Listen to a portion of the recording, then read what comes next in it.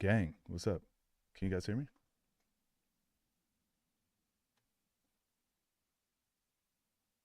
Feel like I'm echoing a little bit? Let me know.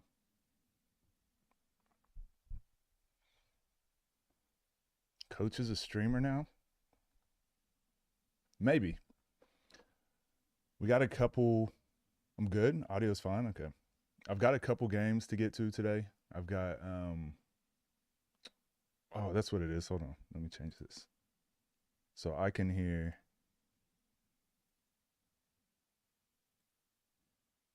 um it was outputting it back to me. We should be good now. Okay.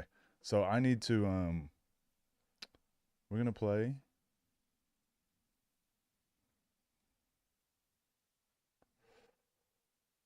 My bad. Just fixing the sound. Haven't done this before. We haven't done it like this. We're gonna try to make stream look a little bit better, um, every every stream. So you guys let me know what issues there are, what looks good, what's bad, what we can fix. But I got another one of my jerseys in. Got another one of my jerseys in. So I just need one more. I already know what it is on the way. You guys can guess, but then I'll have to move these two over a little bit so it fits. But I got one more jersey, spot for one more. No echo. Wasn't expecting that. Expecting what? What's up, gang? How we doing? Just because you're not stopping the video trying to force us to like? not, not yet. Not yet, anyways. Scoob versus Fredo game. Okay, so I've actually already got the games I'm going to break down, but depending on how many we get to today, we'll probably start in like 5 minutes. The goal, what I'm going to try to do, what I typically do on a Monday, is I'll sit down and I'll break down like 3 games back to back, and then I'll schedule those out over the next 3 days. So then for my third channel, I'll break down like 3 training videos. I'll schedule those out over the next 3 days. Then I'll do other stuff over those 2 days when I can. Then I'll do the same thing on Wednesday, break down 3 games, schedule them out. So I typically like batch record and do like 3 games at a time. So on my list today, I've already got 2 games. No, I've got 3 games. I wanted to do this one, the new Ball is Life with Lamar. These are always just good ones, so I thought it would be a good one to watch. I'm happy to change the second video. We can do a different one. This was going to be that Moon versus AB. I haven't seen that yet, TNC. I just thought we'd mix it up with like OTD, Ball is Life, TNC. But the third video we have to do today, I have to get to this today. I'm going to watch this. I've never watched this game. This is going to be Nas and Uncle Scoob's Nesquik game. Somebody recommended this, but we're going to do Scoob, Nas, Nesquik so we can break down how we think Judgment Day is going to go. So I want to be able to talk about that. So that's the third thing we'll get to today. But the first 2 videos, I'm not too worried about that.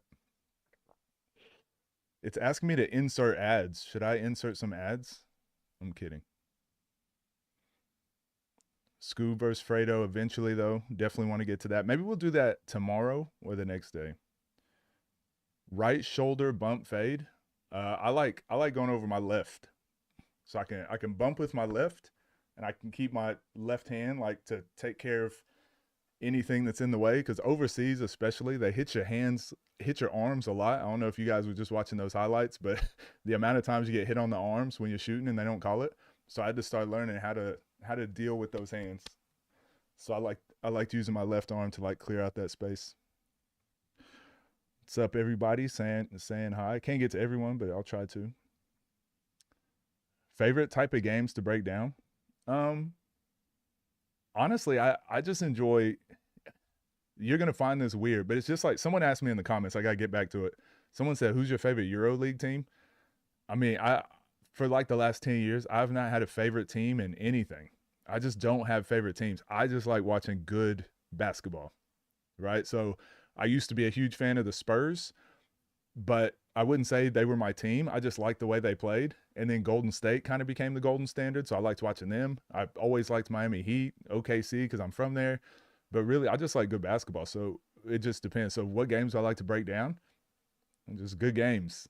And it doesn't mean the best players. Even like trying to think, watching Nelson when I was at the OTD event, like watching guys like Nelson and Fredo play when they're playing other newer guys on the scene, like they were really good games to watch, because I like seeing how Baltimore, their style of game is. So I feel like I learned a lot watching them.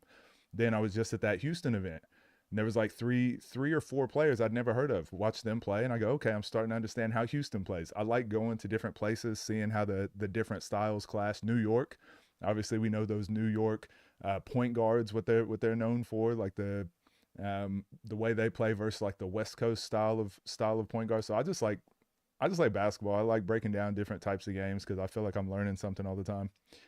I did watch the Nas event, so we'll talk about that. So if we have time, depending on how these streams go, and I've got dogs in here somewhere, so they're gonna have to go outside. So depending on how good they are for an extended period of time, I wanted to talk about the Pure Ones event in Houston.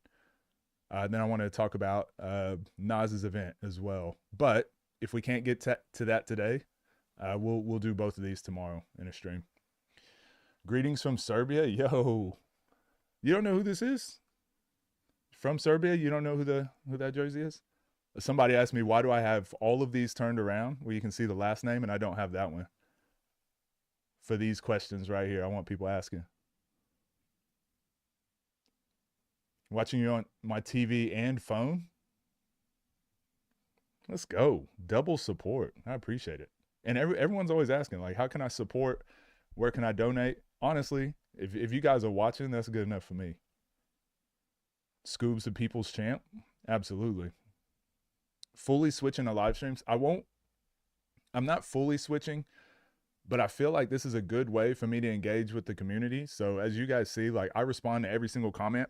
and I've got 3 channels, and that is just starting to get extremely tough because I'm getting more comments, obviously, the more subscribers and stuff I'm getting. So I want to keep being heavily involved with the community, but it's really tough to just constantly be doing comments, record my videos, go to these events. Like, it's just more and more. So the more stuff I can do all at once, the better. So if I can do these live streams and still be really engaged with the community, but still also do my breakdowns. Some people like to watch the breakdowns in the live, like in a capacity where I can communicate with them. Some people just want to watch it recorded and they throw it up on their TV in the background. So I feel like this kind of gets to the best of both worlds. Also, I want to start doing some better alerts. So if anyone has any ideas for some cool animations or things that we do for alerts, let me know. Judgment Day, fire pay-per-view name. I agree. Darren Peterson workout. I need to get to that one. Was that you that asked me to do that one already? Ever gonna shave that beard? I will eventually. Am I gonna do a 5v5 breakdown? Not today. So the goal is with these live streams this week, I just want to get everything working properly. And if it all works out well, it's gonna free up a few hours for me, actually. So if I can do this live stream, record the videos, then get them uploaded, it's going to free up time for me to do different stuff on stream. So unrivaled stuff I want to really get to, but also more 5-on-5 stuff, FIBA 3-on-3. It's just going to allow me to get to more types of basketball. I look like Jordan McLaughlin. I get that all the time. Bijan just belted Pichon. I know, I was there. I watched it live. It was crazy. Get an assistant. So I am looking to, again, we'll start this in about 5 minutes. I'll start my breakdown. So we'll just chat while everyone's getting in here. I am going to hire someone eventually. So in the next month or so, once I see how this all goes and what the business plan looks like going forward, I do want to hire an assistant or a production manager, someone that can set these things up for me and help me run the show and help me do all this sort of stuff. Cause at the moment, it's starting to become a lot, but I freaking love it. 15 is Jokic. Well, this is a Jokic jersey too. Need more lives. How many? I'm trying to figure out a good time and figure out a way to do it. Right now, I'll probably just do it when I normally do my own recordings. But eventually, I want to start doing some more live streams, maybe 4 times a week, I think is the number I want to get to. You really like that I respond to the comments? I appreciate it. Well, that's the whole reason I started my channels, was to kind of, like, where do you go to learn basketball? You know, like, there's not a lot of places to go. So I kind of wanted to become that channel where I could be the channel where people go to learn basketball. But also, I realized I would try to have conversations with people that were, I guess, famous or popular, and I couldn't even get conversations with them. So I kind of don't like that gatekeeping when people get too big and they don't really interact with their community. It's tough to do, but I also think it's what's going to keep me grounded and doing it for the whole reason I started. I think as soon as I stop engaging with the community, I'll probably go a little bit insane. I think that happens to people a lot. Me. You got Scoob or Nas? We'll talk about that later. Maybe getting an editor or something. See, the problem with these videos, I don't really edit a lot. It's not really difficult to do. I've just got to record, upload, schedule them out for YouTube, all that. That's not too difficult to do. The editing that takes a long time to do is on my main channel. If you've seen those videos, those ones can take a really long time to do. But I also like doing the editing for it because I want it to be my, like, I want it to come out like I want it to come out. Full speed left, full speed right merch. Again, that's why I kind of need someone to help me out. I would like to get, I want a shirt. I don't know exactly what I want it to look like. I want a hat, and I would like a hoodie or a pair of shorts. Those are like the first pieces of merchandise I want to come out. But I'm not a clothes person, not a designer. And I don't want it to be overly expensive, but I want it to be like good quality. Like something like this, just simple, good quality, nice shirt. I just want something like that. Definitely 4. You think you can drop a tip video for making your shot more consistent? Have you seen my main channel, the videos over on my main channel? Because I've done 2 shooting videos over there. Opinion on elbow fully under the ball versus slight angle for a shot. Notice your shot is very under the ball compared to Steph or Caitlin Clark, elbow at an angle. So my mid-range jump shot, I just shoot it however, so it's more at an angle because it's just a flick of the wrist. So much easier for me. as you can tell, I've got really wide shoulders. So whenever I'm trying to like generate power from the ground and I'm shooting a three, this my shot ending up like this, and you get your follow through, it makes the arc want to do that. So when I shoot my normal shot from the three, it's just flat. It's really flat. And it was okay in college, didn't really bother me, or high school, I mean. But once I got to college and the 3 point line was like this much further back, then I went overseas and it was like this much further back. That shot being flat really bothered me. So for my mid range jump shot, I still shoot with a slight angle just because, again, flick of the wrist. But whenever I'm shooting from deep and it's more coming from my legs, I get my elbow almost completely under the ball. And it's so I can keep my knee, hip, elbow, shoulder, everything under alignment. So that power I just generate. It's kind of like if you've seen Damian Lillard, Steph Curry. I kind of stole that from watching them when I was trying to develop my deep three ball. I just started studying like players that shoot like that, Jimmer Fredette, a lot of guys that have deep range like that. I just started watching how they shoot, and I kind of took that into my shot. Took a long time to change though.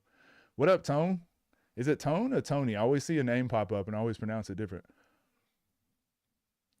Never get an editor for your main channel. It's going to be less authentic and lose your I know that's the main reason I don't want to get an editor, but it also takes forever for me to get videos out. But I'll probably edit those forever because that's my fun channel. I enjoy it. I'll hire somebody to run these channels for me at some point, but only to just get the content up. Because I understand the process now. Now it's just time. Just takes time. Should I be teaching my 8-year-old brother going one dribble to the basket, or it doesn't really matter? At that age doesn't matter. Having them learn how to do the footwork to be able to go one dribble is probably important because they'll start developing like the biomechanics to do it. Right hand, left hand. It's going to make sure their right and left is the same. They can drive right, drive left equally. But at that age, I rarely tell kids how many dribbles they should be taking to the basket. At that age, it's more about like just teaching them what's a good shot. If they can start to understand what is a good shot, one-on-one at the basket, like a one-on-one layup is a good shot.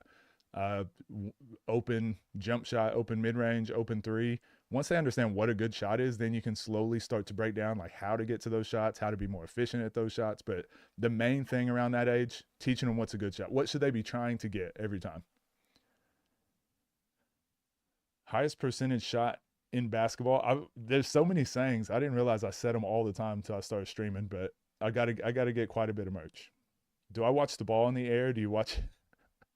This is another one where people ask me all the time. I think there's probably a right answer, but I couldn't tell you. I watch both. If I'm wide open, I'll typically look at the rim because I'll look what I'm aiming at. I'll just stare at that.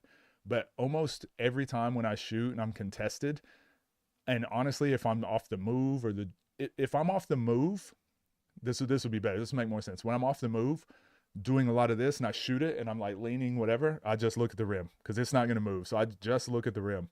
Whenever I'm highly contested though, and there's a hand in my face, oftentimes you can't see the rim once you've shot it. I look at the ball, but I also try to like follow its rotation just to see how it spins. Typically, if it comes off the proper finger for me and it's got good rotation, I know I shot it straight and it's got a good chance to go in.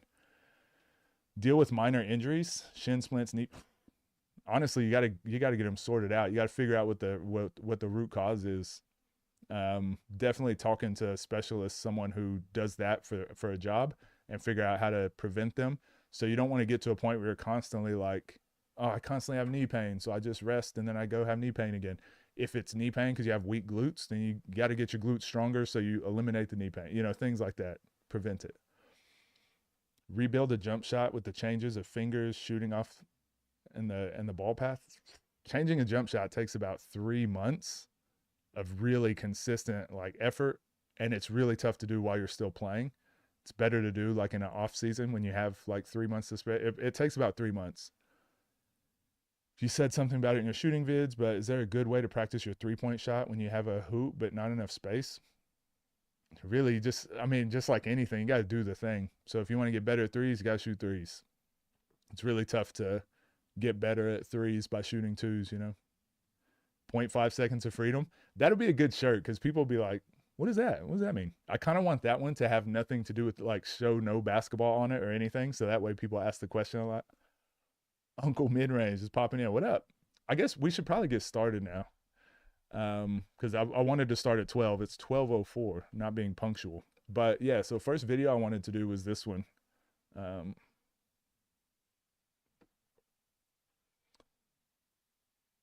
I should probably actually load it up over here so that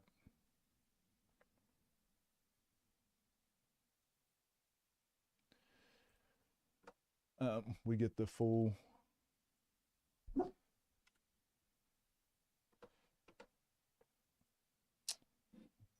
There we go. All right, let's move this. Bop, bop, bop. So you guys get to watch me do my actual, I'll try to do it like I do my recordings too, so that way I can start the recording, use this. I just want to test how everything goes, so hopefully it doesn't crash or anything, but we'll, yeah, let's see. Your favorite is the he just goed. I like that one too. What up? What's the name of my dog? I got 2 dogs. I got Luna and Nova. They're both patrolling the area right now because I have the windows open, so they're protecting, making sure nobody breaks in. All right, let's get into this. I may not respond to comments as much while I'm doing these breakdowns, but we're gonna have the chat up. We'll have everything up. This is gonna be a good test run to see how everything goes. I don't know. We'll give it a go. What's up, gang? Hope you're doing well. This video today, we're streaming for the first time. So we have the chat up here, but we got Ball is Life. He put his hands on him and things popped off. Lamar Peters, Nesco, and AB versus Bruce, Bino, and Caesar, episode 4. Go like, go subscribe, go check them out. I always like the extra, he put his hands on him and things popped off. The clickbaiting titles, I gotta get better at those.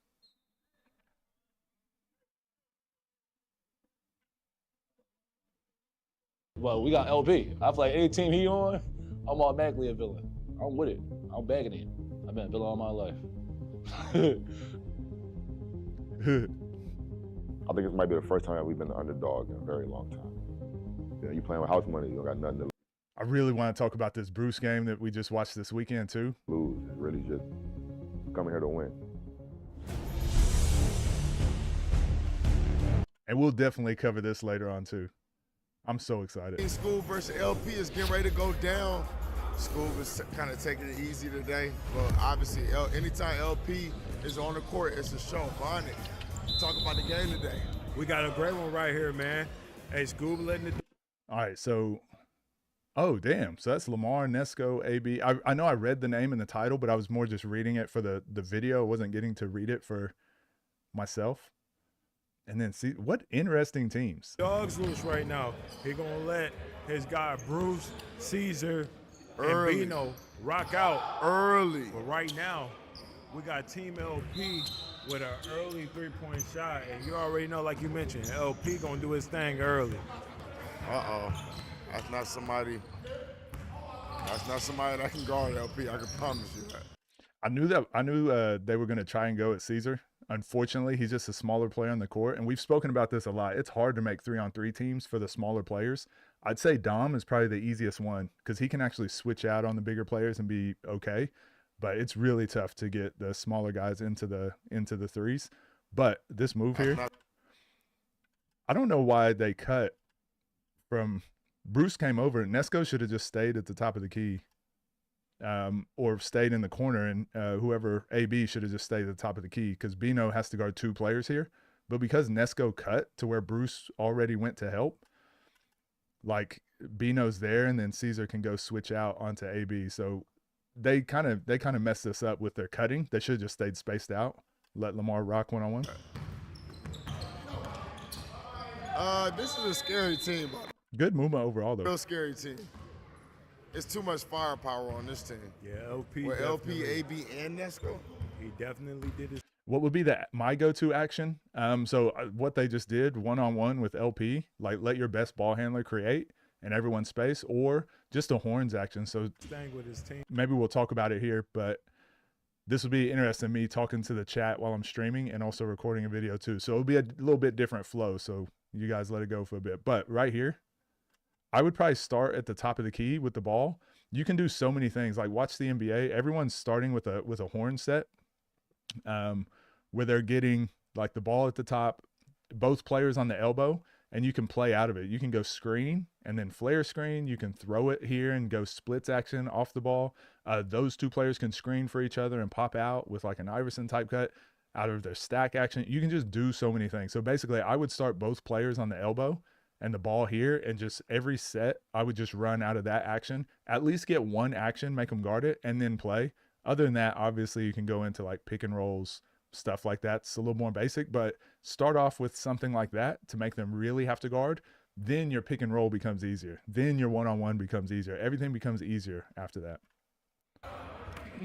But here, like this is what happens most times. They just throw the ball and they go, all right, one-on-one straight away. Damn. Now I want to say, AB and Bruce had a lot to say to each other after that game was over. And this is a game, I'm hearing that they about to play in Philly, Bruce versus AB. I like that. Oh, Bruce is going to play AB? That'd be good.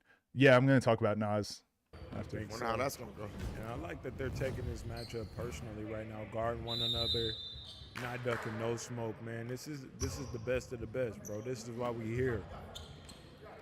So this right here is what I was kind of talking about. So like Bino started in the corner, which is fine. So they're just going into a two-man game. This would be my second thing. The two-man game is always easy to do. You only need two players.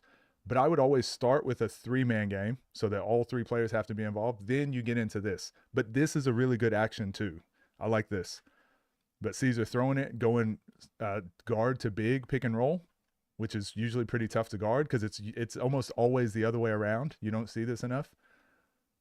But so we got the switch, which was great. This would have been my second action. But still, even here, get a good little ISO. But I don't know why Bruce took him out. Bruce getting downhill. That's a foul. Playing off two. He had him wrapped up the whole time at the waist. Whole way. Oh, the Pure Ones event. Also, they weren't allowing this anymore. So it'll be interesting. This right here, they called this foul every time.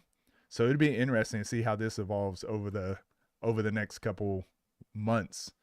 Because that's been really big. You watch OTD and it's like fully allowed. Ball is Life typically allows it, but some of the other TNC doesn't allow it. Some of the other platforms aren't allowing that. Whole way.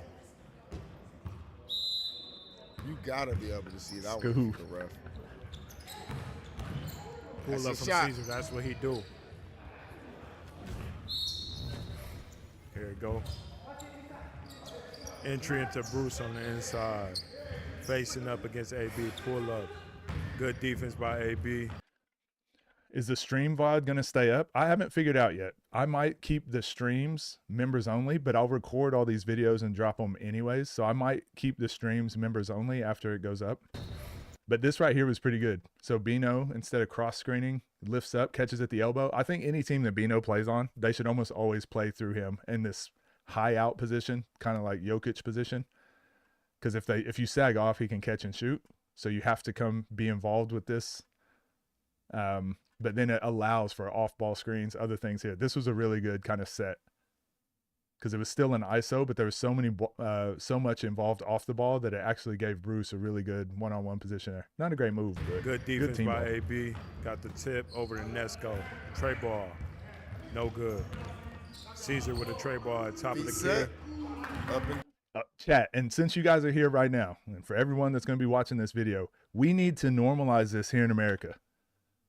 Normalize this, please. No good. Please, please, please normalize this. Go to spots and shoot open shots without hesitation. You can rep out this shot on your own. Take as much time as you want. Deep breath, elbow under the ball, get your fingers on the seams. You can rep out this shot thousands of times a week. But it's hard to rep out the contest and the closeouts and all these other things, but you can rep this shot out. So you should seek it out. When it's there, go take it. Watch now this video. We're going to see a lot of people turn down this open three-pointer. So if you're in this chat, we got 90 people in here. So we got about 100 people. So if us 100 people can change this going forward, and slowly reach more people. Shoot open shots, please. And that's automatic, bro. Come on. Bino in the corner. Over to Caesar.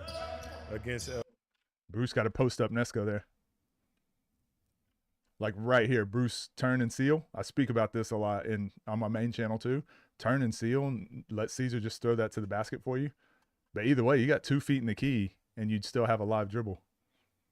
But instead, back screen into a closeout. It's good ball movement though, good team movement, but Bino with the tray ball, nothing. Good I'd like to see Bruce catch that 2 feet in the key. There he goes. LP from the parking lot. Left it right. Caesar from the corner. Shoot your open shots. And then you got to understand, if you miss, you miss. But he just made one, so that's 50%. Left it right. You got to be okay. Shooting 50% from 3 is good. Okay, so take them. And even if you miss, you go, okay, I'll shoot the next one. Great box out. AB sidestep. So now what's the difference here? I know I'm being pedantic, but I'm just trying to show you guys this is something we got to change in America because they don't do this stuff overseas. Not like we do. So he was wide open instead of just running to get the open 3. Ooh, pound dribble sidestep. Hide contest from Bino. It's like, wow, why? Great hands by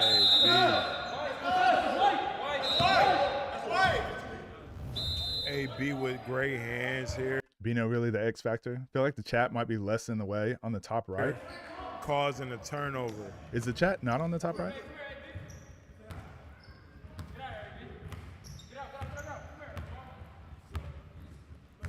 You gonna ghost it?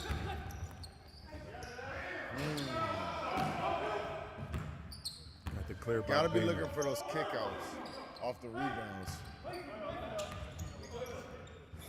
Good look. Bruce with a tray. Back iron. I don't mind that No look. good. Let's go. Between. Hesitation. Spin. Jump ball.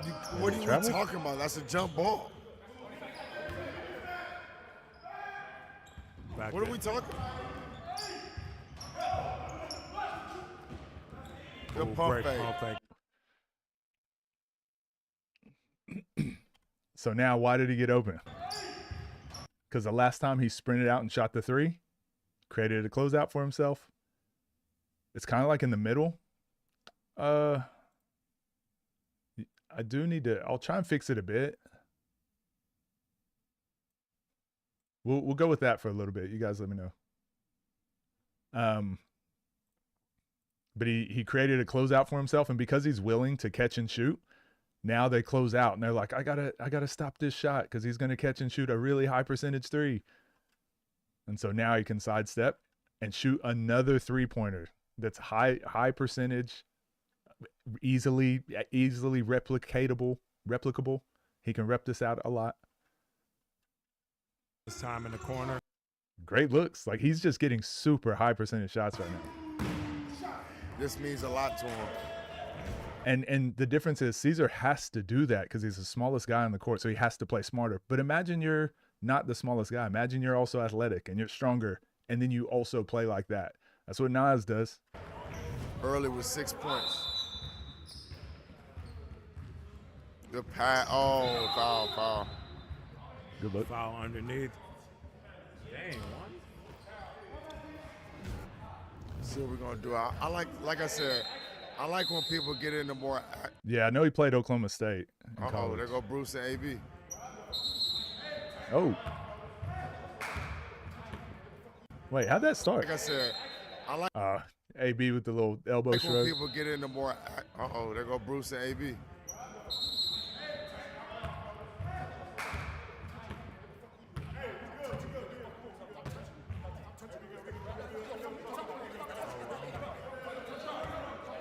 Bruce is involved in a lot of drama today.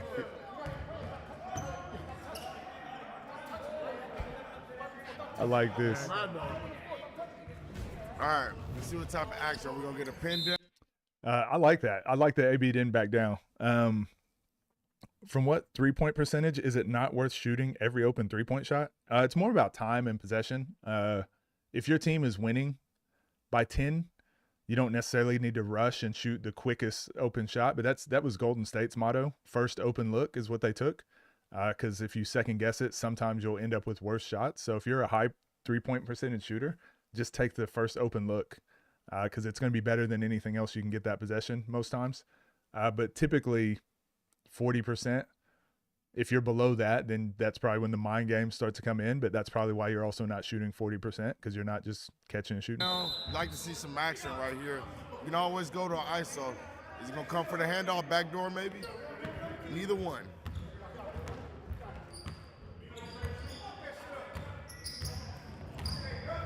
Yeah, they got to go one-on-one. So I spoke to Bruce. I don't know if you watched his game, his blueprint game, but he's improved. He changed a lot of his stuff. I know it's only one game, but he sent me a message. I think he spoke with Dev as well. Like, he was really trying to focus in on like why his shot wasn't falling. And one thing we spoke about, him getting this 2-pointer, and this is for anyone that thinks they're a mid-range shooter. There's a difference between shooting this 2-pointer. This is effectively a 3 without getting 3 points, and shooting from the elbow. That, to me, just because it's an open look, it's still contested. It's not wide open. It's not a high percentage shot to me. There's a difference between getting to the elbow and really working. And that's something Bruce really, really focused on in his next game. And lo and behold, he had a higher percentage shooting in his next game. And let's go with the clear over the LP. Uh-oh.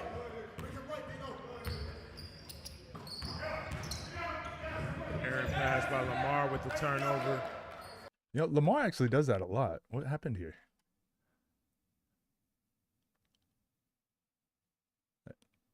Yeah, that was weird. That was a weird angle. I typically tell players too, like, you can't pass the ball from the top of the key to the corner. Like, you got to shorten that pass.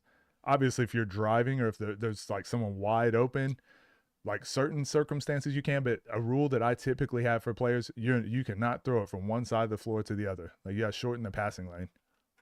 It's way too much time for people to close out and close that gap. Bruce with the steal. He threw it right to him. Right to Bino. Easy layup. 11-3 ball game.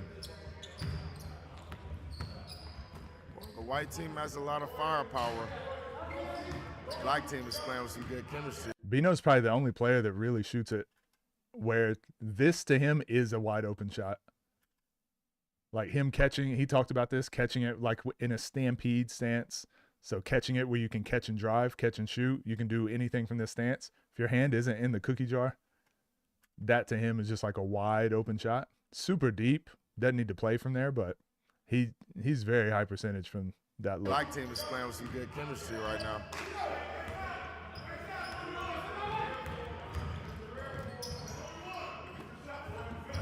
Crash the boards. Well, Look. maybe not so much.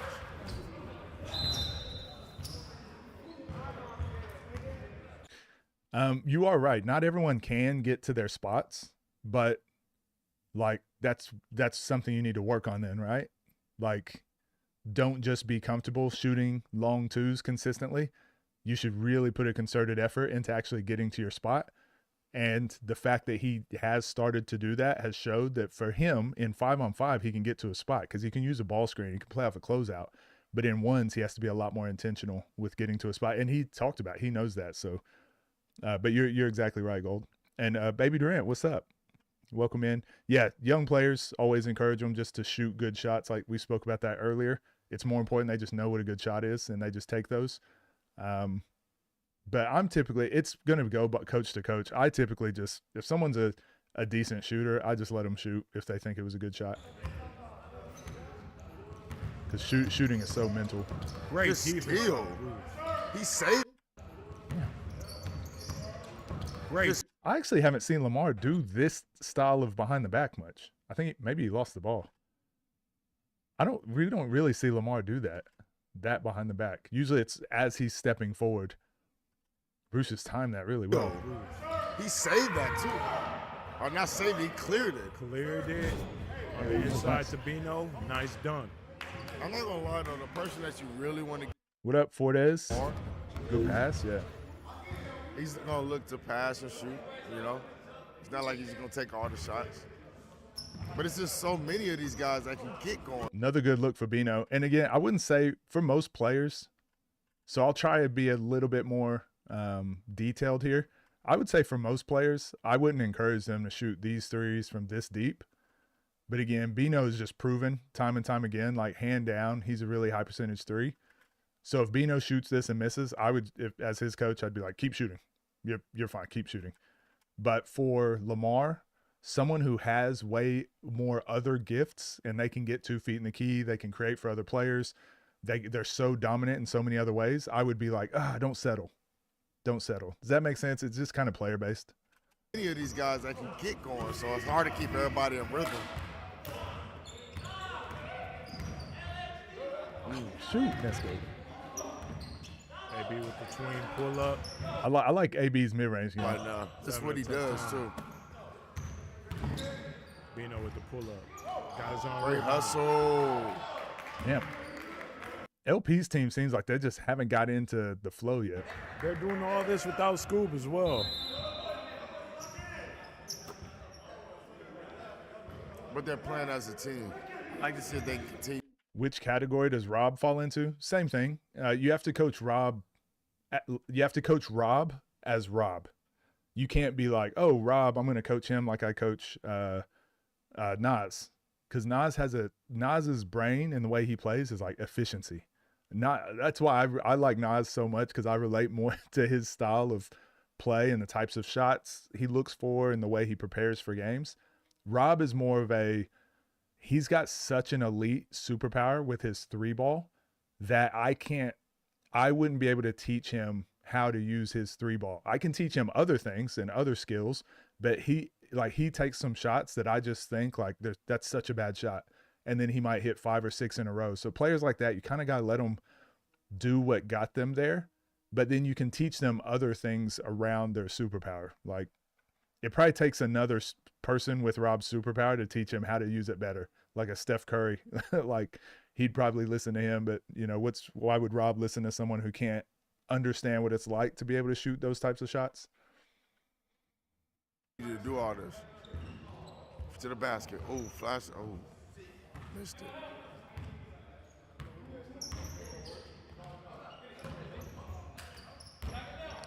So one thing we're seeing here with this game now, right? So this is how, when I first started commentary, when I first started breaking down games, people were getting like really mad at me because I was just like, I was too negative. But now that I understand the space a little better, I get it. But this possession to me is just like it was a wasted possession, right? Like Bruce is capable of making this. All the guys are, but it was just like a dead possession. What did we really get out of this possession? What did we get? And what did the defense have to do defensively? But they're playing as a team. Like I said, they continue to do all this. To the basket. Oh, flash. Oh. Like defense isn't moving. Nothing's happening. Shoot a really highly contested 3, and then that offense gets the ball. So I would say if I went back and watched this as a coach, I'd be like, the less of these possessions we can have, even if we miss, even if we turn it over, even if something else happens, as long as the defense is working and they're having to think about something, it's still a better possession than that. Make or miss, that was like a pretty weak possession, right? And basketball is not perfect, but the pursuit of being perfect is what makes good basketball. Now look what they gave up because they had such a bad offensive possession. Now look what they gave up defensively. One of the most efficient shots in the game. AB with the corner 3. And he happened to make it, but it's like, even if he would have missed, you still look at that and go, over the course of a long game, if you keep making bad offensive plays like that, eventually it's going to weigh in the other person's favor. He ain't gonna miss too many of those. We know that. Also, my stream is probably not working great at the moment. It's the biggest difference right now. Team LP hasn't been able to make shots. They're starting to see a couple of fall though. Nesco, hang, pull up.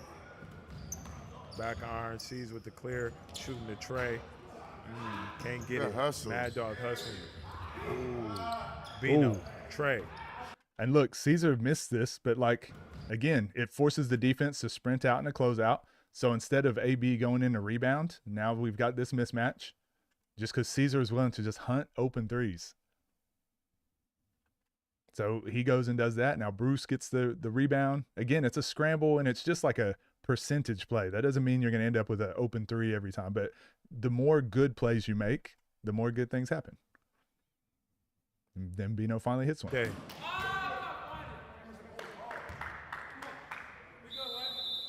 I'm just enjoying how much they're playing as a team. They're really moving the basketball.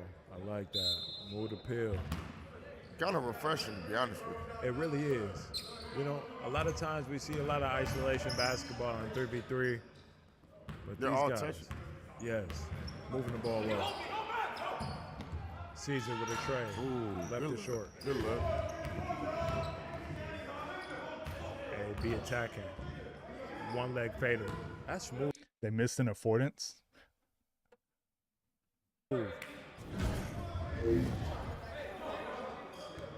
Oh, with the switch earlier? Yeah. And where it seems like earlier that season, that interaction with Bruce really woke him up. Ugh. Step back three. Behind him. And he made it, too. Come on now, AB done woke up. 4-point lead right now. They got 3 guys that can do this. Another three. Okay, I was Left scared. it to the left. There we go. Like Good play. like make or miss. This is so much better from Bruce than when he just shot the three against Lamar, right? Like, again, if we want to say what's his advantage here, it's a little bit of height, and he probably plays a little bit more bully ball than Lamar, even though Lamar can guard it. But Lamar challenging jump shots, he's very good at that. So it's like, yeah, maybe I got to go downhill, make him guard me. Because even if you don't score, at least Lamar gets a little bit more tired.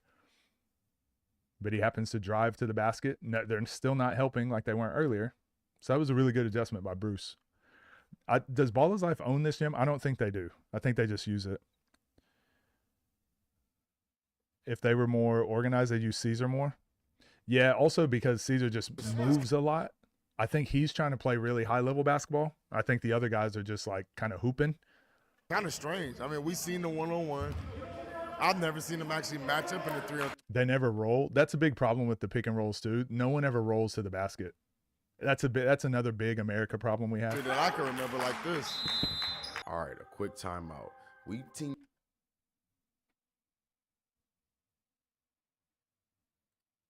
You didn't see it here on my live stream. Physicality is a bit much for players. Ooh, good action from the black team. Hold on. Mars physicality. Yeah, just a down screen for Bino. Even something like this is very just simple to do. Again, this would still probably be my second action, or this would be my first action into a pick and roll. But something like this every play. And it's really hard to force yourself to do this offensively. But imagine if it's this hard to control and do, it's probably that hard to defend. So if you can consistently get to a point where it's just a habit, hey, let's get a down screen, let's get a horns action, let's get a swing and then a splits action. Let's just get an action first before we play. It'll wear on the defense over the course of the game, and you'll find tons of open layups, tons of open threes, just from miscommunications. Hopefully we get to that point here in America. I think we are slowly getting there. And 3-on-3s and these 1-on-1s and 2-on-2s are becoming a really good way to improve this. Is a bit much for players. Ooh, good action from the black team. Nesco, clear. Behind the back, looking to attack against Caesar.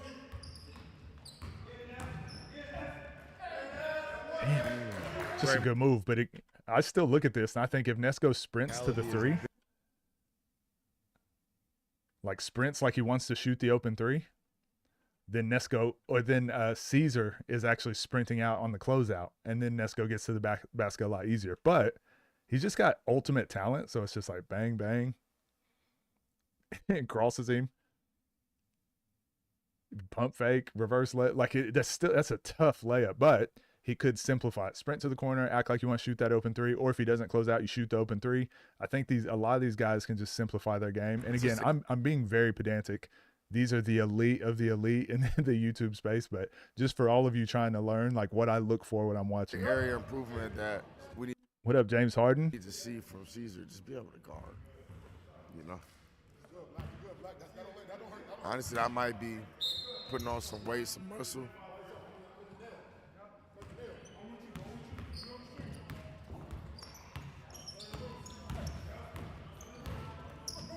Oh, and Nesco did a good job here.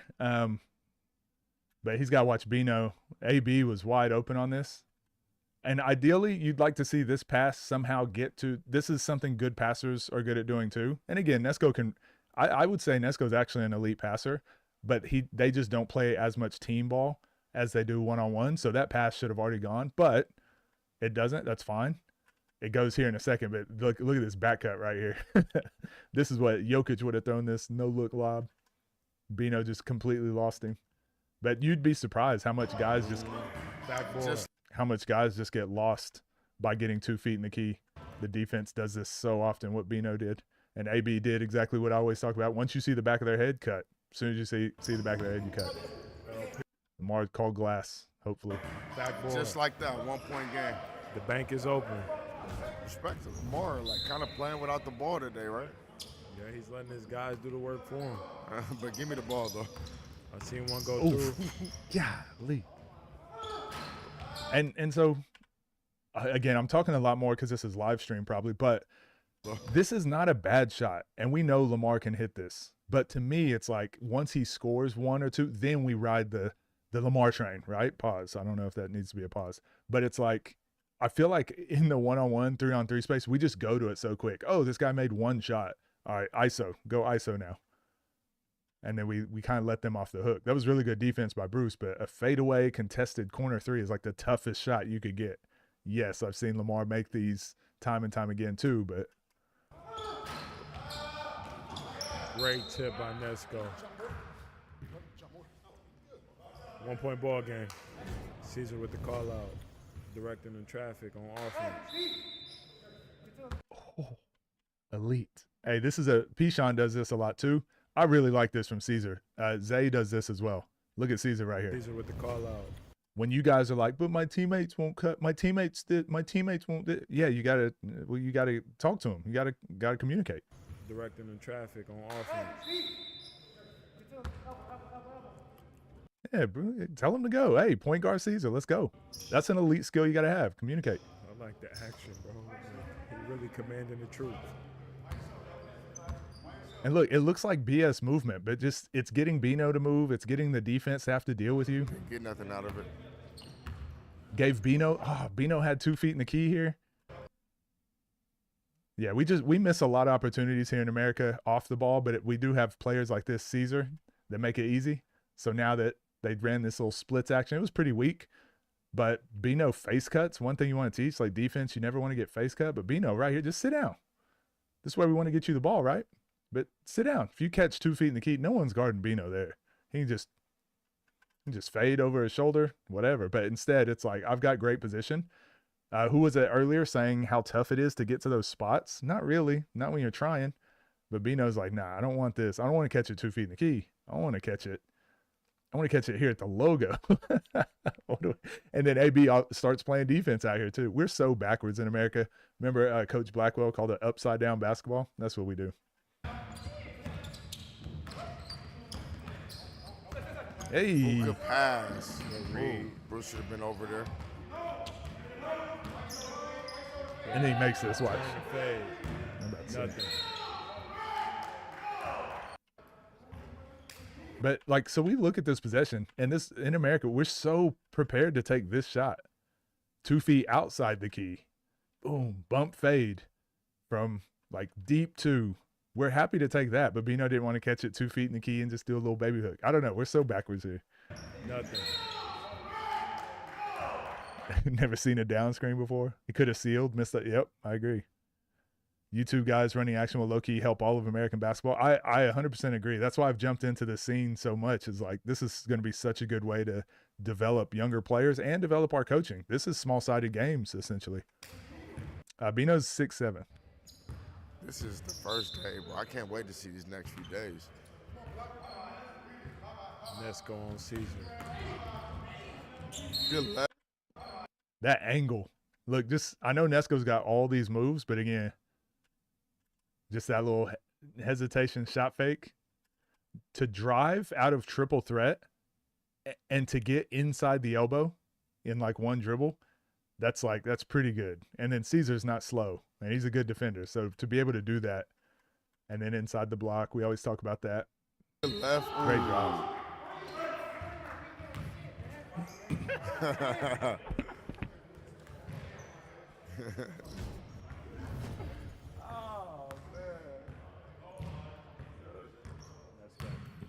Let's go to the line, gets the free throw to fall. We got a tight ball game right now, chat. Damn, these Make videos are going to predictions be way right now longer in than the mine. comments. Who y'all think gonna take this dub? Nesco against Caesar right now. A couple of moves behind the back, step back. Just ISO City. Uh-oh. It's something to take note of. He's one of those players where his feet never really. What do you do? It's great What footwork. do you Here, do? Lamar.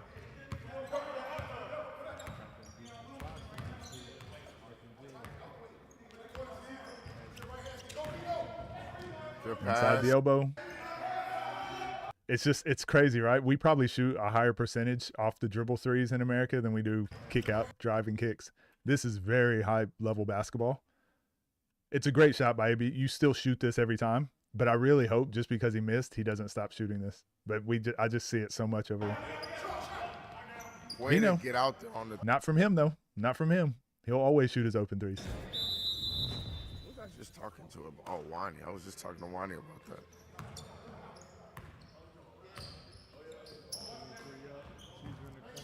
Did he get his feet? I don't think so. Look. Great. Hey, we're starting to see a lot of really good shots here. Hey, good shot by Nesco, too. Hey, both teams rattled off like 5 good shots in a row there. I want to see this get to that level.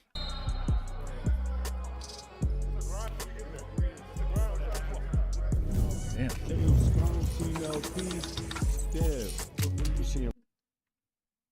8, 12. Nesco's 5 for 7.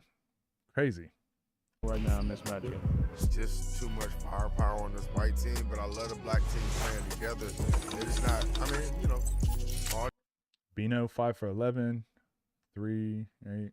these guys are just not used to playing with each other. Caesar got 4 rebounds. Caesar leading the team in rebounds. Both teams got something good going for them. Okay, always think like this shoot do it different. They lazy.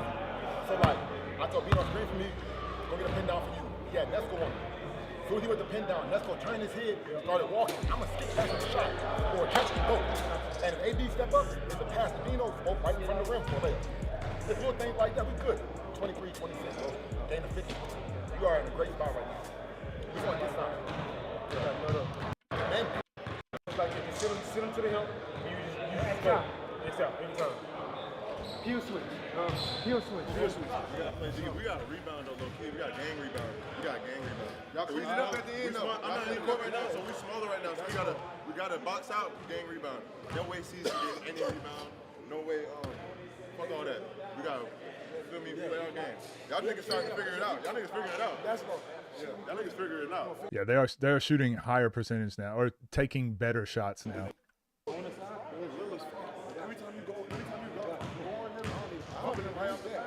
And then that collapses everybody.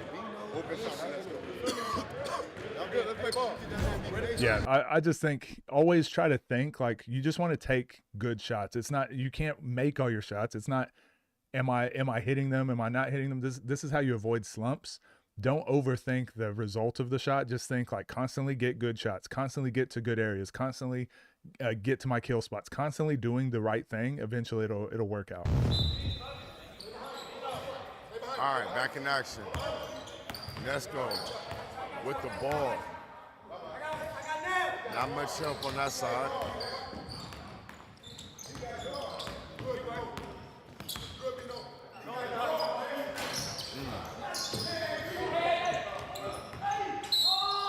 So yeah, a couple things. And because Baby Durant's in here, it's made me start thinking about comparing this to like CLA training. But I would say all of these players, for the most part, are just elite one-on-one players. So they are kind of trigger actions, right? You can give them the ball and let them go to work and something will probably happen. But when you only use the same trigger action over and over and over, it like loses its value. So another trigger action might be a down screen. It might be a slip screen. It might be the horns action we were talking about. It might be a back cut. It might be a post up. The more other things you can do, the better. And I just feel like the one-on-one space right now, it's like 80% of the plays are just go be good. go one-on-one.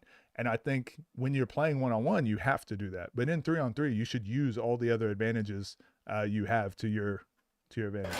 all of the advantages to your advantage. Terrible sentence.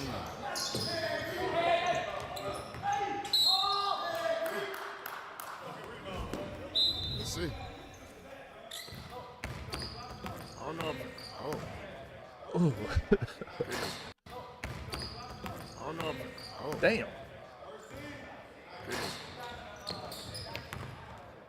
Oh, Bino. Like right here, Bino should just dive to the basket, right? Like you just dive, and it's a 2-on-1 with him and Caesar. Caesar pointing it out too. Just dive, man.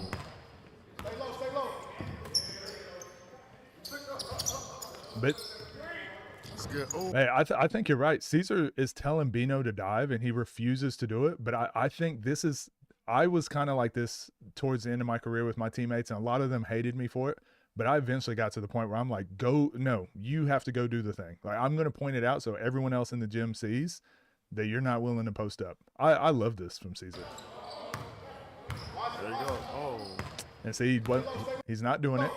So he passes to Bruce, but everyone in the gym knows. I think it's kind of being an asshole, but like you got to do that. You got to hold your teammates accountable. it's good. Oh, I thought that was good for sure.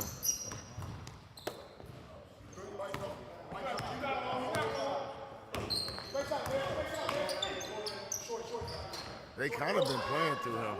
And it just sucks because they're going to do it to Caesar now. But Caesar's like, but you won't do it to Nesco? All right. All right, then.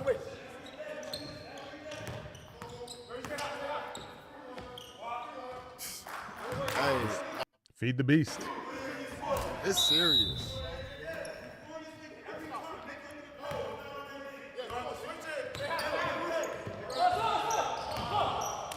But again, I just don't understand. Why not just go all the way to the basket at him?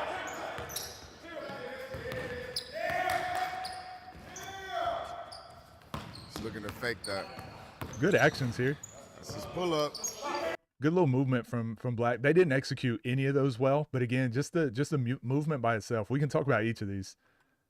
Just the movement was good. So Bruce got this, sprints out to the three, which forces Lamar to close out, which gives Bino a closeout now. So now Bino sprints to the three, forces Nesco to close out. So now Bino probably guesses wrong here, but also just doesn't have any counters for this. You'll see this a lot when this player is out of position. Nesco had to jump the route to go to the right, but Bino could have pushed off here, or he could have done one of two things. He could have pushed Nesco off and then stepped back to shoot a three, or he could have released his shoulder so that bump didn't hurt him. And you can just see on the drive, Bino just doesn't drive very efficiently to the basket, but it's okay. All that's okay. Basketball's not perfect, so keep playing, keep your advantage. So now shot fake, pass, fakes the back cut, fakes the handoff, like making them play. They switch here. It was a late switch by Nesco into a kind of a ghost screen, into another closeout, into a pull-up jump shot. None of that was perfect, but for me, I'm like, man, that's basketball. We're just playing. It's not going to be perfect, but the defense won't be perfect either. Keep our advantage. Once we get an advantage, make a play. That's really good basketball. Right, that's money. He can't guard. He just chopped his fucking head off. Can I talk about how to be a good point guard and mimic what Caesar's doing? I mean, that's he's just doing what I said. Communicate. Hold your teammates accountable. They're not going to like you, and a lot of people are going to say you're an asshole, but it's like you can either be the guy that points it out, or you can be the guy that knows it and won't say anything. I'd rather be the guy that they call me an asshole because I keep pointing it out, and it's like, well, either fix it or you're just going to hate me for the rest of the year. But I also wanted teammates that would do the same for me. Tell me what I did wrong. Don't just get mad and throw your hands up in the air and cry. Come tell me what should I have done better. Let's fix it. Good pass. I'm pretty sure that was Nesco that blocked him like that. That's why Bino don't want to post up. Damn, good defense by Caesar. Oh, The hollow out here at the last second. Instead of letting Lamar hit him, he like avoids it, which got him off balance enough to where now Bino's there. That was really good defense by Caesar. Good help by Bino. Good closeout by Bruce. That was, that was good defense. He met him. Definitely got him with the foul at the end, but that was pretty good. Nothing dirty right there. He just tried to cut him off. Honestly, he just knew where he was trying to go. Caesar looks way better in threes. And that makes sense. It's just his size.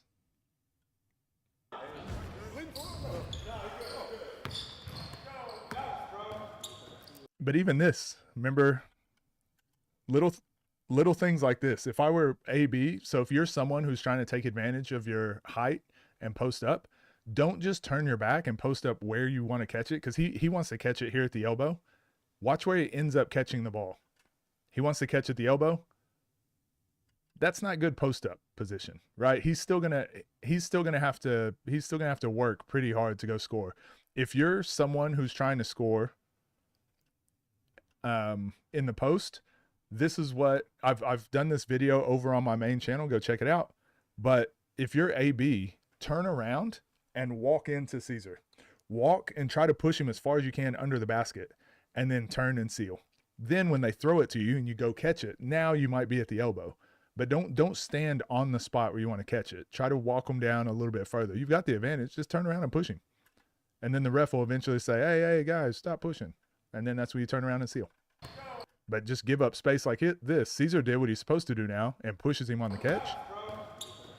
And now we'll play from here. And it's like, can AB score 40 points from here? Probably not. So we just live with it. Back to automatic bucket. Like, that's a really good shot, and we live with that.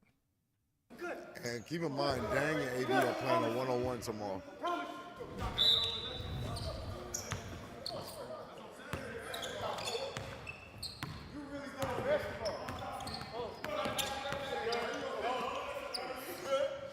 Get help.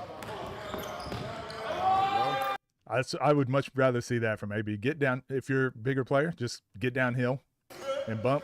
Don't play with the ball. Look, full speed right. Just go. Full speed right. Win the bump. That's just so much more efficient. Do that, and then they'll have to switch. Now we'll have to think about switching. I'm actually live. I am. Kratos, what up? It's too much space, man. To stop him with it's too much space. And honestly, I'm a good defender. I wouldn't be able to stop him. I wouldn't be able to stop him. Dev with the classic. Honestly, I'm a good defender. Wade's able to create space. We'll be the judge of that, buddy. It's just an area, like I said. Anyone from the scene asked you to coach them yet? Quite a few actually. I coach guys every time I go to the events, and quite a few of them send me like emails or messages and ask for advice, ask me to break down their games for them. Then after that, we still plan to, everything will be you. Everything going through you right now. And if they switch it, you know the weak link. You already know the weak link. No, if they switch it, we're going to take our time till you catch your breath.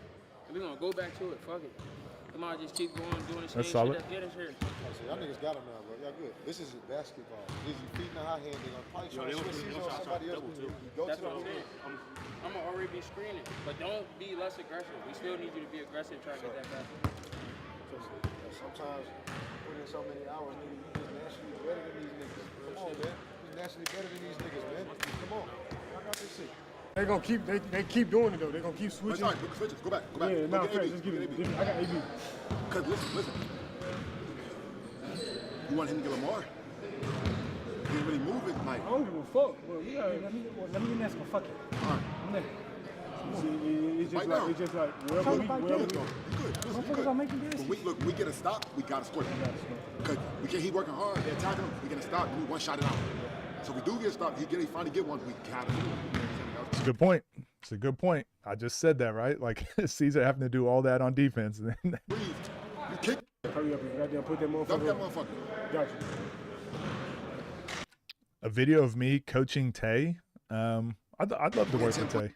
10 point game. We're going to 50, bro. We need 10 to come back. They need 15 to win. Come on. We know we can do that. We did. Guys updated, or not updated. Keep in mind, D Bones and Bijan are also on LP's team. Good look.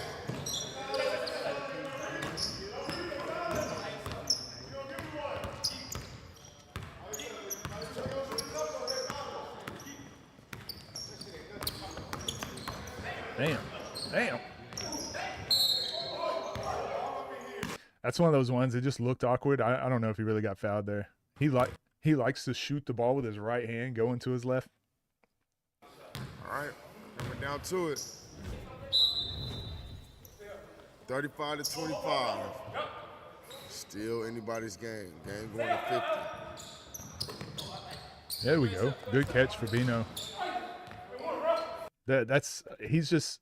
He has to work to get to these spots. This is where Bino needs to play from. I wish he would just like take over and just be like, that's who I'm going to be from now on. That's tough to guard. He got hit too. But now Bino's just got to be creative with how he gets there. You can back screen and roll. You can ghost screen and slip. You can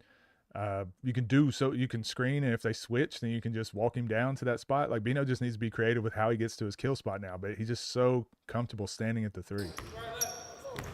Oh, missed him. Missed him.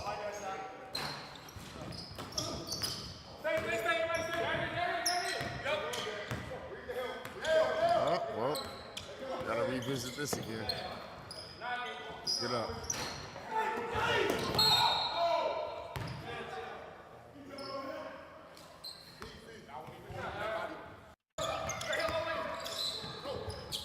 Oh, shoot it. Shoot it, Nesco.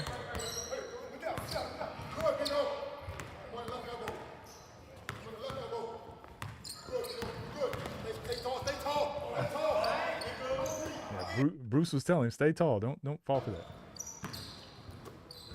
There you go. Man, they needed that one. 7-point game. They be with the ball up top. Being stared down by Bruce. Matchup coming soon. Reverse layup, no good. Kick out to Bino. You already know what he did. Oh. Damn, he's just like, again, I don't mind him shooting threes, but he's just not making it easier for himself by ever going inside the three. So they just never have to guard it. Like how you normally do. Ooh. They got the free throw on there. We go. Hit him. Hit him. Right back to him. Good basketball. Hey, great basketball. Good lay. When Bruce fall, it sounded like marbles. It sounded like someone just threw marbles on the court.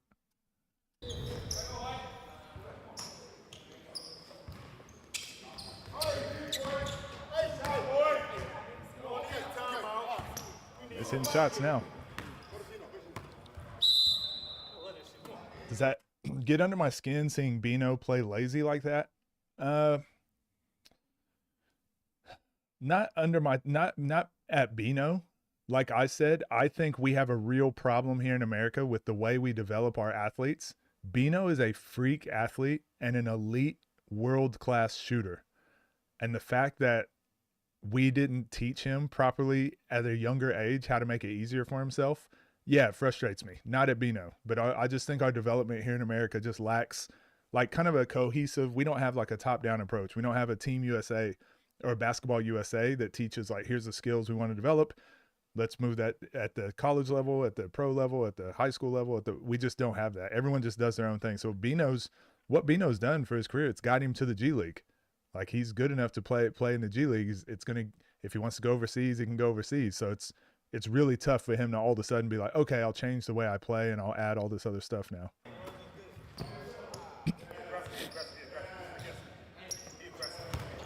Well, he got that arm. He got that arm.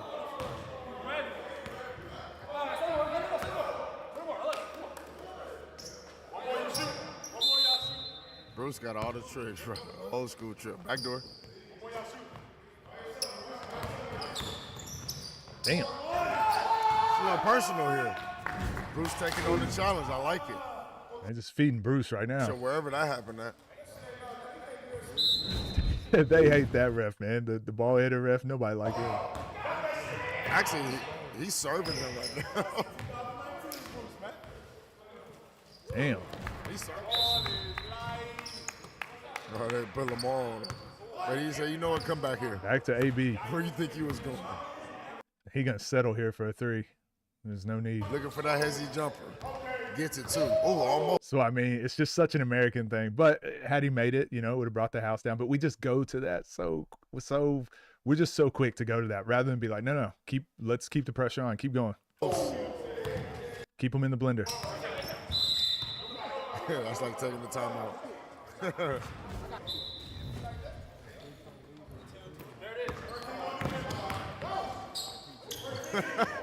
Oh gosh. I forgot Lamar was playing. Never get to say that. I don't think so.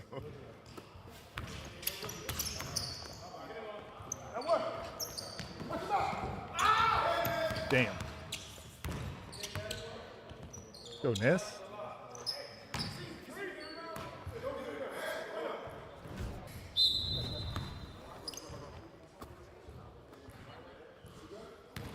Look at the attack Bino with Nesco now. Damn.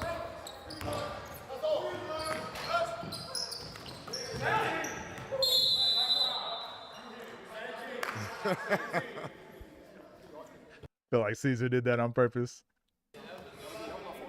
Somebody. That was a crafty veteran. And here goes that man. ISO at the top. You already know what's going. Oh, kick out. Yeah, see that coming. again. Nesco is not trusting his shot for the last couple months. Jeez, that's crazy to me. You already know. He's just so wide open. He's just not trusting it. I don't know why. But then gets his rhythm and happy to do this. This is not an easy shot over Bino. Bino's 6'7". It's just different. He's a scorer, so once he gets his rhythm, it's a little bit better than just shooting open. But you make it tough on yourself when you're not confident with just shooting those open looks, because you're a little bit easier to guard too.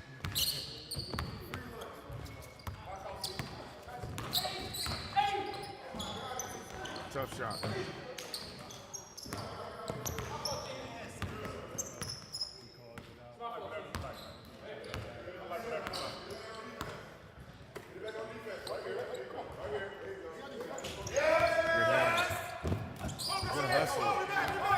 I don't think there's out of bounds at half court, right?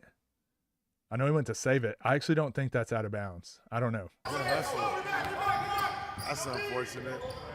That's unfortunate. Great hustle by Nesco.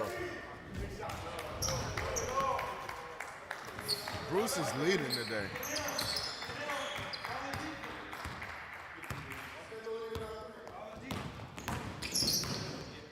Trying to get to it. Can't get to it. Good defense. That was a trap. Or he airballed it, right? I didn't see a block shot. It's time. Scoop bump. Let's go.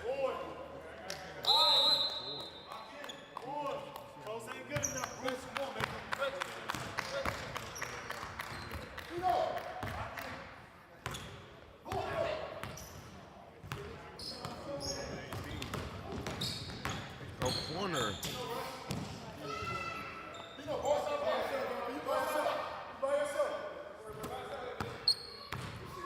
You think about shooting. Oh. Damn, that was nice. There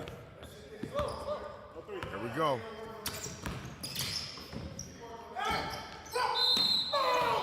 Hey, I think Lamar was about to.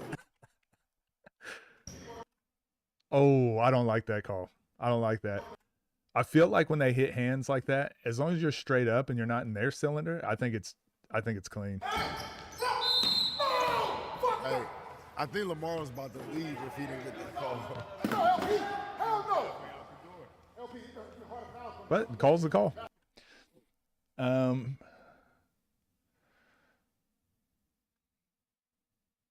Do you think Rob the best all around on the scene? He's the only one that's dominating in the 1s, 2s, 3s, and 5s.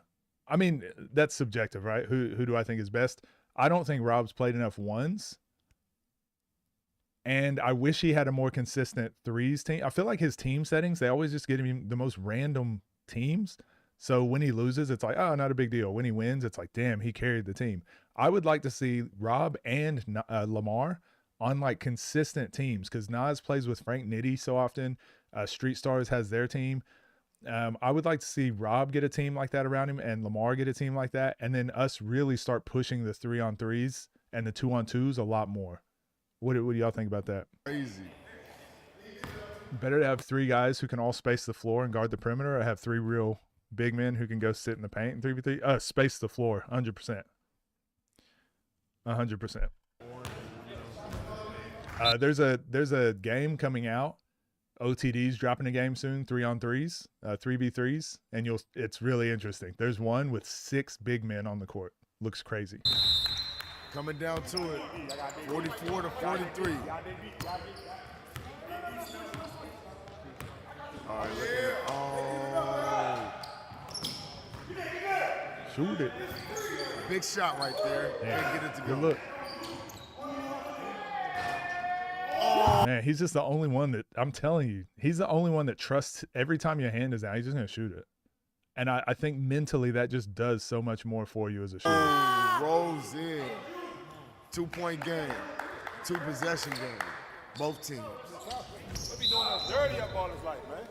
They be doing us dirty up all his life.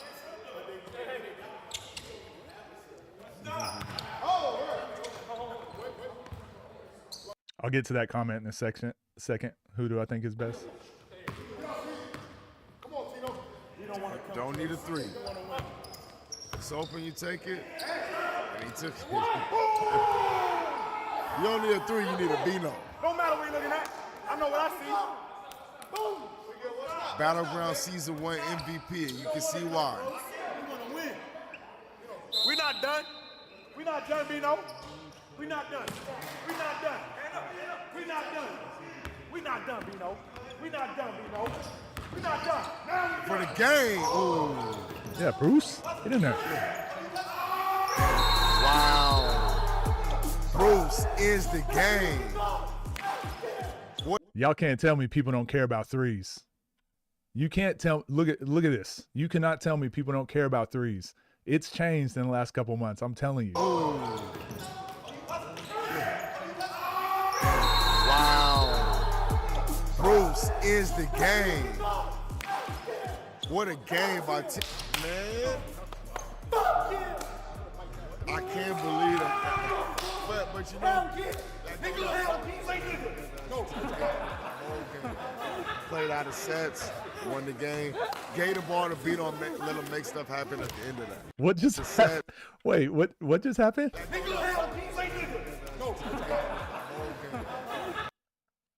I thought I was tripping. No way. Did you hear Scoop?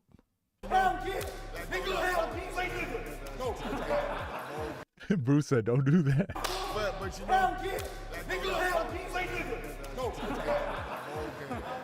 played out of sets, won the game, gave the ball to beat on, let him make stuff happen at the end of that. I'm crying. Damn, that was a good game, man. That was really good. Bino came to life. I mean, he went 9 for 20. But 25 points is 25 points. Caesar led the team in rebounds. And you were asking what, so I'll answer a couple of those questions. LP never really got going. Nesco AB, nice.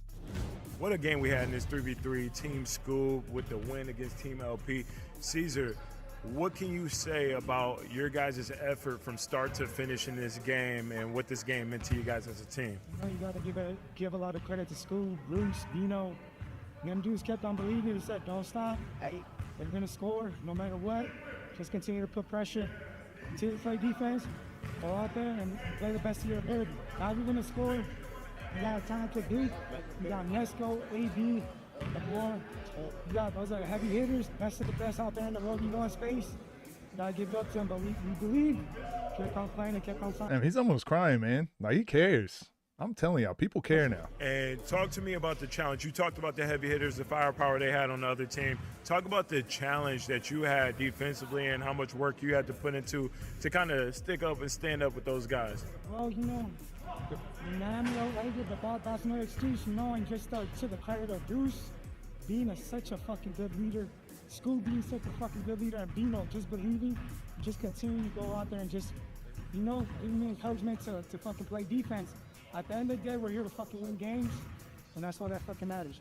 Caesar, we saw you earlier this season in All-Stars Season 4. I mean, you didn't quite have the performance that you wanted, but it seemed like in this game, in this 3v3, you had the hot hand, bro. Can you talk about, you know, shooting your next shot, having the mentality of into the next play, into the next game, and what you brought into this game today? You know, just, I think, to Dev, he said it on his live, always staying ready just whenever the opportunity comes. And you just gotta stay ready. You gotta fight that mental challenge of, yeah, I didn't perform too well in prior game, but you just continue to believe on yourself, continue to go out there and just push forward. You know how to get out of your comfort zone and probably just the best. You know. That's facts, man. I want to give a big, huge shout out to you, bro. I've been in the fire with you. We played together, bro. But where can the people follow you at? All right, go check him out. Obviously, they're about to you know where to go find him. But hey, that was a good game. That was an awesome game. I enjoyed it. Not much to say other than that the 3v3 space is growing too. It's constantly getting better, and I'm telling you, people care about winning these games now, and I think fans should start caring about who wins these games. Start holding those players accountable that keep losing the team games. I think it's going to keep giving us a better product. But good game. Go like, go subscribe. All right, stopped that video because I wanted to answer a couple questions that I saw. Who do I think is most skilled? A lot of people will. I think skill. It depends what we define as skill, but I think skill is also preparation, your strength and athleticism, like the stuff that you can prepare and work on. I usually count that too. So if I went by skill, by aesthetic, I'd say like Rob, Nesco, LP would probably be my three that I'd pick. If I just pick overall skill, I would just be like, well, it's the rankings, right? The rankings kind of determine, because I think Nas has the perfect blend of all those skills. He doesn't have like flashy handles, but he has like enough to get to exactly where he wants to. Look, we saw Nesco, how much he's dribbling, LP, how much they're dribbling, how many crosses and step backs and everything they're doing. But if you watch Nas play, he gets exactly to the spot he wants to get to, and he shoots a high percentage shot. So I'm like, does having more of a handle or more flashy moves, is it necessarily better? I think at some point there's diminishing returns. Being able to shoot the ball, like being able to make tough shots is great, but if you can get open shots more often, like you're probably going to shoot a higher percentage anyway. So yeah, I think that skill conversation is very subjective, but I do think the top 5 players are always going to be in that top 5 conversation of skill. The outliers to me are the LP, who's like not in the top 5, but we see what level he's capable of. He's probably up there. You know, someone like a Lat is kind of up there to me. Just how refined he is and polished he is, but he just doesn't have the athleticism and the size. So yeah, I think that's a very interesting conversation to have. Anything else to note about being a good point guard? I mean, look at what Caesar did. All the other things he does. Communicate. He led the team in rebounding. He's constantly moving and trying to get open shots for other players and make the game easier for them. I think just doing those sort of things kind of helps. Then obviously if you're also able to score, make open shots, play efficient, like those things on top of it too. But I think being a good point guard, I don't really use positions anymore. I think just being a good basketball player is doing the things Caesar's doing, but it's just going to show more for him because he's less athletic. So the stuff that Bino does, be tall and shoot really well, like not everybody can do that. So what are some other things? He has to do all the stuff Bino wasn't doing because he's not 6'7". He can't just go post up. So he's got to do all the other little stuff. So just about finding what you can provide for the team.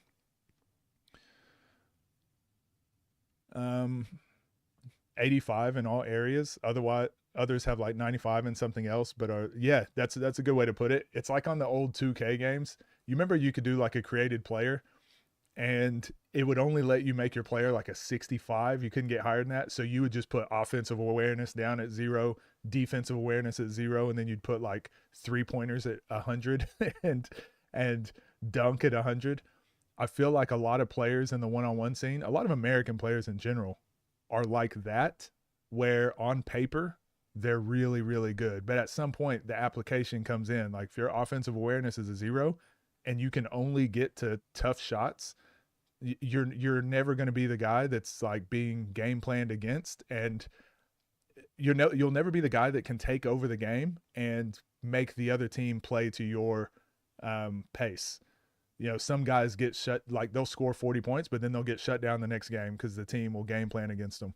You never want to be that guy, right? You want to be the guy where they're like, hey, this is what we're going to do. This is going to be our game plan. And they throw it at you and you go, oh, I've seen this before. This is what I'll do. I'll flip it on its head. I'll make them do something else. So Mike James is a really good example of that. When you hear Thomas Isolo talk about when they played Monaco in the finals, and he was like, our defensive principles that we were running all year worked on every single team except when we played against Mike James in the finals. And he was like, he was ready. He was prepared for that. And so we should have switched it up sooner. And it's like, yeah, you want to be that guy. You want to be the guy that can do a little bit of everything and then can change up when the time calls for it, rather than just have one skill. That was a long rant. Sorry. Thoughts on Jalen Johnson? Reminds you of Aaron Gordon? I haven't watched enough NBA this year. I really don't get into the NBA until playoffs nowadays. It's really hard for me to watch. I typically would only watch my favorite teams play. So I would watch when like OKC played Nuggets, but I tried to watch their first matchup this season and I could not watch the game. I just couldn't do it. So I'm probably just going to be a playoff enjoyer this year. Kendrick Nunn last year. He's with Obradovic. He's playing for Obradovic, right? This year. Would I ever do more player breakdowns? Yeah, that's why I started these live streams, because we're definitely gonna do more player breakdowns. All right, should we get into the next game? Perhaps, mayhaps. So my next game was actually going to be this one. It's a lot shorter, so I feel like I want to get into this. I want to watch this TNC Moon versus AB. It's going to be way shorter than that team game we just did.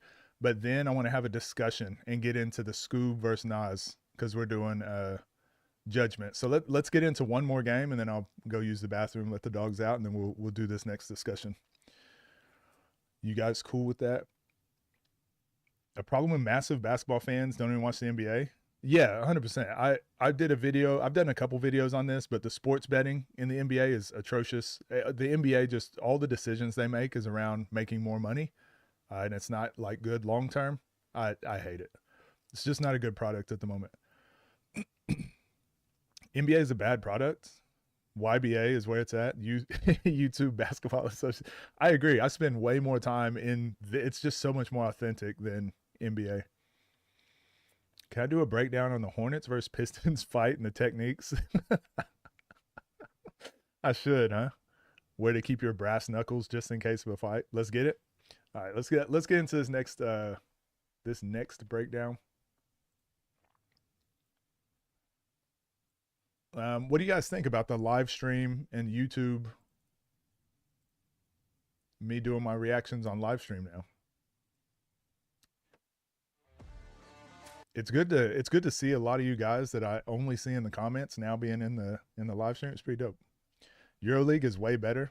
100%. I much more prefer the EuroLeague and WNBA. I'm watching tons of Unrivaled. I watch tons of WNBA, lots of college, women's and men's, lots of high school basketball, EuroLeague when I can, but I just don't watch the NBA unless it's the playoffs. When the playoffs come around, I'm full-time NBA. I'll be invested, but until then, love this format. I appreciate you. I'm enjoying it too. You like it? DraftKings going to start allowing Scoob props on the app and mess up the whole scene. So I don't mind gambling, and I don't mind, like, how do I put this? Because I don't want to come off like I think gambling's bad. I actually won $20 on Pat yesterday. But I just bet with a person. It wasn't a betting app. But I don't like when large corporations get too involved with gambling companies, because I think it's just a lot of shady behavior around it. And the fact that the NBA is so involved with the gambling companies and how much they push that towards their viewers. If it were a separate thing, if they were kept separate, I would have no issue with it. But it's like every every show is a gambling show. Every show is trying to get you to sign up for an app and trying to get you to sign up for fantasy. Like that, it's such a bad pathway to start down for those companies. And then once you start down that pathway of like more money, all your decisions are based around making more money rather than making a better product. And I think that's where the NBA is at the moment. They just see dollar signs. They don't see humans. They don't see the sport or competition. They just see how much money they can make. Basketball in EuroLeague, so refreshing to watch. Exactly. I feel like I'm studying. I feel like I'm studying when I'm watching EuroLeague. Like there's a lot of actions and things. I'm not sure of what happened, so I got to pause it and rewind. NBA, I'm just like, what? It's a shooting contest. What's up, Sal? Thank you for the $5. I appreciate that. Love the breakdowns and now streams. I appreciate you. Thank you guys. Check out Puerto Rico's professional league, the BSN. Every game is intense. I could only imagine. Puerto Rico sounds like, isn't it? Puerto Rico, the Philippines, and there's a couple other countries that are Africa. There's a couple countries that are like, the basketball scene is exploding at an extremely quick rate. So that it's like passion. It's what America used to be about basketball. Like, this is our thing. We love it. A lot of other countries are starting to be like how we were. South Sudan, they're starting to be like really in love with it and starting to view it as a way out, right? As a way out of poverty, as a way out of, I don't know, to fame and riches. Also, what's up, Castro? Thanks. Good to see you in here. Aaron Gordon breakdown. I've got a ton of player breakdowns I'm going to do. I've got to find a way to get more content done. I think doing the live streams is going to help with that. BCL. What's the BCL?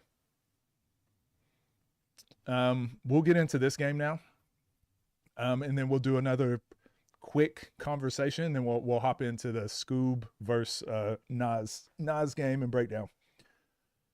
So I'll try to do these like I do my YouTube videos. That way it's less work for me. I'm sorry. I'm just gonna. What up, Hooper Kings? How we doing? Good to see you. We need to see the top 10 highlights on that page. I'm still looking forward to that. So hopefully that's coming along good. Basketball Champions League. Okay. What's up, gang? Hope you're doing well. This video, we got the next chapter, a new one that just dropped 1 day ago. The most insane ankle breaker in a one-on-one. This is Moon versus AB, TNC versus DC. Again, just like last video, every video I watch, I'm doing the thing now too. Every video is the most intense. This is the most insane ankle breaker.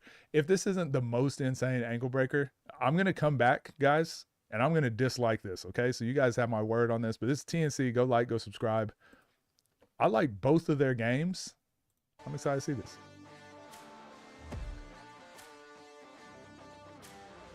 Here we go, the final episode of DC Times. Had to take 1 week off coming back. It's genuinely called the BBL. Yeah, I was supposed to play in the BBL. How crazy. They just jumped straight into the game this time, it looks like. We didn't get no intro or nothing. TNC, Foot Locker, Nike, Wale, AB versus Moon. Hit the like button. You know, I used to hate Moon's hang dribbles because I thought it looked way too simple. Until I started studying the one-on-one scene a lot more and realizing just like how much space he covers each time. TNC, Foot Locker, Nike, Wale, AB versus Top of the key. Moon. Hit the like button. To the yellow line. Back to the top of the key almost. Back to the yellow line. And then he pulls up and shoots. I'm just saying, when you're guarding someone in the one-on-one scene and you got to move that much, like it's going to turn your hips each time. It's turning your hips. So it's really hard to stay in front of somebody. Drag, ladies and gentlemen. Drag, pull.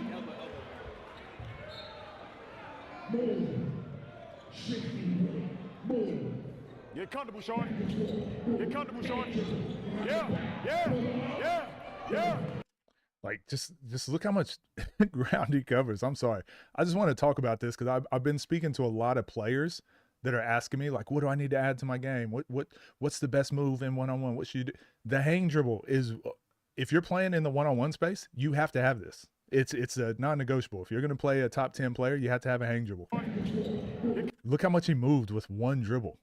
And now AB has to, like, it created a closeout for him. So now AB is playing like this little mini game. He's playing a closeout with Moon. Like, look how far he's turned sideways. So Moon's got the angle to drive right. He could cross back and drive left. He could shoot it, but obviously he kind of gave away which way he's going, like the way he's set up here. But it's really tough to break down in a split second, right? But then Moon can just do it again. So it looks like he guessed wrong. He wasn't close enough to AB. Like the angle he took here should have been more downhill with how open AB was. It should have just been straight downhill. We talk about this a lot. Wherever your toe is pointing is where you'll go. If he would have just went straight into his chest, then he could have countered, then he could have stepped back, whatever. But went to the baseline, didn't really get anything here, but he read this really well. AB went for the steal, which was a really good read, and then Moon just reacted. That was great defense and not a perfect read by Moon, but that's what the hang dribbles do. It's just kind of, he just plays off of it and he reads. Sometimes you're going to read it right. Sometimes you'll read it wrong. Sometimes you'll guess right on defense. Sometimes you'll guess wrong, but it's just a mini game. And then once he gets in that mini game, we play. And then whatever happens each time, it kind of goes into the bank and you remember it and you go, okay, next time, I got you. I will say there's accountability. Moonby he need to get some smaller shirts. It be off the shoulder. Yeah. One thing I like about AB though, and I wonder if Moon watched film. I'm pretty sure he did, but AB drives in very straight lines. My only issue with him, I feel like this is the only move he has. We've seen him play Keem, and we watched him play, I can't remember, we watched another game he played, maybe Nesco. But he goes in very straight lines, which is good, but then all he has is the spin. And I'm fairly certain Moon watched film, because there's no way you go for that steal just out of the blue. Like, there's no way you're just ready for that. That's crazy. That's an insane steal. And to not foul. He went with his right hand across his body. That's crazy. Good defense by Lamoon.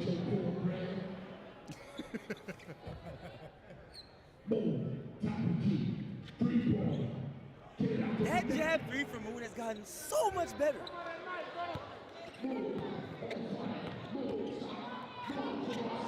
Hey, good hands by AB, but Moon should have got that ball out a little bit wider. He crossed him though. This is what I mean with the hang dribble. Just he had him. Ooh. And then just lost it, but damn. He had him there.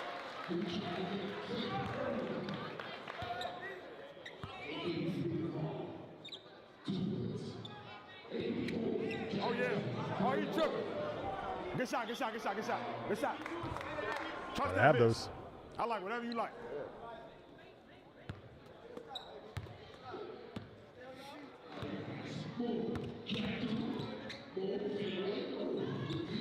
Good look. I really feel like this is something else everyone's got to have in the one-on-ones.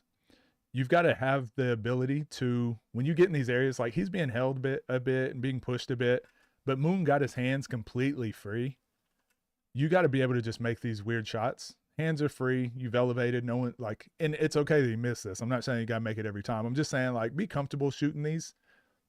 Like, I think Moon's probably comfortable with that. Knows, like, all right, next time, okay, get that off the glass, like, whatever. But to me, that should be an efficient shot in one-on-one. And I feel like too many people get to that spot and they flop. They think the hand on their hip, like they're going to get the foul. Like in a real game, you're not going to get it. Like, just get comfortable making that shot. Zay is the perfect example of that.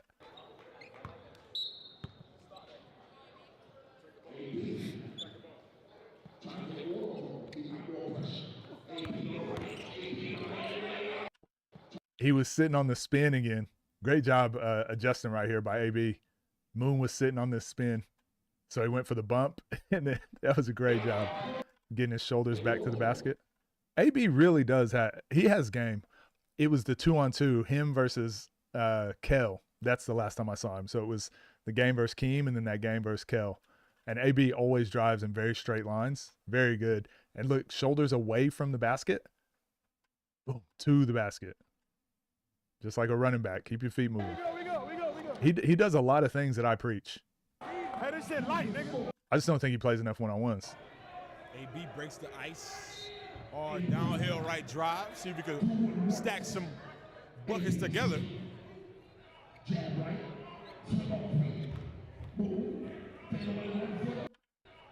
Yeah, Moon's sitting on it.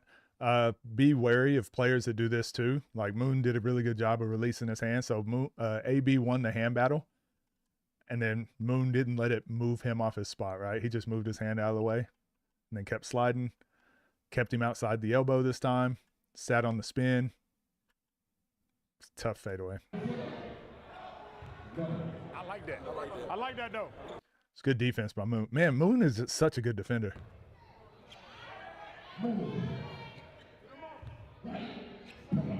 Tip. Good block.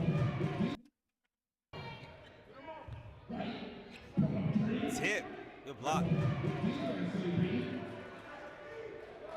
Don't touch him. We good. Thank you.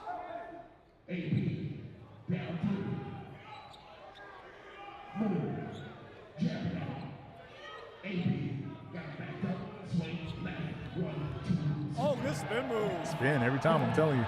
Way to wall up there.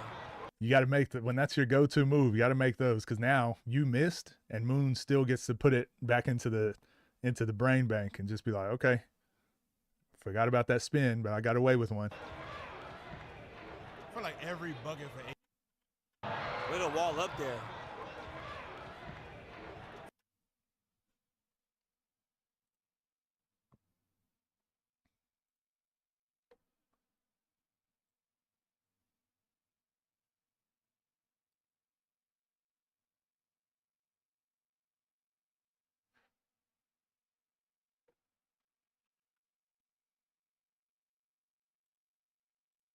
For like every bucket for AB, you could sense this crowd waiting for him to get going. We got Wale in the building as well, front and center. Let's make this a good one. Boom to the ball.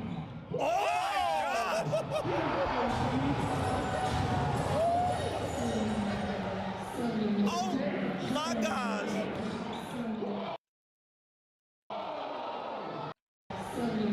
His spleen. Oh, damn. Let me go ahead. Whew. Don't be mad at me. Just give me a little screenshot of this for the thumbnail. Jesus.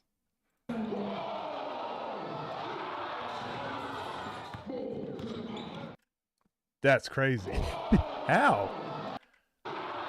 I'm telling y'all. How do you cross people? You full speed right, full speed left. Damn.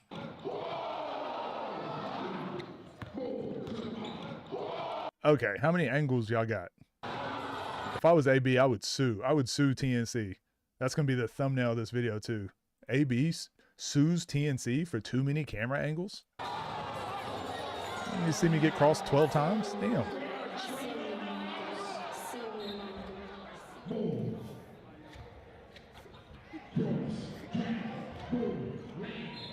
When Moon gets to that float to the cross, man, you're at his leisure at that point. If you don't touch him on that first float, Popped an elbow. torn at ACL, MCL, LCL, PCL, all the L's. drag cross. The LLL. Signature style. Yeah. Yeah, like if you Who won? LP or Scoob team? Scoob's team came back and won. know it's Moon dribbling.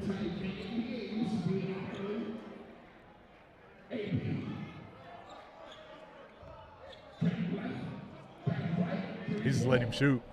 Oh! Yeah, Moon watches a lot of game film. He just let him shoot.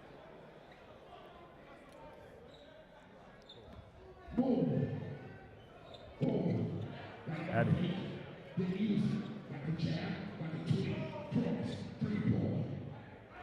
Man, that right to left into the God hand from Moon on that crossover is like that exact one of 25K. Yeah, on cam. Yes.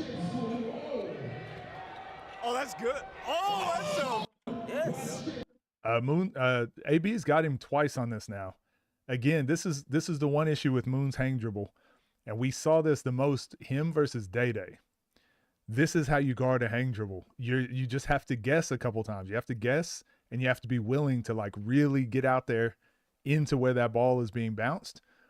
Moon has to read this, and instead of hang dribble, hang dribble, hang dribble, hang dribble, he's got what I would call smooth handles, and this is how I used to dribble. I used to only be able to dribble that way, but then I developed pound dribbles, or what I call college point guard handles, like just that robotic dribble like Rob does, like Bijan does. I think the best players have a mixture of that. So you got your hang dribbles, hang dribbles, hang dribbles. That's great. But if you think they're going to reach, boom, straight between the legs and explode pass, you swipe their arm and you go. And I think that's one thing I haven't seen from Moon. He hasn't needed it very much because there's not a lot of people willing to get in there and reach like that. But I think when Moon plays like the Scoobs, any of the top 5 guys, I think that's where it'd be nice to see if he has that in his game too. Oh, that's good. Oh, that's so wow. Damn. You have history has been made. Moon is top 5 today. Hey, let's talk about it. Let's have a discussion. We can talk about that in a little bit too. Because he probably is actually. What? It's harder for Moon to do that because of his longer frame. True, but I don't think he should have to do it against shorter, faster, compact players, though. I think the players he plays against that are able to get in there and get that steal also have a similar frame to him. So he's just got to be able to do that explosive throwdown just against those types of matchups. Doesn't need to be like Nas level where Nas can just do that against anyone. What's that? I mean, because we had the. Do I think Moon can beat Rob? 100%. 100%. Dork. All the top 5 guys can beat each other. They're all too skilled and too gifted to like. They're too good to not be able to have a game to beat the other one. Does that make sense? They're too talented. Oh, nice hero. He had him. He's missed 2 shots that should have went in. Good move though. Is Moon top 1 on TNC? I think so. Only because of games played. I just don't think Rob's played enough games. Moon isn't 1 though. Top 3. Who do you have? That was historic. How amazing that was. What up, DJ? I can't wait to see it. That was phenomenal. Hey, you have to touch Moon, or else you're at his leisure. You have to touch him on those.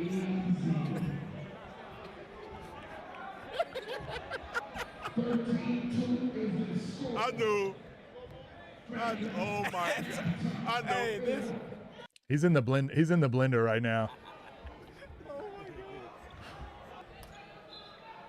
Like, yeah, I think once Moon starts hitting a few of those, I don't even know it's hard to read him. But I think Day played him the best. I think you just got to try to keep him on one side.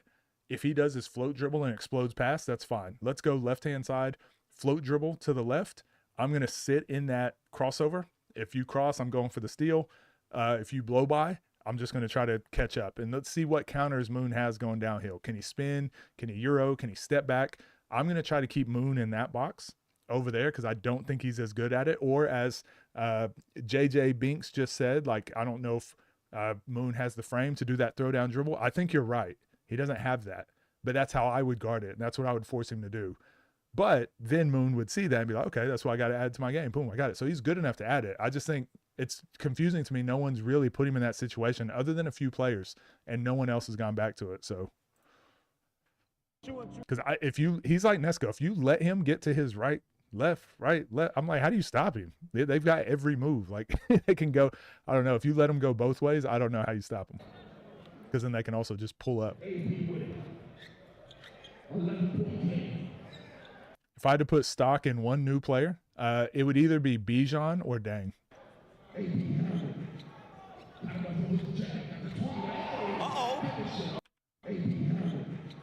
That sucks. Moon plays defense like they play defense overseas. I told somebody this. In America, I like when you cross someone, they usually just stop, and then you go get a free layup. Overseas, if you cross someone, they just keep playing. Moon does that. He got crossed, whoop, and then he just keeps playing, gets a block. I don't even know if that was really a foul. Slipping and sliding. On TNC, Moon won? I think so. Live reactions, let's this. I slowed down with the uploads. What you talking about? I still do one a day. Bet 5 million. Oh, got it. You didn't miss anything. Do I think adding weight to a guy like Moon would hurt or help? That's a good question. I was having this conversation with a couple players the other day. There's pros and cons to whatever you do, but I think these guys need to start thinking like fighters. You almost need to prepare for the matchup that you're going to play. So if Moon was going to play Nas, I think he has to get a little bit stronger. I don't think you're never going to be stronger than Nas, but just strong enough to be able to deal with enough bumps. But Moon's advantage is hopefully he can have more conditioning later on in the game, right? That's where Moon usually wins. So you don't want to add too much, otherwise you lose your advantage. Guys like Scoob, same thing. Like you don't want to add too much, but there's a fine line. Lamar, on the other hand, Lamar keeps getting stronger and more explosive, but we're seeing it's not translating to conditioning later on. So maybe he actually needs to back off of the strength outside of it and do more conditioning. It's just such a fine, all the guys in the top 7 or so, I think now they're to that point where they're so professional that they almost need to be changing their conditioning or whatever for the matchup they're going to be playing. Hey, laughing and shit. After free throw. Oh, good hand. Moon study. Oh yeah, I saw that video. I'll do that too. Hey, laughing and shit. After free throw. Oh, good hand. Wow. Wow. Moon, Rob, Cam, Lat, Keon, Reese, Kel. Yeah, I see that. How is Moon better than Rob? Just resume. Just resume. I didn't say he's just a better player. I just think resume. Yeah. Fuck you talking about? Fuck you talking about? Moon and Scoop going at it. Fuck you talking about? Oh. Damn. Moon and Scoop going at it. Fuck you talking about? Oh. But see what I mean? AB did the thing again. He reached and it just completely stopped Moon. You can just completely eliminate his float dribble by getting into that space and reaching. And that's the part I really struggle seeing Moon deal with a Rob, a Scoob, a Nas, someone who's going to play really physical. So that's what I wish he would add, just preparing for them. But any normal human that he plays against, that Moon, that float dribble, catastrophic. I'm tripping. I got my. You got your celly? Nesco needs to get used to new weight. Also just used to being a dad. Y'all got to remember, he just had a kid and he's been spending a lot of time with daddy duties too. So finding that balance between being professional while doing daddy duties. I think that it's more of that than anything, but you're right. He did add new weights. Wow. Rob beat Zay, and we know that Moon struggles with the physicality. I get that, but Rob also lost to DA. I feel like that just cancels the Zay game. Everyone goes back to that Zay game like that means more than anything else. He also lost to DA. We really had like one of the best technical nukes I've ever seen. That trumps day days. Yeah. It trumps. Go looking for the back-to-back behind the backboard shots. Man, that's what he can do. I know he missed that there, but like just tough shots. Moon is consistent.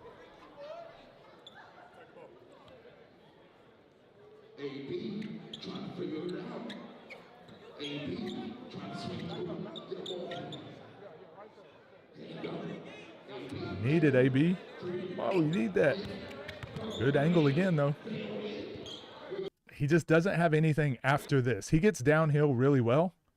I think AB needs to stop taking these bumps with his shoulders away from the basket. We saw last time it happened to work, but it's because Moon guessed wrong. He thought he was going to spin back.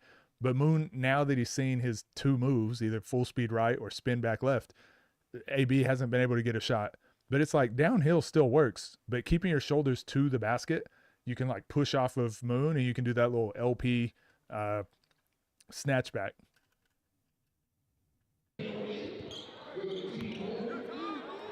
Just got to add more. That everything he does though is perfect for 5-on-5. Thinks he's going to be able to bully Moon because AB's stronger, but Moon plays with those bumps. It's white on rice right now. That's what I was going to finish this video and then come back to this question, but I've seen it a couple times. I think the only issue with players adjusting weight to their matchup is that we're asking players to be outside more. You're 100% right, TJ. I more so mean they're not playing top 5 guys though over and over, right? So I'm talking more specifically for pay-per-views. So Moon's hang dribble is going to work. Like he already can beat guys that aren't in the top 10, he's going to win those games no matter what most times, just because his experience and he understands like what to do. But when you're preparing for a pay-per-view matchup, you got 2 months, 3 months, whatever it is. I think that's when you have your time to be like, okay, in between this time, I'm preparing for that game. I'm going to slowly add and whatever, right? Then you might have another pay-per-view matchup in 3 more months. Okay, now I need to slowly adjust and change a few more things for this player. I think more of that balance. So I don't mean every single game they need to adjust. I just mean for if I'm going to play Nas one pay-per-view and then I've got Rob the next pay-per-view, I'm probably preparing 2 completely different ways. And I think that's what these guys are. But it's the same as if you are playing overseas basketball. And I went through this. I was asked to be a 4-man my first year. And then the next year I was the 3. And in that same year became the point guard. So in between those years, it's like, I'm not going to throw away everything I do as a basketball player, but I got to adjust and I got to change my game. I got to change my preparation, change how I practice on my own, change the things that I'm working on. Simple. This will take us to halftime? Yeah, shout out MBD, man. Do I think it matters that Rob should have won? No. I mean, it's just a loss is a loss. It's good for discussion, but giving his back to Moon. Oh yeah, there's no conversations on this one, is there?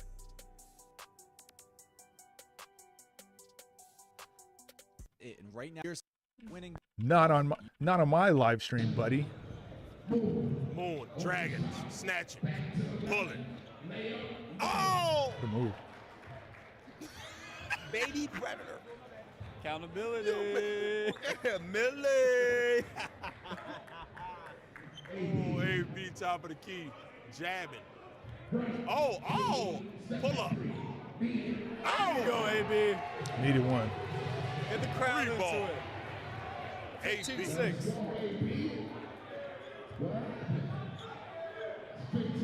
Oh, he's blowing by. He's gonna finish. Good call. Good call. Damn, you need the Moon. Moon just makes it so tough, but you got to finish these.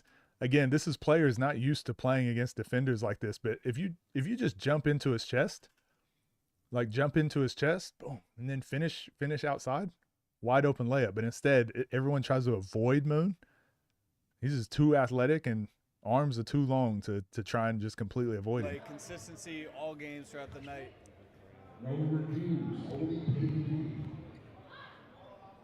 Oh my! Free throw plague has entered the Street Stars faction. Right, dragon, south. Good D. Oh. Good D. That's such a good move. That's good D. I ain't mad. Moon is taking that next jump. I like this TNC discussion y'all are having. I'll have it right after this game, but keep it going. I'm reading your comments. Oh. He's running away with it. What? Oh. He's running away with it. Hey, Millie called an Uber. Good defense by AB. I think Moon was just trying to get into his bag right there.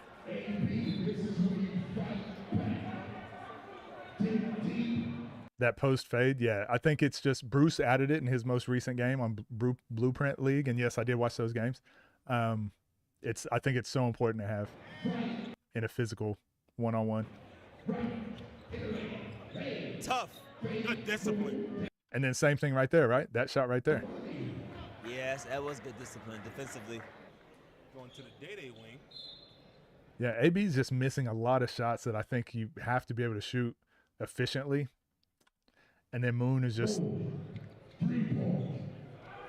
being Moon right now. 23-6. Fresh off the pay-per-view. He almost lost his spleen again. Damn. I would hate to guard Moon, man. Fresh off the pay-per-view. Oh! We're gonna talk to you later. I gotta go call my girlfriend. I haven't talked to her all day. That shit a real thing. Oh. You know what rises at the night. Boom. On the right side, behind the back. No. I was about to say. 26-6 ball game here. Moon needs a real matchup. Hasn't had a close game in a while. I mean, he lost to Colin in December, late December. The Moon is boa constrictor, man. I mean, like, this is the fastest boa constriction I've seen. That's a really good comment, JJ. He is reacting to Moon on defense. You got to be proactive. It's one of the things I talk about all the time, right? As a defender, especially in the one-on-one space, these guys are so good that if you let them dictate what they're doing, I don't know how you stop them. And I'm not saying this is how you – it's a foolproof plan to stop someone every play. You're not going to stop these guys. They are elite scorers, especially at one-on-one. So it's like, but you just got to live with some things, take some things away. And with Moon and Nesco, I say this more than anyone else, Rob as well. If you don't just have a game plan, take one thing away, you just don't stand a chance. Seen a Moon in a while. You got to live with – LP is like this too. You got to live with certain things.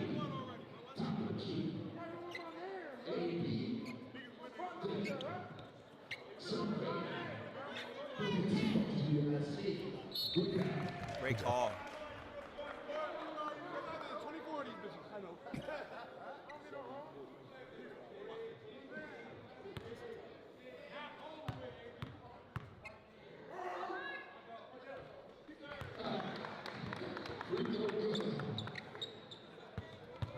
I mean, I don't know what else we're going to get out of this game.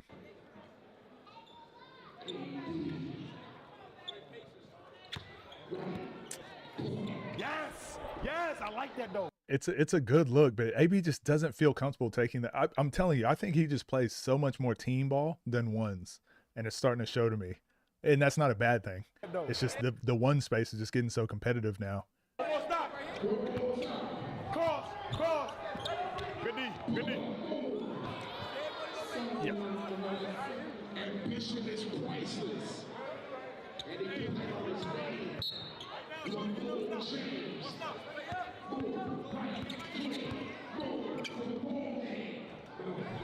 No way. Hell yeah.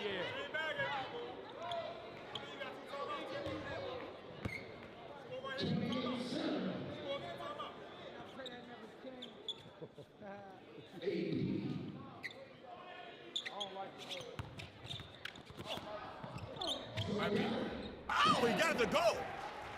Unorthodox finish from AB. You want it? He got two, right? He got two left. That's a great finish. Tough shot though. You want to use it? No, he got two. You called that. Man, score one more, get a timeout. AB's gas a little bit. He's trying to call for a He's timeout. tired. His corner told him don't do it.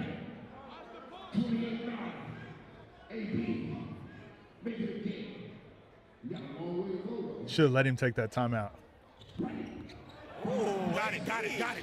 Oh. Yeah, he should have let him take that timeout. He's tired. Oh, AB. Oh, yeah, get another stop. It's there.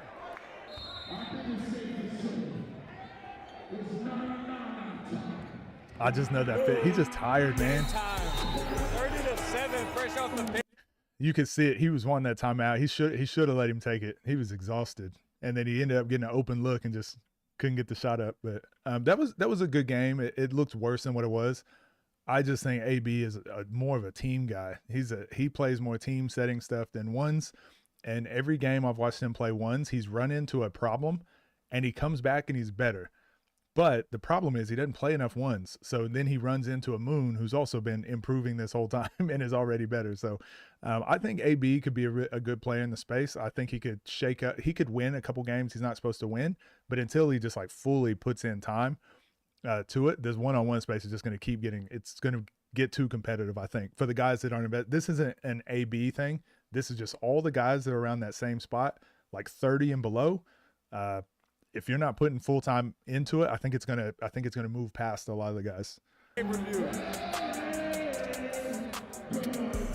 30-9.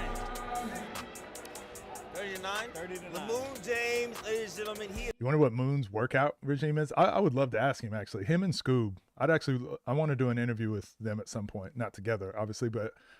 And those are the questions I want to ask because I think what they do is far different than what anyone else does. He's on a high since that $25,000 win versus Cam So Smooth. And it's definitely not an accident. We'll end this just because I want to get into this conversation you guys are having with the TNC stuff. So thank you guys. Go like, subscribe. the TNC video, show support. I said I was going to dislike it if that crossover wasn't nice. It was a good crossover. It's going to be my thumbnail. Great video. It was really good. Appreciate you guys. All right. So you guys are talking about number one. After we have this discussion, I'm going to quickly go use the bathroom and then let the dogs out and whatever, and then we'll get into the Scoob and Nas discussion. But yeah, I think you guys are onto something. You're having a good conversation. Yo, Fabricio, thank you for the 5 gifted subs. I appreciate you. Oh, you got Shamar, Bikies, Hooper Kings. Look at that. Oh no, Hooper Kings didn't get that. Go make video of training them. Well, I don't know what they do, so I wouldn't know what to train them for. And whatever they're already doing is already working. I would love to learn from them, to be honest. What up, long distance shooter? Appreciate you for suggesting the likes. But I just think we have to account the way people talk about Rob and Nas, Scoob. I would say those 3 and Lamar. I feel like people are way too hyperbolic, right? So I feel like Rob, every win that Rob gets is the greatest win ever, and every loss he gets doesn't matter. Whereas Scoob is like the opposite. Every win he gets, it's like, yeah, but whatever, it's not important. And every loss he gets is like a big deal. I also think like Nas is kind of the same. People expect a lot more from him. No matter what he does, it's like he's supposed to do that. Damn, another 5 gifted. Thank you. Is it Leonid Fortes? Thank you. I appreciate you for the 5 gifted. Zay win is damn near the biggest win in the history of the space. I agree. I don't disagree with you. But at the same time, like, what has Zay done since that win? Like, what type of resume has he had since then? He hasn't had the same. His resume to begin was like this, boom. And then it started to taper off because he's already done all the tough matchups. So now his resume is doing this. And Rob caught him here. Whereas, like, then Rob loses to DA. So it's like, it's not like Rob beat him when he was beating all the top guys, right? And those wins were so long ago. So I think like the Rob versus Zay game holds a lot of weight, but it doesn't hold the weight that some people say it does. I still don't think it's I don't think it's the best win by itself. I think it's a good win. Like, look at this will explain. Scoob, for example. Scoob beat Bijan. And when Scoob beat Bijan, it's like, okay, it's not a big deal. Who is Bijan? But now that Bijan's gone on this killing spree, has won like 8 games in a row, and some of them he's winning like 30-4, 30-7, 32-7, whatever. Now it's like, okay, that Scoob win was actually a much better win. Same thing, he beat Lamar, and then Lamar goes on this killing spree, you know. So I think Rob's resume is, and he beat Rob, yeah, obviously beat Rob. So I feel like, because if Rob had more games, let's just say Rob played Reese. Let's say Reese's first game was against Rob. Who else is a newer kind of player on TNC that's good? Like Boog. I'm just throwing out random names. Let's say Rob played Boog and beat him, and Reese and beat him. People at first would be like, those aren't really big wins. But then you see what Boog and Reese are capable of. I think then it boosts Rob even more, because it's like, okay, damn, he beat some of these guys that are actually getting some wins and pretty good. I think Rob not playing games after the Zay game is what hurt him. Where's Tarandis at the moment? He's about to go. I think he's back over in Australia, I believe. But he's definitely going to be back on the scene. He's definitely wanting to do more games. All this to say, with the Rob and Zay stuff we're talking about, this is not to say that we should count the DA loss too much against Rob. It was more so to say, let's try to be less hyperbolic and understand that I think the rankings matter, but they don't matter. I think they matter to get us good matchups. I think they matter to keep players accountable and make sure they're still playing like pretty often.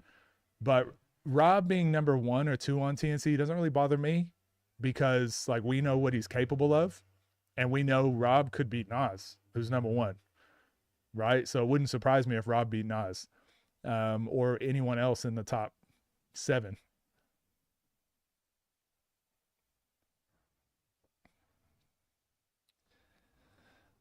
Scoob is probably the worst win percentage of the top 5, and people are talking about him being 3 or better because of his pay-per-view wins. Well, and that's what I mean. Scoob has a worse percentage, but he's also played way more games. And that's what you would expect, right? Those 4 just that good. Scoob win was bigger. He beat Rob. It was number 2 today. Zay is above. Let's have a look. Let's have a look at the Swift hoops, because this always I can always go check the games played.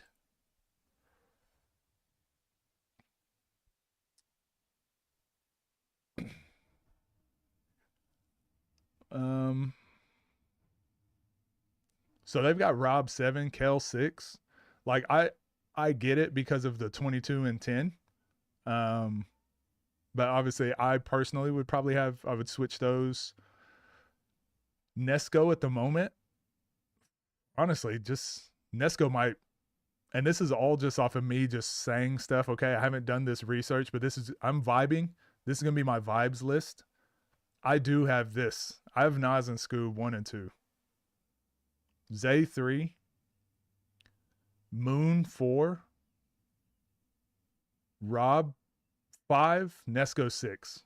I'm totally vibing it right now. But if I just had to make it up, that's what I would go to right now. What's y'all's thoughts on that?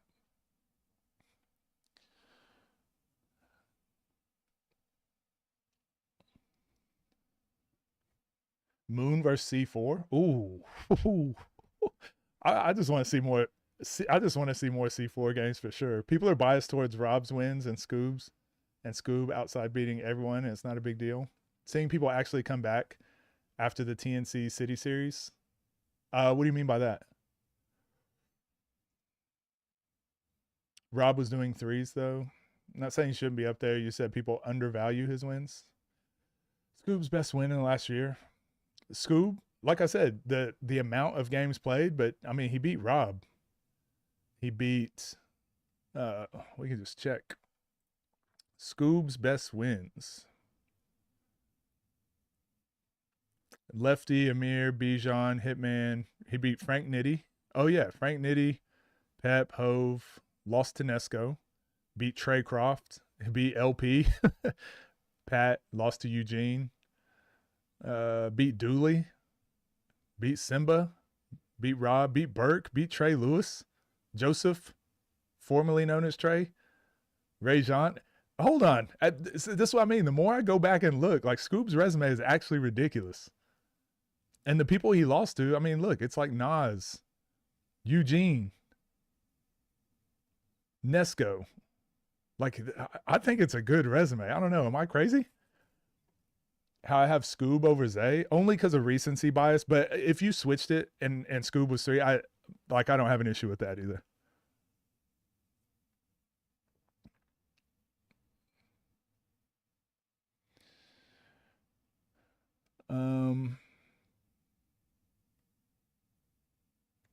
Yeah, I think if we chose, I think we chose who we want Nas to play, I'd definitely choose Rob as well over Moon. Who do I have over each other? Cam or Kel? I have Kel. I've got Kel. His percentage is 3rd, not low. Not really. I don't know how you have Scoob over. Nesco definitely 6. That sounds good. Agree. Moon, moneyline. C4 can't outlast Moon. Pause. Yeah, but C4 is so explosive that Moon's going to have a hard time just stopping him too, though. Can't have Zay out of the top 3. He beat damn near everyone. Yeah, I think, look, Zay, like I said, was a vibe, and it's just recency. I'm more of the mindset of the top 5 players. I would rather not pick who I think is better because I think they can all beat each other, and it's up to them, right? It's up to them to settle it on the court. So I don't really like discussing who I think is better out of the top 5. That was just a quick vibes list. I want to get to where like the rankings will do most of the heavy lifting for us, and then the top 5 can battle it out. The next 5 can battle it out. I'd rather the basketball kind of sort itself out. Rob's games are so close, it's hard for me to pick him if he gets another big game. Yeah, and that's one thing I don't really take into account very much, how close the games are, because I think make it take it really blurs that line. Like someone losing by 15 to me, it's not that big of a deal, and make it take it because you're getting the ball back and you might have just went on a run. based off of the last 2 years. Zay is definitely better than Scoob, but Scoob has been the best since 2025. Zay is just so tough in every game type. True, he is just a hooper, man. Scotty implied Rob versus C4 is the next. Shut up and take my money. You forget he beat Burke? I know. If Rob beats Scoob in a third game, is he number 2? If Rob beats Scoob in a third game, that would definitely boost his stocks a lot. That'd be saying a lot. C4 is talented enough to beat the top 5, 100%. And he's an Oklahoma boy. He's an Oklahoma boy, so we take those. You don't like Zay being over Rob just because he beat him? I get the feeling. But I don't think you can try and have rankings based on like this guy beat this guy, so he's got to be over him. Because you can't keep that consistent. Rob isn't over Moon. Okay. Yeah, okay. I agree. We're about to fight. Score predictions for Zay versus LP. I think it'll be close. I think it'll be close. So I think it'll be 30-25. Whoever wins, I think it'll be 30-25. I think it's going to be a 2-possession game. Everything we can agree on, we need more games. I agree. It's too small of a sample size. C4 just off skill alone. Hey, I'm not mad. Push the Oklahoma agenda. Let's put C4 number 1. Screw it. C4 number 1. Heard it here first. Push the Oklahoma agenda. Where's my Oklahoma hat? Oh, I don't have one. I got a Midwest hat back there. It's this one. Midwest. We'll call that Oklahoma. Most efficient player we haven't seen. He is the most efficient for now, but he's only got 5 games. Consistency and efficiency is something you got to judge over like a long span. Moon versus DA.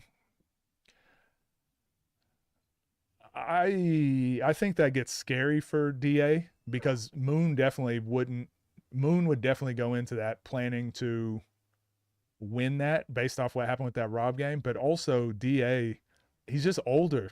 I think there's just a limit to how much he can improve and be prepared for a game. Whereas Moon, like he's in his prime. he's like, he's not even in his prime yet. Like he's still going to keep improving.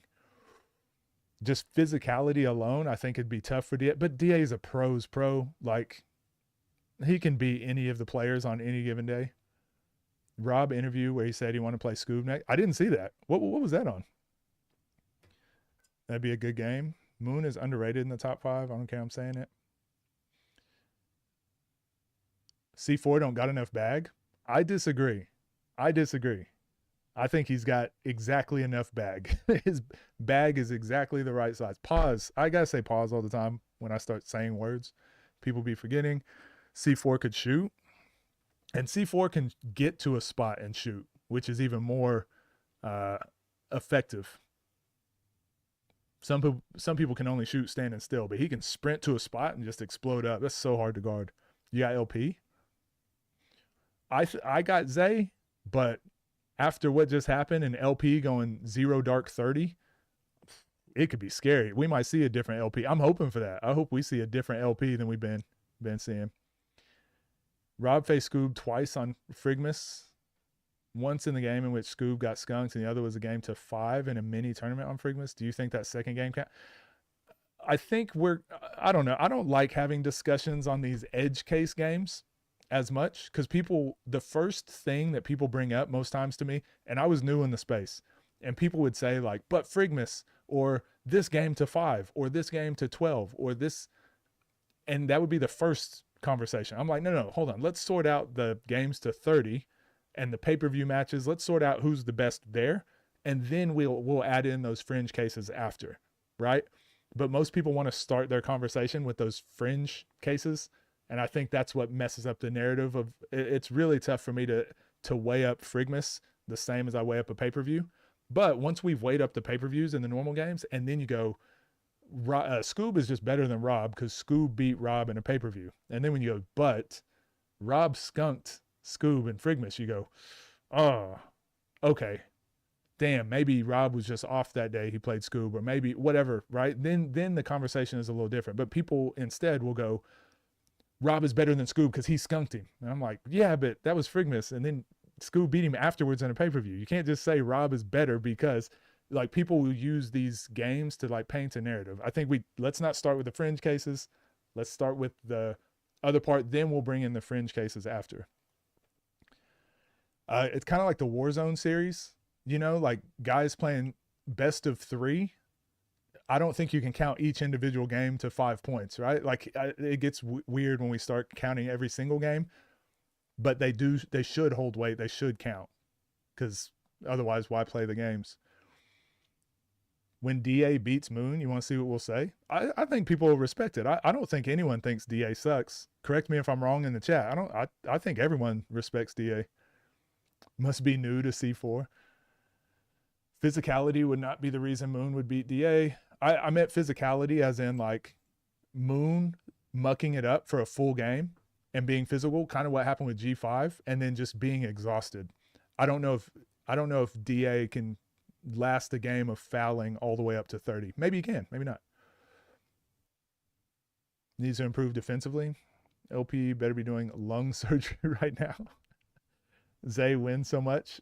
Nas said it. I had a conversation with Nas and he said, whoever makes the most threes will always win, except for Zay. He's the one exception. LP's conditioning is not that horrible anymore. I don't know. I don't think we know where his conditioning is because he just hasn't been pushed. And the last time he was the Joseph Lewis game. And I think his conditioning hurt him there. Best channel on YouTube. Yo, what up, Jared? I appreciate you. I think Frigmus before made sense, but now that they have this Santa hat I think definitely now Frigmus holds way less weight. And I do understand at the time it was taken a bit more serious. Rob should still be undefeated. He beats himself. Rob's only lost to Rob. Rankings are too subjective, for sure, but they're good conversations. And I think they'll get, the more data and the more info we get, the better, more accurate it will be. Do I have a video reacting to DA? I don't, because I don't think that game has come out yet, right? Publicly. I'm just saying Rob faced Scoob twice on Frigmus and they both took both games serious. That's all I'm saying. Yeah, and I don't think the game shouldn't count at all. I'm not saying that. I just don't think that should be where most people, we shouldn't start the conversation. I made a video on this and people got so mad, but I'm like, I just don't care about Frigmus as much as I do pay-per-views. But that game should definitely still count. DA isn't beating Moon. How do we tell you? Debating anything or anybody dealing with Rob and LP, you're going to need Tyler. For sure. People have their, I don't even mind it, honestly. People have their favorites, and I think that's what makes the space so good. I think when it's us, the commentators, the people with platforms, I think when we use those arguments, though, I think it's really toxic. Because the things that we say actually does impact the space a little bit. Like right now we have, we got 120 people in here. So if I constantly push a narrative of one thing and those 120 people take that narrative and push it, and it will impact matchups, it will impact rankings a little bit. So I think we've got to be a little bit better, me included. That's why I try to go off of rankings as much as possible, just so at least the data is in front of us, and then we can have the more subjective conversation on top of that. But I don't want to start with the subjective conversation and then end up way off in these weird spots where Scoob's like not in the top 5. Lamar Peters would beat Zay, but Patron Peters, Patron Peters, you did not call him that. DA is Kel level? Who said that? Who said DA is Kel's level? I didn't say that, did I? What up, Simple? How you doing? We need to stop including DA because he hasn't said anything about... Honestly, I think that's more fair. It's really hard to rank DA. Someone like a Jerome Randall as well that just played Nesco. Someone asked me more about Jerome Randall, like, oh, where should we put him? And I'm like, I mean, until he gets 5 games, can't put him anywhere. What up, Bam? TNC Warzone at 6. Oh, that's tonight? I'm locked in. I'm there. Tries to win every time they check up. Hey, counting or not counting games, if you're on the court, you're trying to win. I agree, but I mean, then it goes to that weird, a Cam versus Rob game, right? Or any games where there's a camera but no refs, like the Warzone games with no refs, do those count?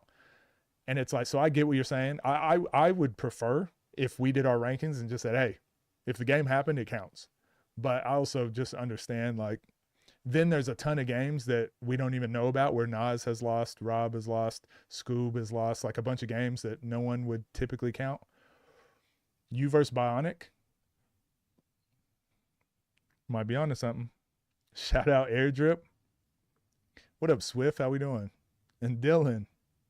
Got the gang in here. Yeah, shout out Airdrip, Rob's biggest fan, biggest supporter.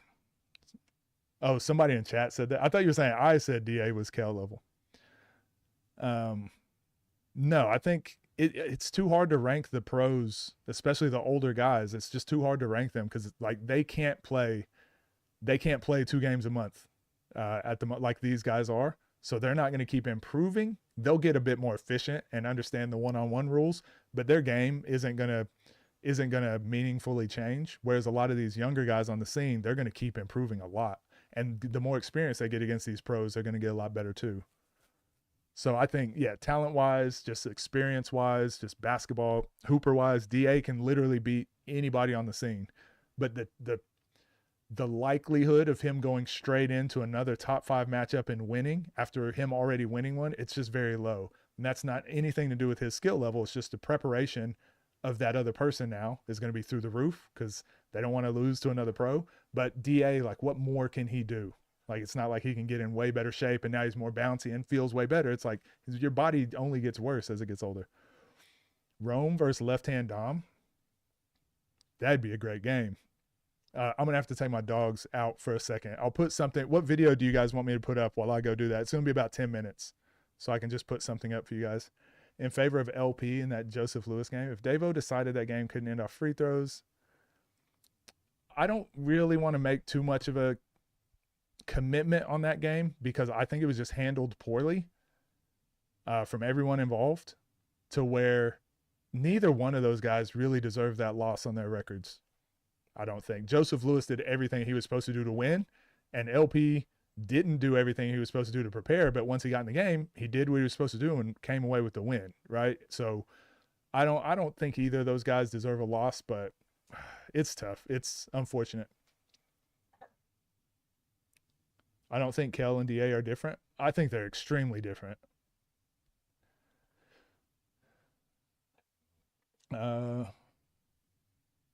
I don't think I don't think that's a good argument, like saying a platform doesn't normally do reviews. To me, if it's like to get the call right, I think it's fine. I don't think Joseph called for the review. I think if someone uses a review to be like, wait, was that 4 or 5 dribbles? I think it's fine. I don't care if they normally do reviews or not. But the fact that the referee called game is the problem. The referee called game, that's it. Nope, no review, whatever. And the other ref is like, wait, that maybe might have been. He's like, nope, game. That was the issue. The issue with all the other stuff is a part of it, and it allowed that issue to happen. But the referee just calling game, if I'm LP, I probably don't go back and play. Why people care about Rob skunking him like Scoob didn't win the most recent pay-per-view. Yeah, I think the most recent game should probably matter. But at the same time, I don't think we should fully throw out the Scoob loss on Frigmus. Because honestly, look at how Scoob prepared for that Frigmus. He wasn't taking it as serious as Rob was. But that shouldn't be like, oh, that game doesn't count because he wasn't taking it serious. Because after Scoob lost that, look how serious he takes every other game. So we probably don't get this version of Scoob we have right now without that loss to Rob. And then Rob has done the same thing now. Rob has lost a game where he didn't take it as serious. So we probably get a better version of Rob going forward, right? So I think the losses got to count. They got to mean something because that's how we get the player later on. Like Nesco just lost to Jerome. I don't know if Nesco was as prepared as he should have been. Now maybe we get a different Nesco going forward. No, I didn't see Rajon versus Dom. I need to watch that. Davo's calling me. So I'm going to let me let the dogs out. I'll put something on for you guys, and then we'll watch the Nas and Scoob game.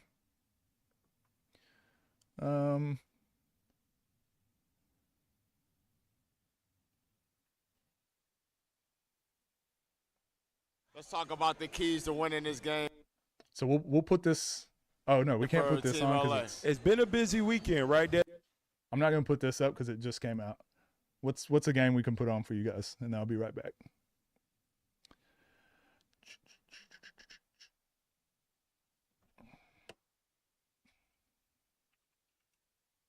You guys were asking me to watch this one. Since I've already seen it, I'll put this on.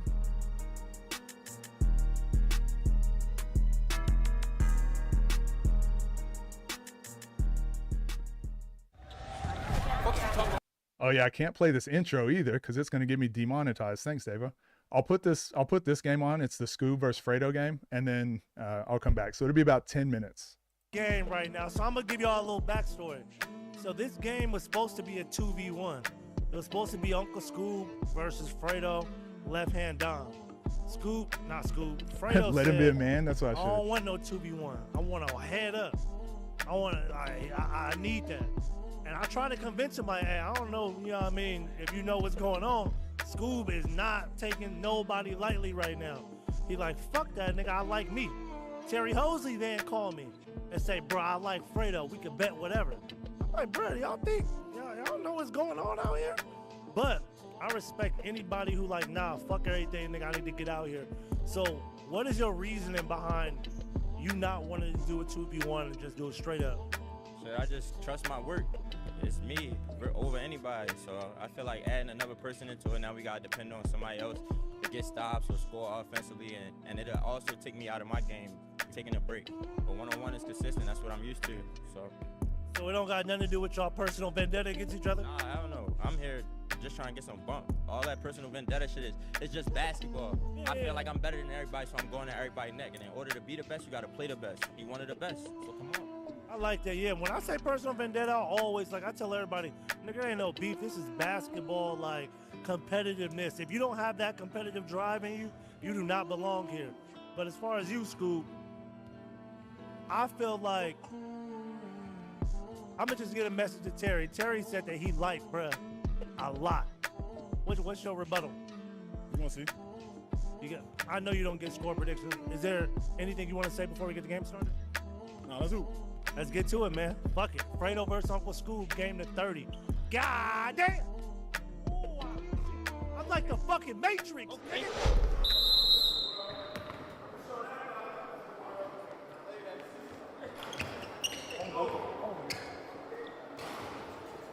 That would have been a nice way to start it off.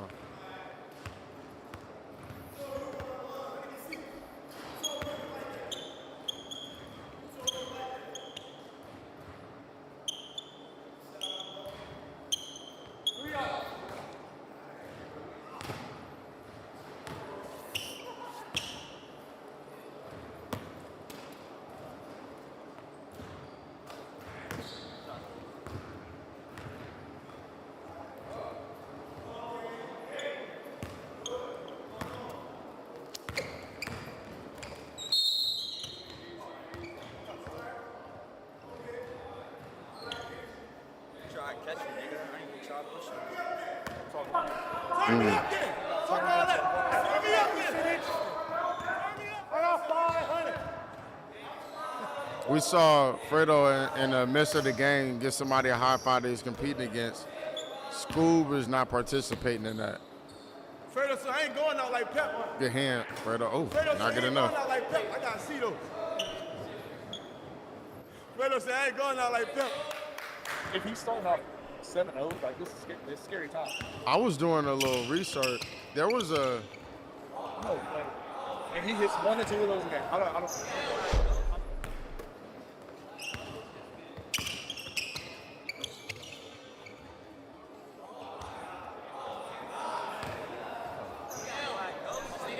There was like 5-6 games straight where he didn't score the first point.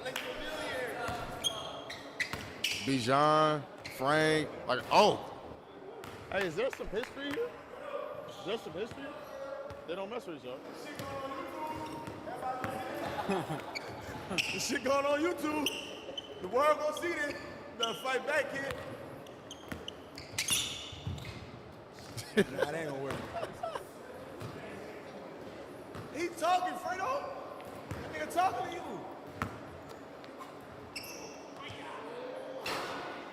Nah, that.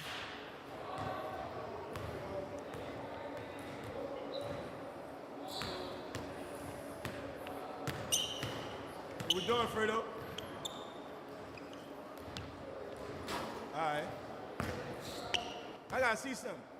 I've been showing niggas I'm the best in the world. I'm all over here chirping the school. Let me see it. Talking about, let me see something. It's 9-0. Hey, look. Fredo is in hell right now. All right, then. Okay, then. Okay, then.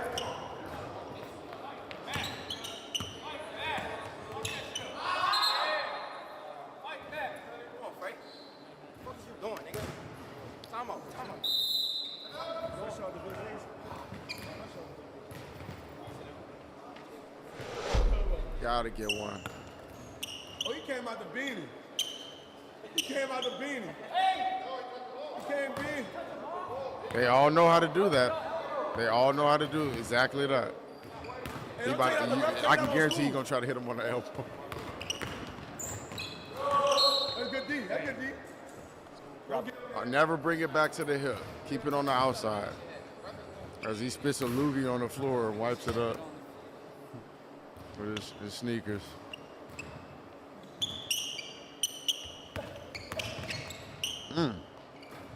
He's making him take some tough ones. Just being there. Oh, you're getting sued. It's tough.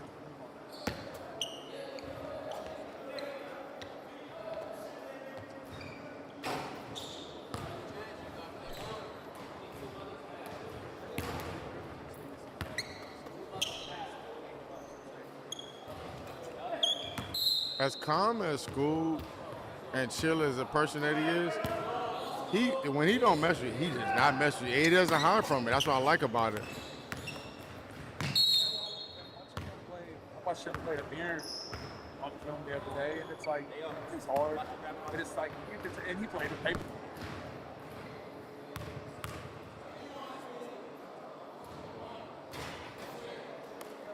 Stop touching me. Stop touching me. Tough that shit for, nigga. Stop touching me, bro. Fuck is you talking about? We playing basketball. I don't care. Don't touch me, nigga. What? I'ma smack you. You ain't gonna do shit. Hit my ass again. Hit my ass again. You ain't gonna do shit, nigga. Suck my ass again. Fuck is you talking about? I just said I'm not no tough nigga. Smack my ass again. Fuck is you talking about? Smack my ass again. Okay, you smack my ass again. We in the game right now, though. We go. That's him. I'm telling him. Why you want to Nigga, don't touch me, nigga. I'm just saying, we're in the game right now. You ain't gonna do shit. Smack my ass again. Who's you gonna get? Who's you gonna get? Hear me out, look. I like that shit. I like that shit. Me. Okay. Like, stop acting like Do that what you shit, did bro. again. Fuck. Do what you did again. Fucking ass nigga. Come on, see. Not a tough nigga, nigga. You know that's what I get into. What are you talking about? You already say he ain't going out like Pep. All right. Pep. He ain't going out like Pep.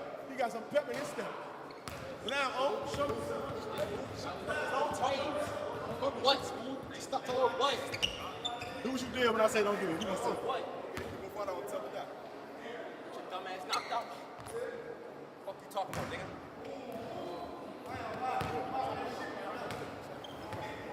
Don't just play basketball. I ain't gonna lie. He popping it. I ain't gonna lie, he popping it. Thank you. Yeah. Pop your shit then, Jalen Fisher. Nigga ain't no tough nigga. Pop it. Pop it. Fuck from the Birds. Pop it. You from the what? Where you from? the bird. Nigga say school for the birds. Man, he got treachery outside. Shit that got treachery. Nigga say for the birds. So did y'all watch this? Do y'all want to finish this, or I mean, it's almost over, and I would like to upload a reaction to this. What do you guys think? I just got some great news from Davo, by the way. I can't talk about some things, but y'all got some good content coming up. Y'all got some great content coming up. Some freaky-ish going. I should have made it rated mature.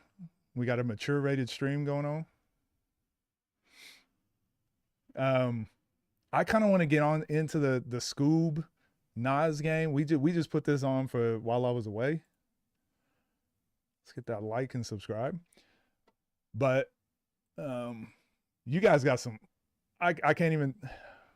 I'm so mad. I can't even say some of that. I don't even know why he told me. I can't even say anything. Y'all got some great content coming out soon. So shout out Davo, man. Let's get to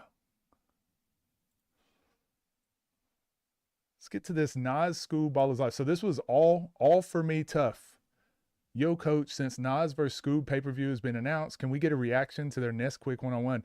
I thought I had watched this. I actually never watched this game. So we're going to watch Scoob versus Nas. Nesquik event. And then we're going to discuss the game that's coming up March 28th, I believe it is. Looking forward to it. Did y'all end up watching that that game though, that Fredo and Scoob game? It's so funny. That's so funny. I didn't realize that energy was like that in Baltimore. They showed me they was down to fight for sure. Stronger in that video. Well, I'll give it a watch. Let's see. So let's hit it. Let's go ahead and record. Let's get us another YouTube video out. It's gonna be 3 YouTube videos today and a full live stream. We did pretty good. What's up, gang? Hope you're doing well. We've got this by one of the viewers requested me to watch the Nas vs. Scoob Nesquik game, which I never watched. Thought I'd watched it, but it's on Ball is Life.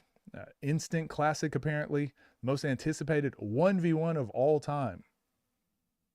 So we can't use that, I guess, for the pay-per-view coming up and say it's the next most anticipated 1v1 of all time and playing again. But we'll get into it. Go like, go subscribe, go follow Ball is Life.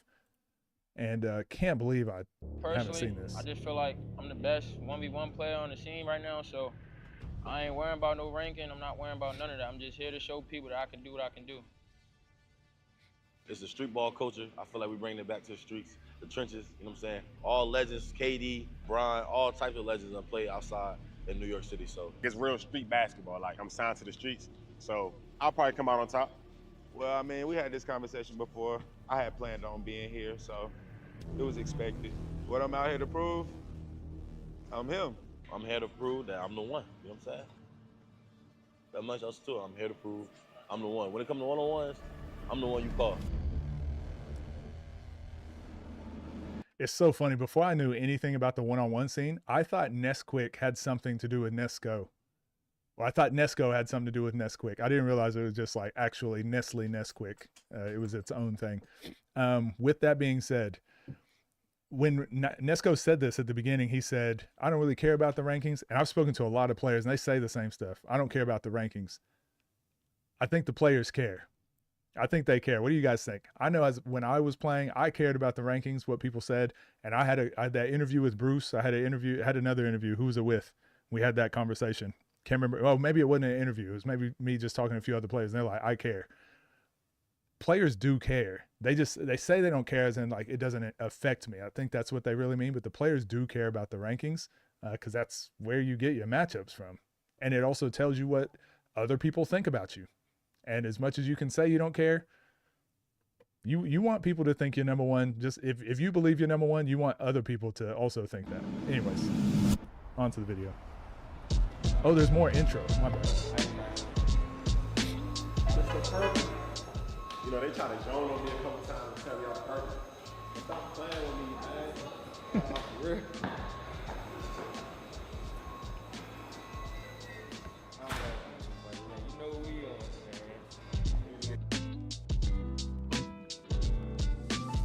Last time we was in Miami, man, you know, I feel like I wanted the game too bad. Cause you know, this time I'ma just have some fun, man. I'm really at my best when I have fun. So all these guys got their belt, man. Salute to them. But it's my turn, man.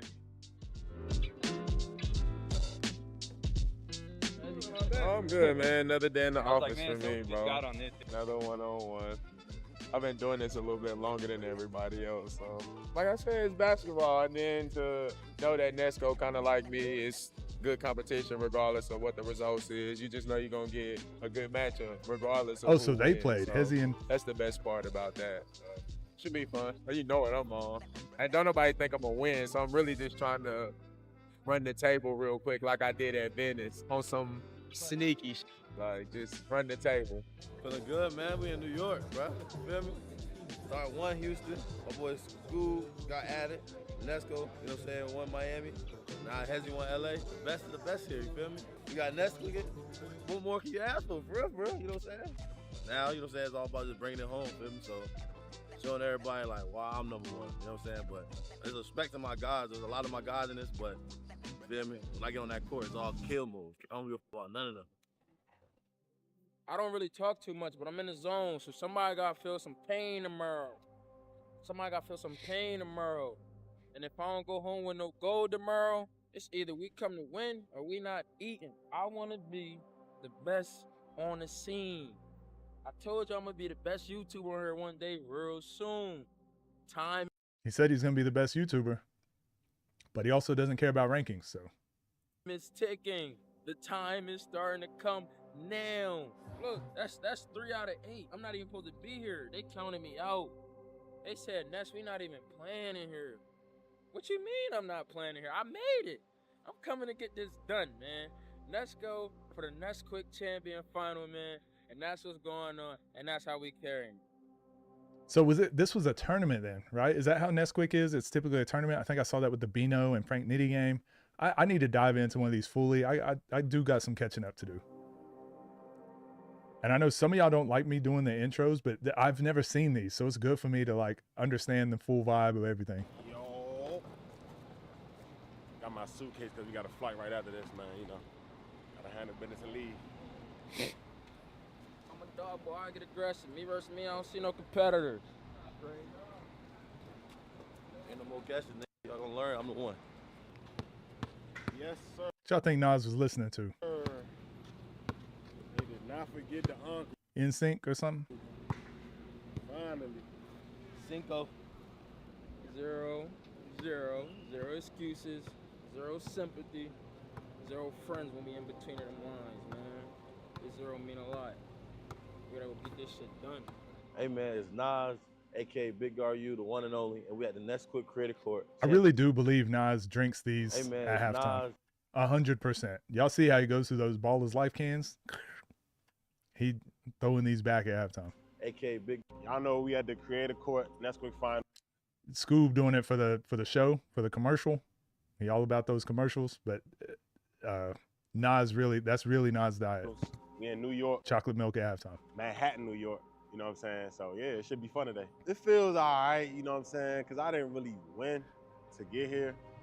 Evanescence. Feels good to know that the fans voted me in and they wanted to see me play. So, you know, I got to put on the show. Feel like I'm where I'm supposed to be, you feel me? When we come to one-on-one, I'm the one, you know what I'm saying? So if it's 4 top people that's supposed to be here, then I definitely feel like I'm one of them that should be. It's a street ball culture. I feel like we bring it back to the streets, the trenches, you know what I'm saying? And New York is kind of like the mecca of all basketball. All legends, KD, Bron, all types of legends have played outside in New York City, so. I do feel like the fact that we in New York, you know, it's street ball at the end of the day. And I got this saying by when I'm signed to the streets. So this is actually like gonna feel good to win out here and it's outside in the culture. You know what I mean? Like it's real street That is dope. They got the chair out there like basketball. that. Like it's just right there, you feel me? Oh, I want to talk about some of this because some of the TNC guys went and did that event over in Melbourne, the Summer Jam. I used to play in that. Like I played in that for like 5 years. So it was really cool seeing how like the full circle moment of them playing the Summer Jam, and that's what this kind of reminds me of, playing outside. Sit on my throne out here in New York, you feel what I'm saying? I know it's like a lot of thoughts about me in school, going to this, a lot of friendly stuff, but you know what I'm saying? I don't think I really talked to him much today.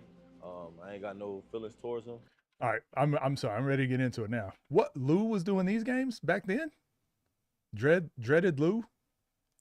Dreaded Lou? Everybody was saying he looked like Dooley. They said he's Dooley's dad. I knew it was gonna happen When he did the Ballers Life reference. eventually. Even though we got cool, I'm just like, I know we're gonna have to put it away. To be me. I want whatever that proves. Yeah, can I get into the game? Damn. Okay, game to 15, 1s and 2s, three dribble limit. That's way different. Back-to-back fouls at free throw, clear path fouls free throw. Halftime at 8, 2 timeout. All right, so this is a little different. And I'll be honest, I actually don't think we're going to be able to get a lot out of this game. If I had to guess, outdoor basketball, especially 3 dribbles, is way different than 4 dribbles indoors. I feel like Scoob's strength is his shot. You can't be as consistent outside with a shot. I think this suits Nas perfectly.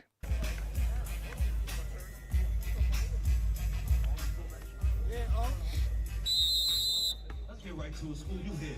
Scoop, you here. You here. Somebody got to lose, somebody got to win. Let's go win for one of y'all. Scoop, oh God, Scoop. Get out of here. I don't know if this is good for Scoop. Nah, what you? Nah, gotta go to figure. Nah, gotta go to figure. If you too little to say that, Nas. You too little to say that, Nas. So the one thing about outdoors, again, I want to break this down. I want to talk about like when I used to play street ball outdoor tournaments and things, or play on the tile floor, I always called it. I always felt I had an advantage because I typically, if I was playing against a big, I would go out to the wing. If I was playing a guard, I could go inside, right?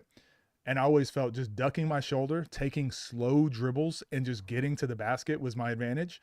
Whereas when someone was being too quick, they weren't really moving because it's outdoors and they didn't have the traction they typically have. So I could just like hand check. I could just put like one hand on their hip and they weren't really going anywhere. I feel like the advantage is just a stronger player in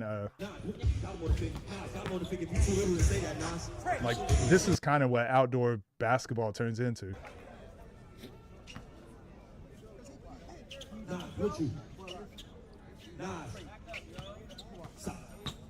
Three dribbles is crazy too. 3 dribbles outdoors is crazy.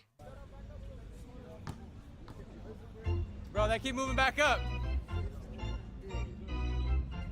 Back up, y'all, please. Back up, back up, back up. Scoop, what you got on that first Hey. Please, back up, back up.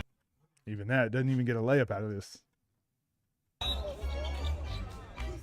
We talk about that a lot, right? When you get to the basket, being able to protect it, like you got to end up with a layup.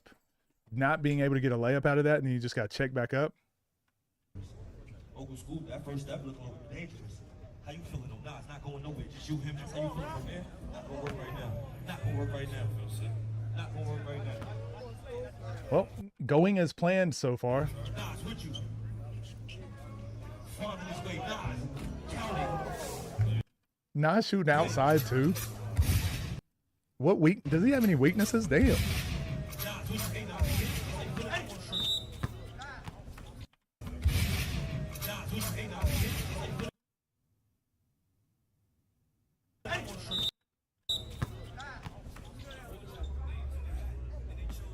Definitely a foul. I'm just trying to gauge how they're calling this. How you feeling? You had it. Nah, full. First that.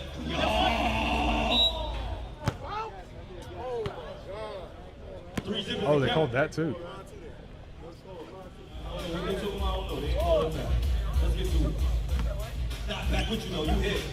Wait, so there's just no free throws?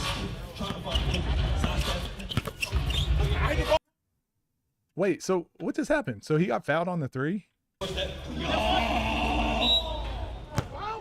And he already got fouled on the drive, so there's just like no free throw or what?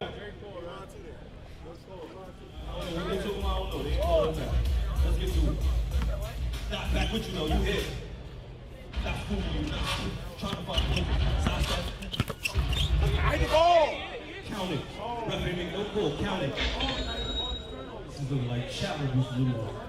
Lou ain't got no bounce, and he didn't call that deflection. Crazy, but you got to play through it though, because like in a real game of basketball, I think one-on-one players need to get over this. Like in a real game, if you hit the ball, I mean, he got elbowed in the neck. I guess that's a little different, but he hit the ball. You got to keep playing, because in a real game, you hit it, you try to go get on the ball. I didn't really see the elbow to the neck, so my bad, Scoop. But I think you got to keep playing, because the refs just miss that call so much. Every game, there's 1 or 2 plays.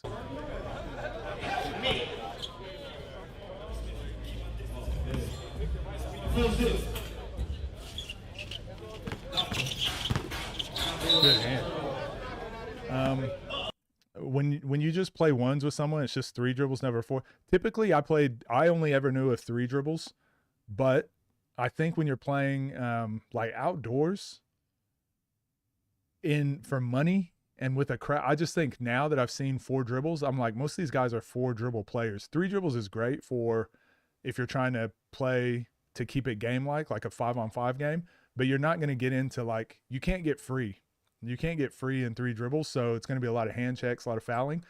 But when I was typically playing one-on-one, it was with other pros, right? It was with other guys that weren't trying to foul like that overly too much. Here in the one-on-one space, it's a lot of two-hand checks. It's a lot of grabbing on the drive. It's a little bit different. So I think 4 dribbles gives the offense that advantage back. 3 dribbles in this space is just not a lot. We saw it with Briscoe versus Nas.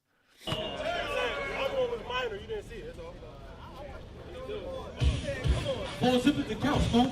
We waiting for you to come alive. We waiting for you to come alive, Scoop. 4 zippers and count. Got one. Stop it. Oh, God, it's too much.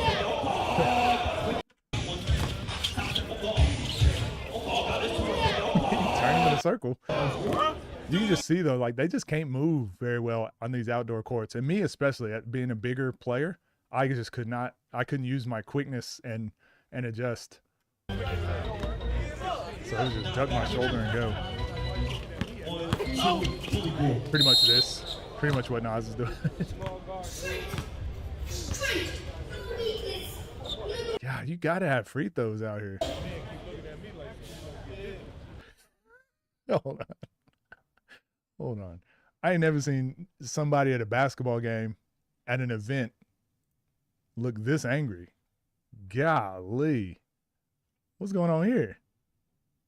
What's Map doing? Map definitely trying to fight somebody. Is this Wani?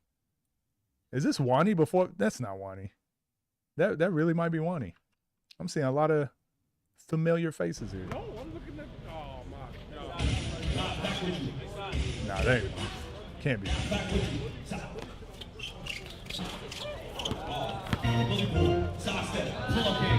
Good defense.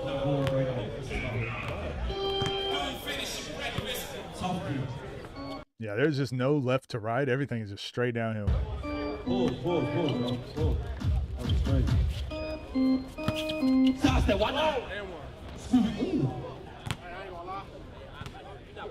I don't like.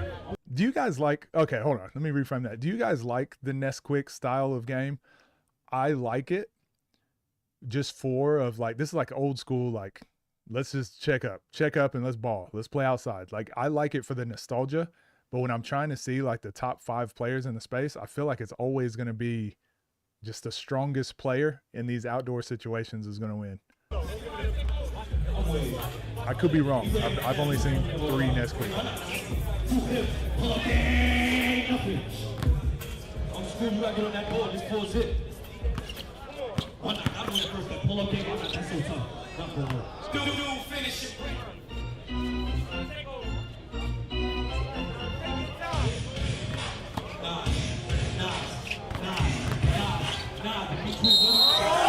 Because like, who fouled who here? And again, I used to do this when I played, but I'm understanding that wasn't for, like, what is Scoob supposed to do here? Like, that's pretty decent defense. He has got his hands on him, but he's playing like this, right? It's not like he's hand checking like this. But watch this battle right here going to the basket. His elbow goes through Scoob's chin, and he creates the contact, and then his left hand is going into Scoob's left hand. I used to do this all the time, but I don't think it should be a foul. I just think that's like a good bucket. But then on the other hand, Nas is hitting Scoob's hand every time he shoots, and they're not calling it, and it is impacting the shot. I feel like I like this to be like, who's man to man, who's better. But I think once you start adding refs, once it starts being like supposed to be like a skill clean event sort of thing, I just don't think we get to see the best style of basketball. I still think like Nas is proving whatever style it is, he's going to find a way. So this isn't to knock Nas. This is just more so from an aesthetic point of view, crowd point of view. I don't know. What do you guys think? I might be just talking shit. Who knows? 42 Doug in the black shirt. Who said that?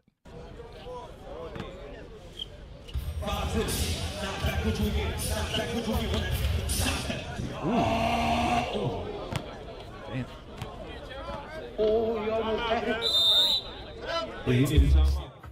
Oh, the indoor Nesquik event. Yes, I enjoyed that one. That's where Nitty played, right? Nitty and Bino played, and then I watched Scoob versus Nesco.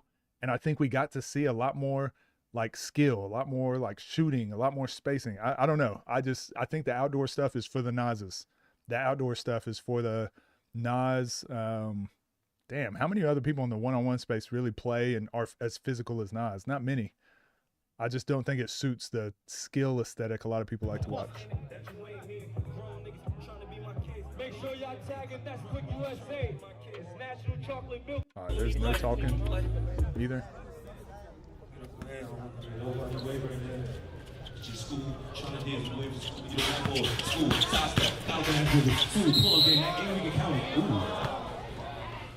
He can't buy a bucket. Does he score? People on the court. That's why nobody wanted to count these games. It's not. Does it get worse? It's not too bad at the moment. I kind of like that.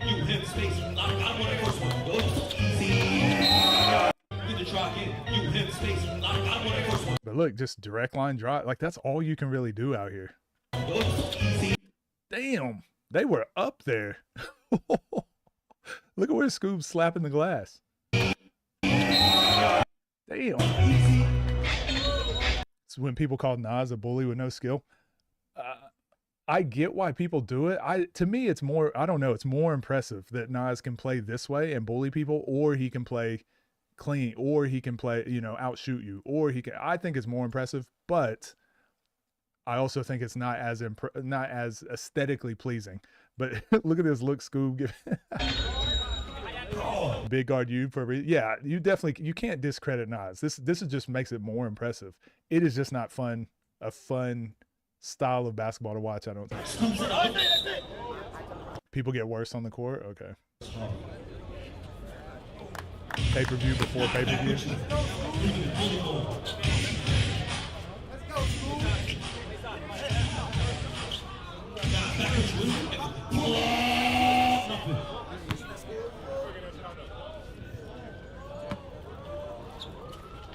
School, here.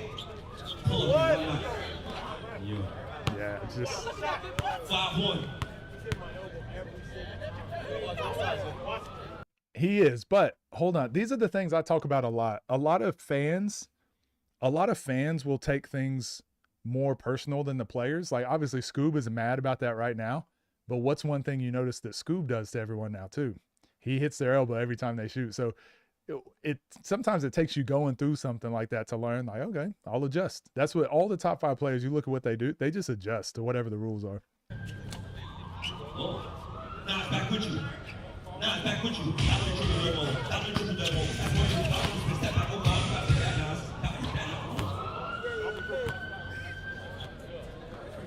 I think bully ball is good ball. People just, it's just not as aesthetically pleasing, but I still respect it.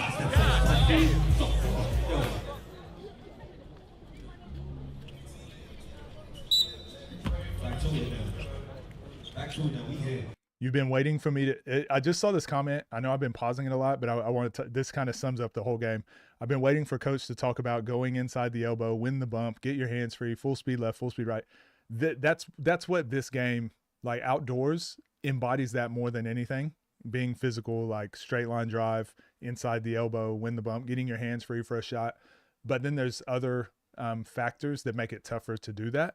But that's what then you get on a court where you're not dealing with these outdoor factors. And that's why it's so much, it's important to really do those things, because what will make you successful in street ball is the same in street ball one-on-one is the same thing that will make you successful in indoors one-on-one. It's the same thing that will make you successful in 5-on-5, outdoor, indoors.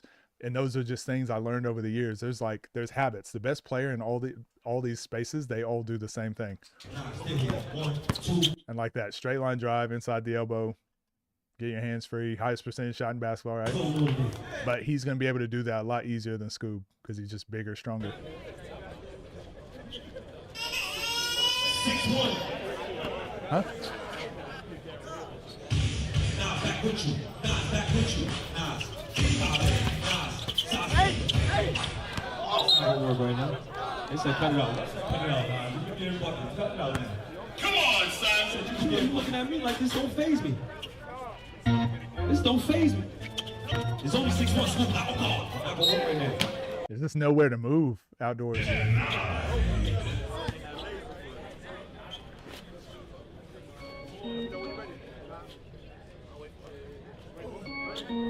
Nas back with you. Nas back with you. Damn. This is Nas here. Nas is here. You here. Oh. Turn over. I mean, it.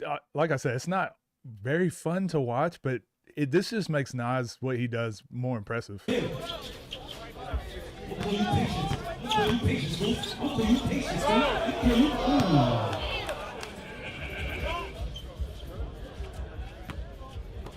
Not gonna work right now.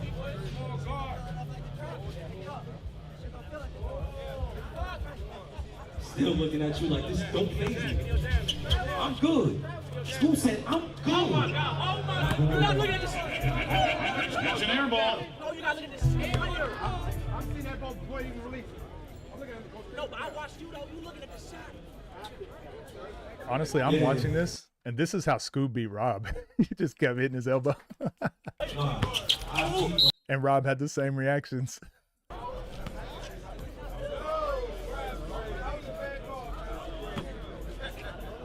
Nah, back with you. Nah, back with you. Baby's kids. Baby's kids. Baby's kids. Oh, that's no foul. This is a good drive by Nas. Gets to the elbow, spins back. He should have just went up here. Second highest percentage shot in basketball, but then goes back into him and gets contact. I don't like that call, but whatever. I mean, it's no free throws anyways, right? 7-1, 7-1. Oh, excuse me, it is free throws. Nah, back with you again. You can go get out. Baby's kids. Baby's kids. Baby's kids. Baby's kids, Nas. Baby's kids. Halftime. Show me up. If the refs counted as and one, it's a bucket, yeah.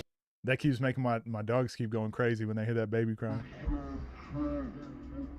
What do you think about some players look fast on offense but slow-footed on defense? For example, Frigga, his full speed right, it's hard to stop. But well, a lot of it is like when you're running on offense, you're going this direction.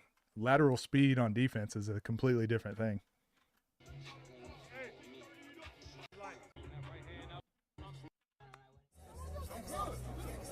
We good. Nah, said I'm ready. School said I'm ready. 8-1 is the count. Nah, pull up here. After you started half with nothing in. Go the right move, baby. Give me a little. Cool. Why not school? You here. I'm on the first at school. Get one. You there. You there. School, you there. Get one. Damn. You there. School, get one. You there. Get one. Yeah, it worked for that one. Why not school? You there. Got one on the first at school. Get one. You there. You there. School, you there. Get one. Isn't it funny? They're playing outdoors and everything has to just be an efficient drive.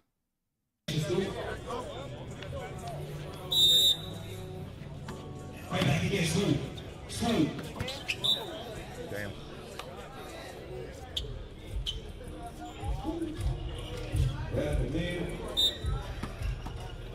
Nah, put you.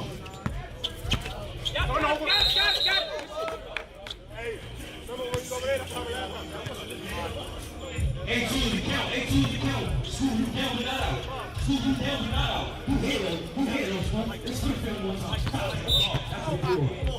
You've been bumping the whole game. Don't do it.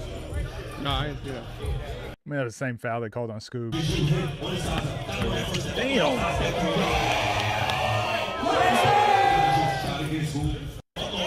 He got fouled by the MC as well. So look how this all got set up though. All of it's been straight line drives and down because that's all you can do outside. And I said this before the game started, right?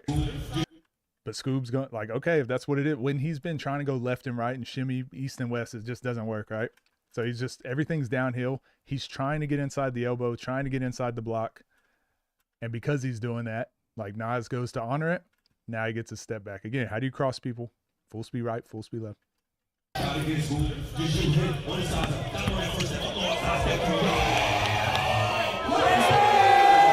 a small guard.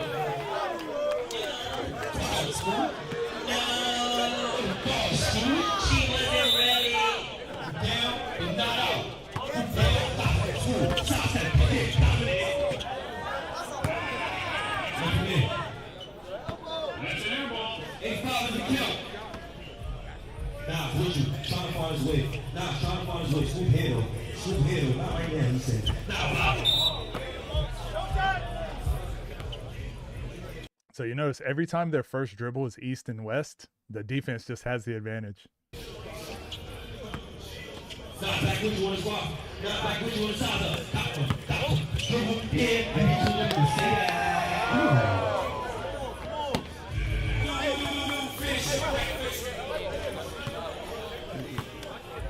The key word is patience.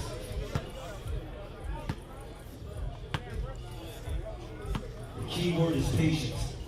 The key word is triple double. Why not? You hit, huh? You hit, huh? What's going on? How you feeling?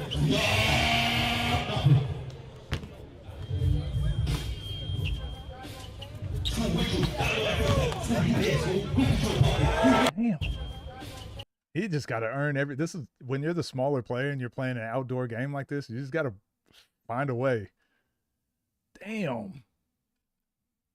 That's a crazy finish.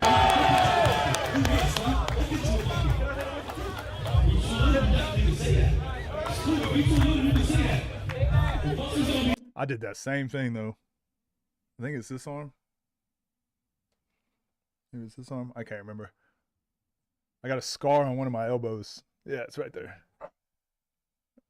From a street ball, the same thing, falling like Scooby.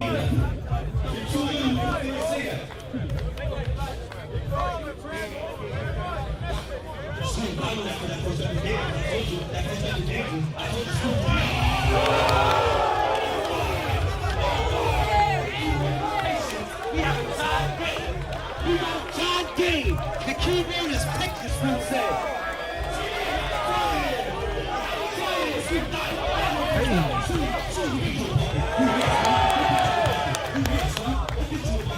Okay, I thought he was about to get blown out. Okay.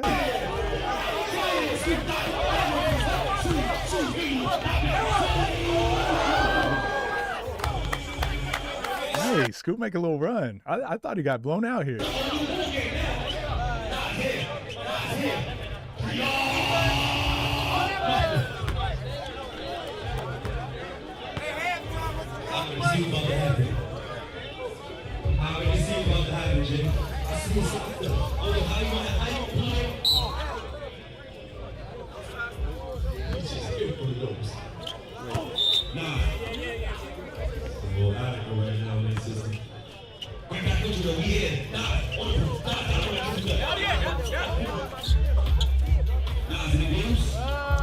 I have a feeling he was just gonna hit that. You looked at me like none of this phase you. You hear now, sir. Stop looking. You might take a lead. Hey, I like it. This is what basketball is, man. Scoop figuring it out. I thought he was about to get blown out. I was getting bored. My bad. I should have had respect. Every time you count Scoop out, he hooked the shit out of him. But like Nas has two hands on him. And this is why I always say, like, you got to make the refs start making some calls. And he's been asking for foul calls this whole time. He's not getting them. So it's like, all right, I'll do the same thing. Figure it out. You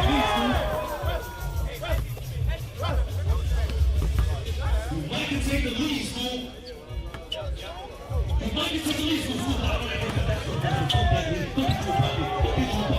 Low key, should have hooked him again. Should have hooked him right here. And got straight more to the basket, but he didn't use his off arm at all. Really? Obviously get that off the backboard, but he's figuring it out. I like this.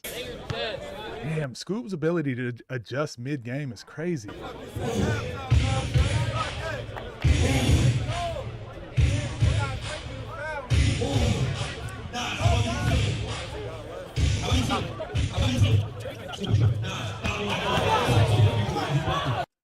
Hold on a second. My dog's.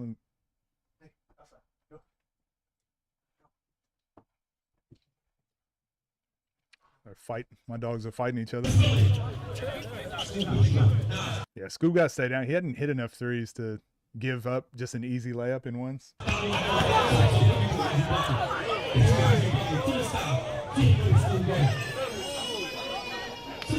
That baby crying is throwing me off. Still a timeout.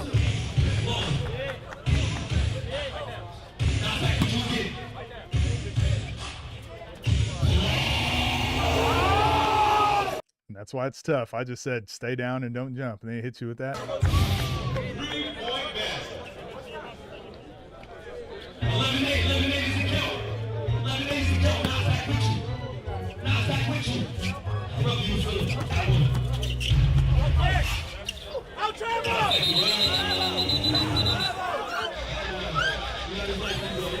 They are battling, man.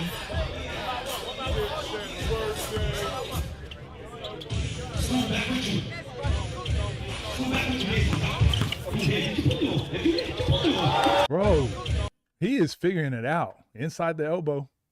Fights for inside the block. This little slithering through like that. Bro, I was bored at the beginning because I was like, Scoob just is not prepared for this style of game. He's figuring it out.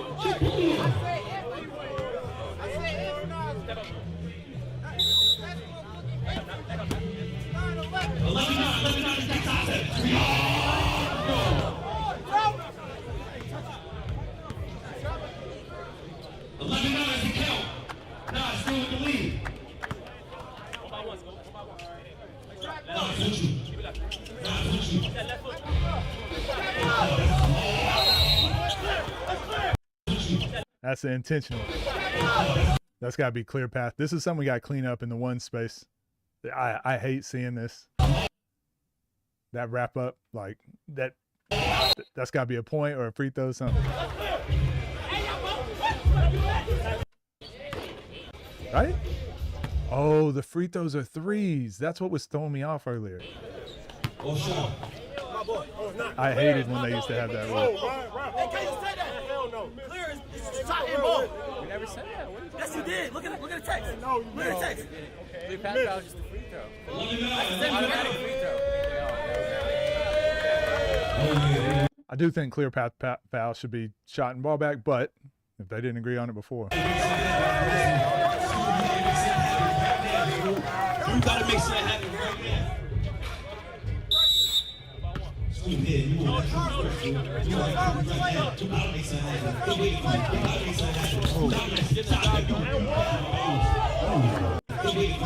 He's figuring it out. Scoob had him here. I think he just mishandled the ball. Yeah, he just mishandled the ball. Could have spun back on this as well. I've said this a lot. Anytime you turn your shoulders away from the basket, I know it feels like you can move faster running away, but the other guy is also running towards you. So, like, it just doesn't give you as much space as you'd think. He hits his elbow again. He almost hit it.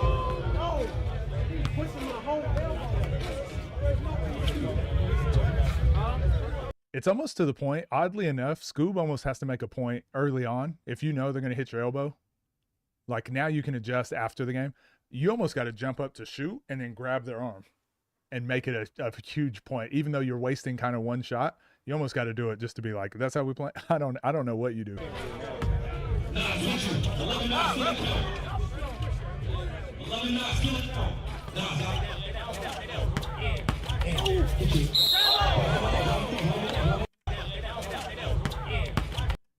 Bro, he's a football player. Damn.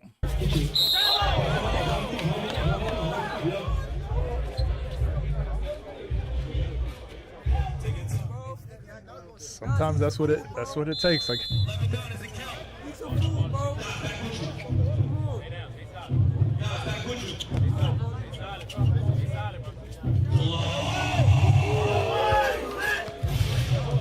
Nas is so good, man.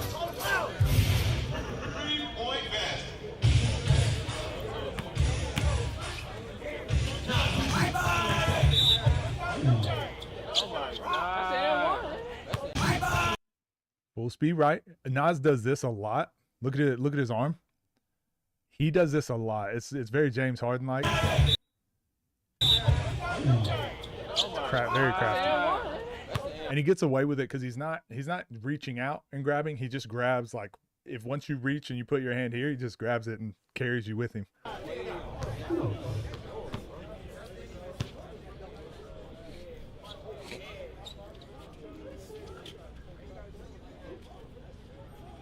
Oh, yeah, this is their trainer, huh? This is the guy that was training them? And we watched him play Diesel the other day?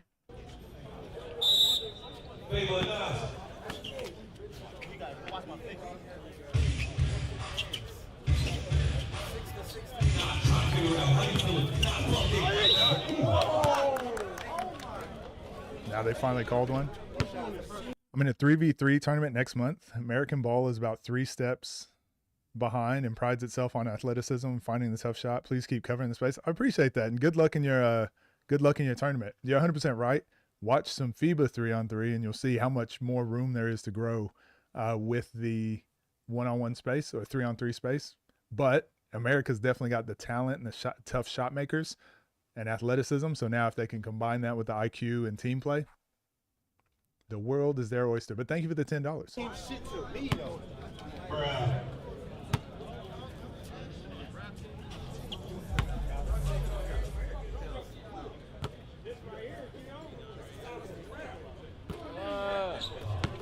He'll make no 3-point free throws.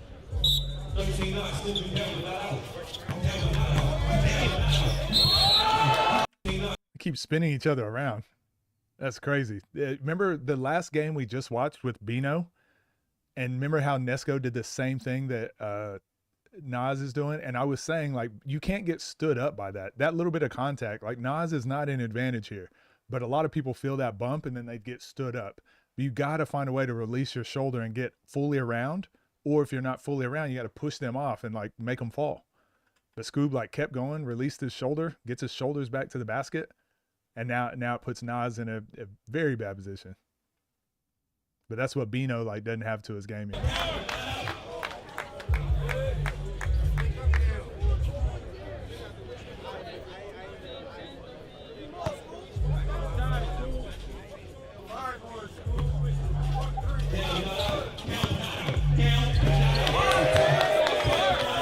Scoob is figuring it out. Now Donato, 13-11.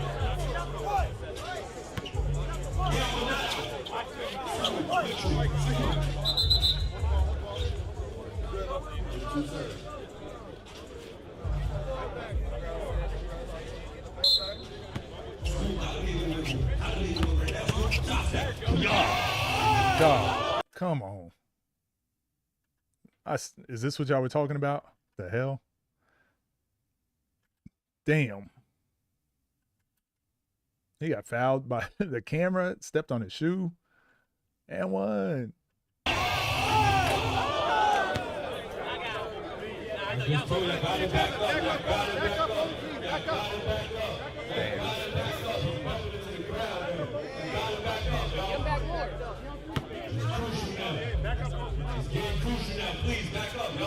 This is just what happens, man. Like, I would like to say, like, everyone's got to be off the court, but, like, even look at these guys down here. Like, I've just seen it too much. This is just what happens. It just is what it is.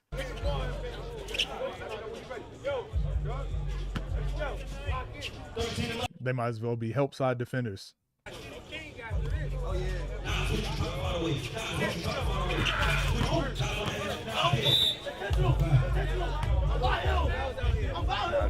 I think if you make a basketball play, it shouldn't be an intentional.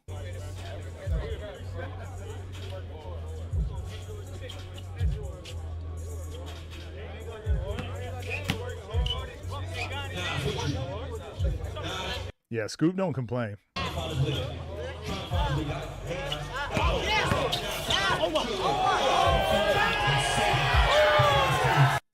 What? What just happened?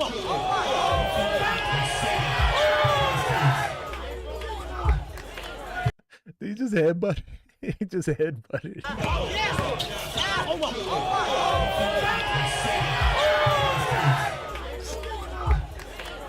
Look, Nas just headbutted him in the colon. Pause.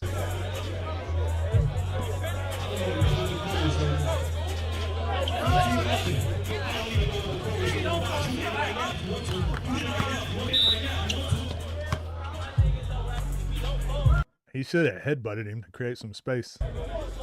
This is the battle. I respect both of you. Nah, what you go? Somebody got to win, somebody got to lose. Hook in my hand. That's two. You can't hook my hand. This is where we just watched Moon play.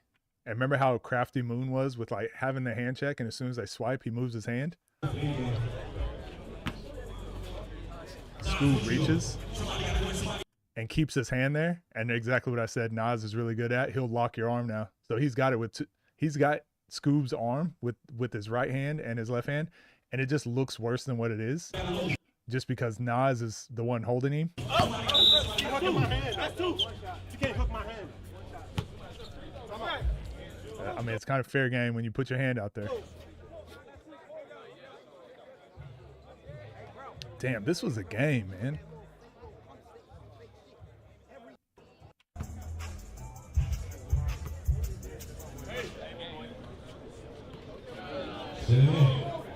That would have been game. Oh, that's free throw outside.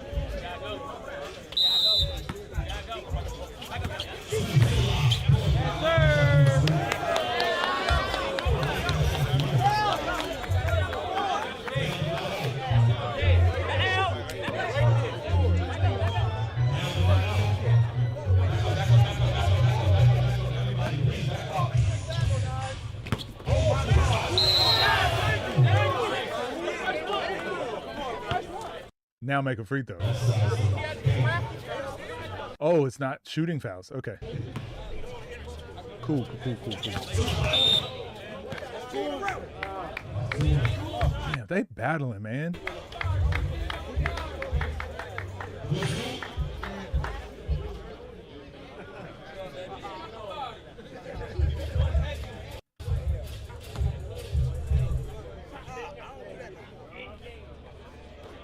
Shooter.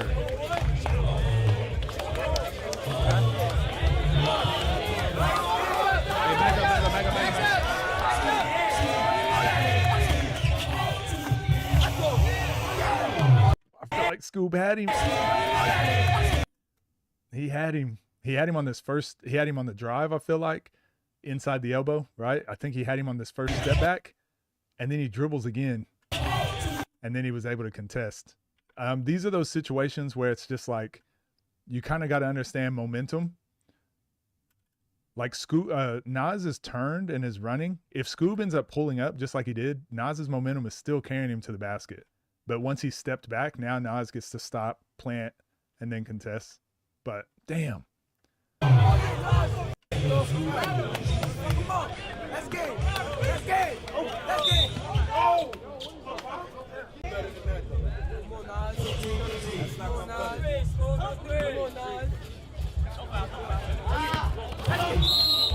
Oh, they are battling. See, when you say let him catch it, right? That's what I'm saying. Look how fast he's Let going. him catch it. He's going with one hand. Don't worry, he'll miss.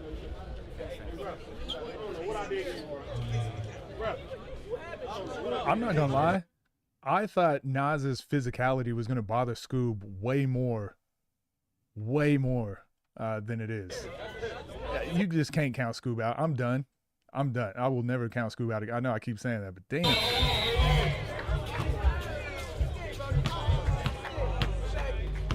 Oh, that was game of 15. I thought it was 16. Damn.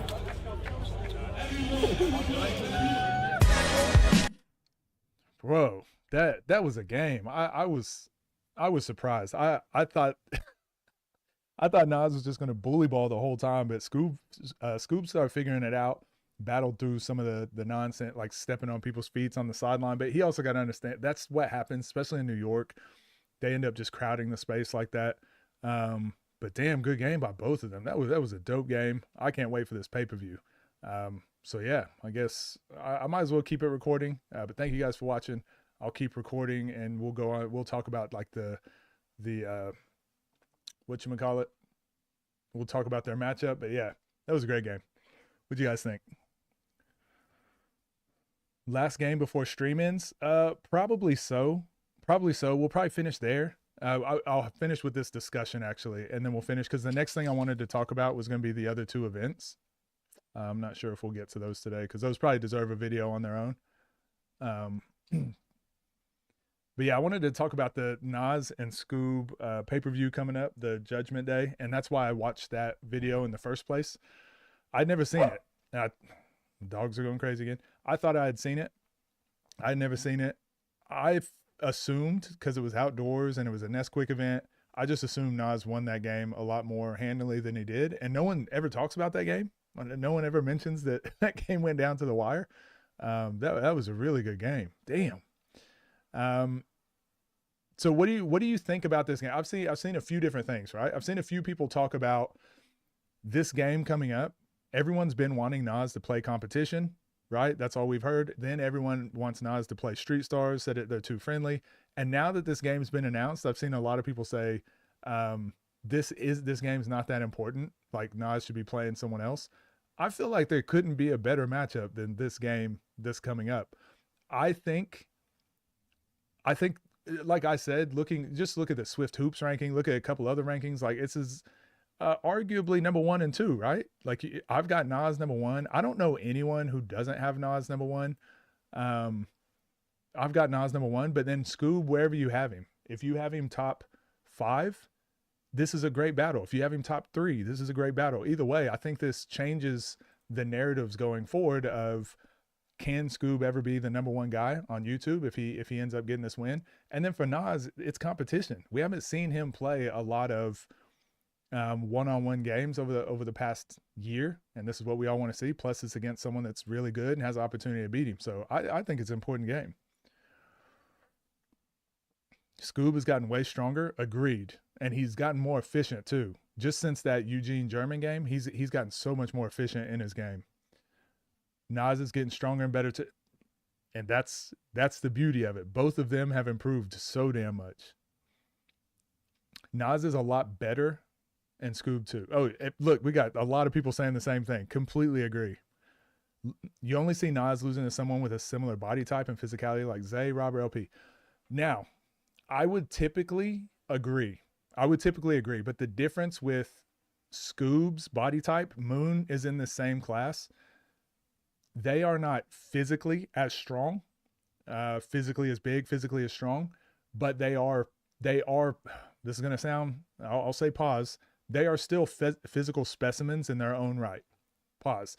As in their elite ability is their conditioning. So the fact that, and Nas has this too, don't get me wrong. Nas has, he doesn't have any weaknesses as far as I'm concerned. Like someone said it earlier, he's like an 85 in every ability. But I feel like Scoob is like a 99 when it comes to stamina. So, and then I think his shooting is slightly better than Nas's. I think his tough shot making is slightly better than Nas's. So there's a world where Scoob wins, and it's like, oh yeah, that was a convincing win. There's also a world where Nas, because he's more efficient and he should win because of the style of play that he has. There's also a world where he wins, and it's like, oh yeah, that was a convincing victory. So I think this means a lot for both players. I think for Scoob, win or lose, this can change the narrative of him going forward for a lot of for a lot of people, a lot of more casual fans. But I think for Nas, unfortunately, I don't think the needle moves very much for him regardless. I mean, if he wins, I think if he loses, it'll change the whole narrative. People will be very happy that he's not number 1, and it'll change the whole structure of the scene, I think. So it'll be good for the scene, but if he wins, no one's going to care. I'm going to say he's supposed to win. And I just think that's what it is. I think when you're top dog, unfortunately, it's just like, yeah, if you win, you're supposed to win. If you lose, then how could you lose? You're the worst person ever. But I think there's a world where either player wins. And that's why I think it's such an exciting game. Yo, what up, Tito? Nas more polished, Scoob way stronger. I got Nas 30-25. Yeah, King of the Court, I don't think suits Scoob at all. But like I said, Nas, like, he doesn't have any weaknesses. So every game style, he seems to just have the advantage. Whatever they're playing, he's just got the advantage.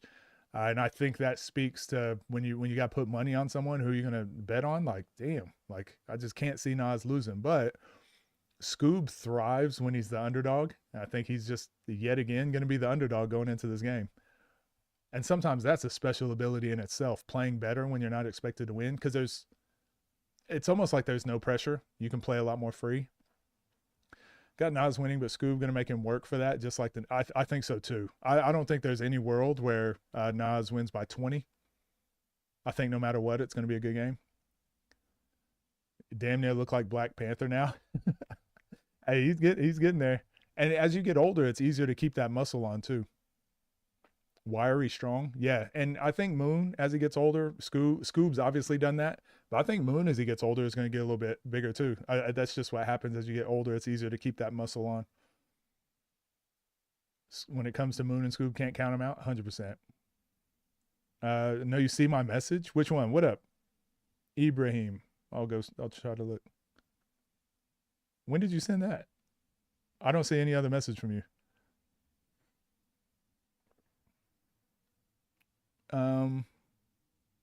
Scoob built like those dudes at the park could just do muscle. Yeah, calisthenics king. Scoob isn't a better shooter than Nas. I think Scoob's a better shooter, but what I mean by that is, like, I think Nas is an efficient shooter, meaning he doesn't take a lot of bad threes. So he's not doing step back threes. He's not doing side step threes. He's not doing crossover between the legs, hezzy threes. Everything is a jab three. So it's a very high percentage, high efficient shot, or it's a dribble, you've backed up, and he gets into a shot, right? He doesn't really shoot bad threes.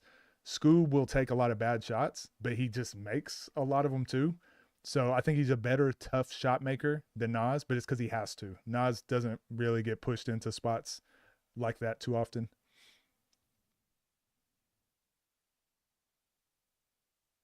Nas win. He's cemented #1 for a long time. Maybe. Yeah, because I don't know who he's going to play after. If he plays and wins, and if he wins convincingly, I don't know when the next time we get to see him play a ones game is, unfortunately. He lifts and Scoob looks like he does calisthenics. If Nas loses, he has to start playing more often. I think so. I think so. Nas bulking, Scoob cutting. Scoob is a better three-point shooter. I agree. I think he's a better shooter, but again, it's got to account for how Nas is more calculated. He gets to his spots a lot better. Convincing win does a lot for Nas.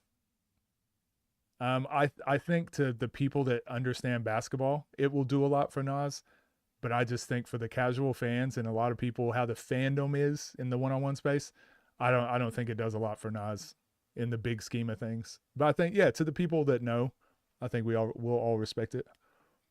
Super consistent shooter. If Nas wins, probably won't play another 1v1 this year. He might wait until he might play. I think he'll probably play a pro. He might play 2 more pros before he plays another YouTube guy. Underrated. Not scheduled to play LP, wasn't it? I mean, jury's out on that, right? Now LP's got a road back to Nas. He's probably got to do a lot to get that game now after the Joseph Lewis game. The only YouTube guys left to play Nas if he wins is, I think, Zay, LP. I think he, again, this is me just talking. This is like my wish list, but we'll see what Nas decides to do. My wish list is that Nas plays LP and Zay this year. And then even if those are the only games he plays this year, like, I think I'd be okay with it. And then plays a pro. Let's say he plays Zay and LP and then plays 1 or 2 pros. I think that would be a dope schedule for Nas. I don't want to see other people on that pathway. I don't want to see other players take that route. And I don't think there should be another Nas because he went 2 years undefeated. It's going on like it's just that the one-on-one space isn't there anymore. So I don't want to see other people doing it. But as long as he can keep this win streak alive and as long as he's going to take good games like that, I don't have an issue with it. But who am I? Been watching the space from the beginning. This is a very important game. I think the people that respect Scoob and respect Nas, like they know what this game means. But in the overall scheme of things, I just know, look at what's happened with Nas, no matter what he's done, right? That's where the hashtag Let Nas Rest was coming from. Like he keeps winning. And then people are like, he's not doing enough. He needs to play more games no matter what he does. So I think that same thing will happen here, unfortunately, but I'm pumped. I'm excited for it. And like I said earlier, I just spoke to Davo on the phone.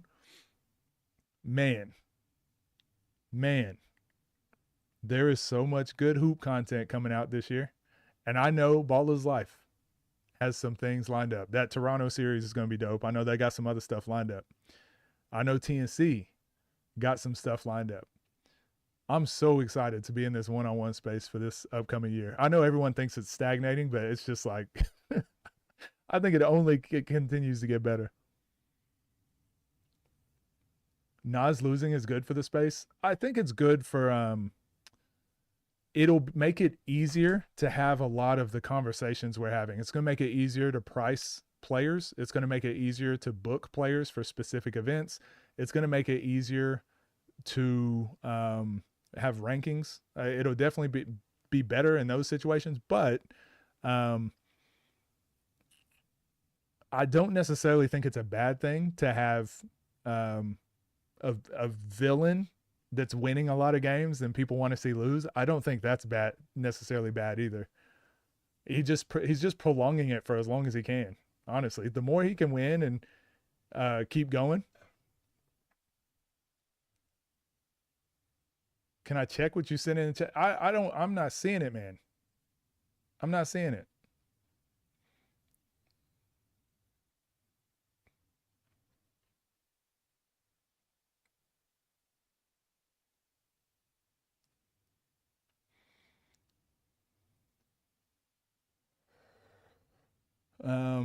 Blueprint League pay-per-view. I can see him playing some ones there. I think he'll do that.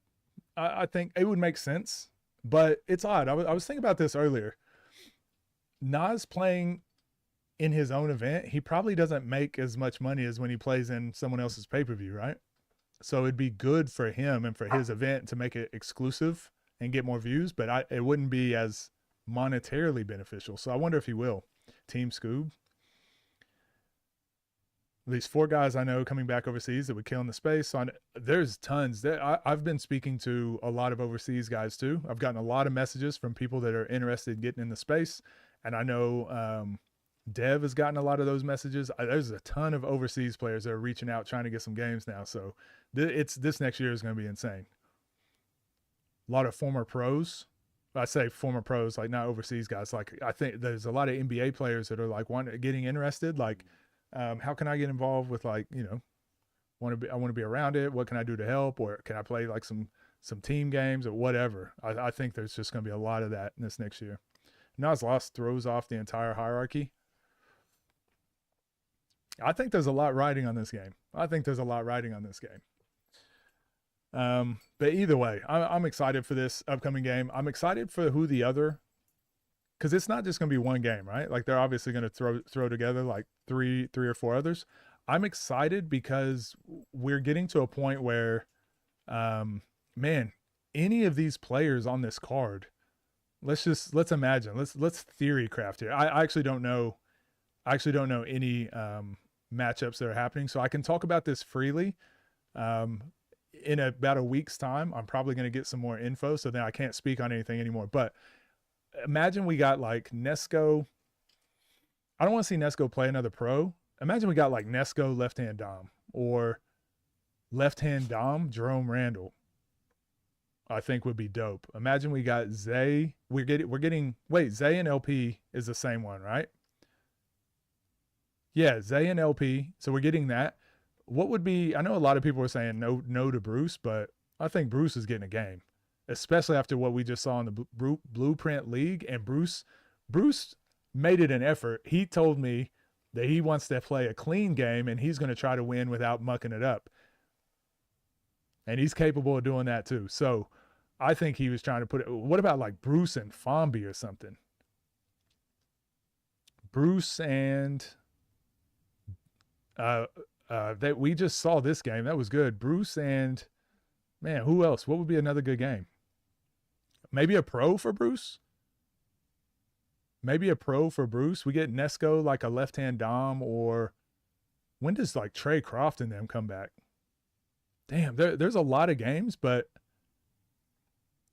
I don't know if they want to do like all of the top 10 players, because I feel like Zay, LP, and Nas and Scoob is good enough at the top that I almost wouldn't mind seeing like Dooley versus Keem.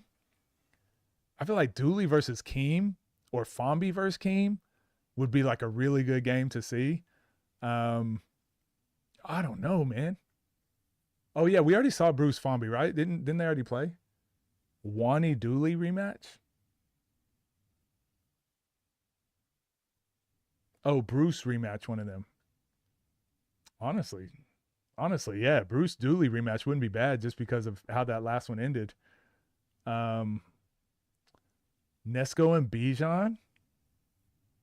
Hold on. Bijan versus Keem. Hold on. Bijan versus Keem. What's up with that? And then Nesco left-hand Dom. What do we think about those?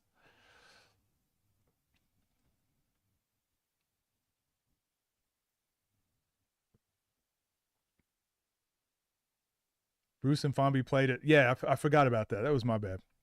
Nesco and Bijan would be crazy. Left-hand Dom and Nesco for small guard. Definitely said that too.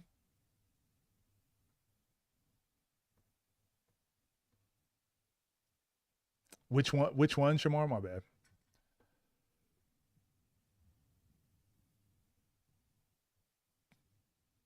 What's Bijan's win-loss? Only seen his losses so far? Oh, Bijan been killing. I don't know if they've got him updated on here, but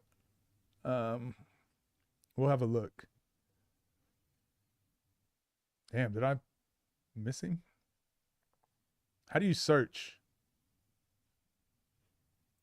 Can I search players? Swift, did you take that out?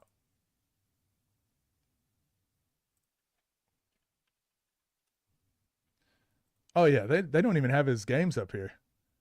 Bijan played. He just beat Bijan, just beat Pishan 30-4. He just beat Pishan 30-4.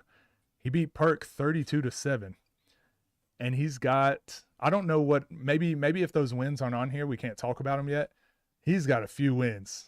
Bijan looks cold. His stock is rising. Dang is another one I wouldn't mind getting like a good matchup. Maybe we got to get the new guys. Teo versus left-hand Dom. Bijan versus like Akeem. Dang versus Dooley. Dang versus Dooley. Hold on. We just figured out the card, guys. We just figured out the card. That's what we're going for. That's what we're doing. That's what we're doing. Nesco gets another pro, or Nesco can rotate on any of those as well. Either one. We just figured out the card. When is Ballers Life OTD able to get Rob back? Jeez, probably never, I would assume. I mean, I'd love to see it. I seriously doubt it, though. Left-hand Dom and Jerome.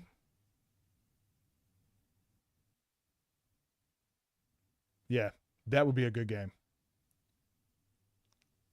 Bruce is not having an aesthetically pleasing game, in my opinion.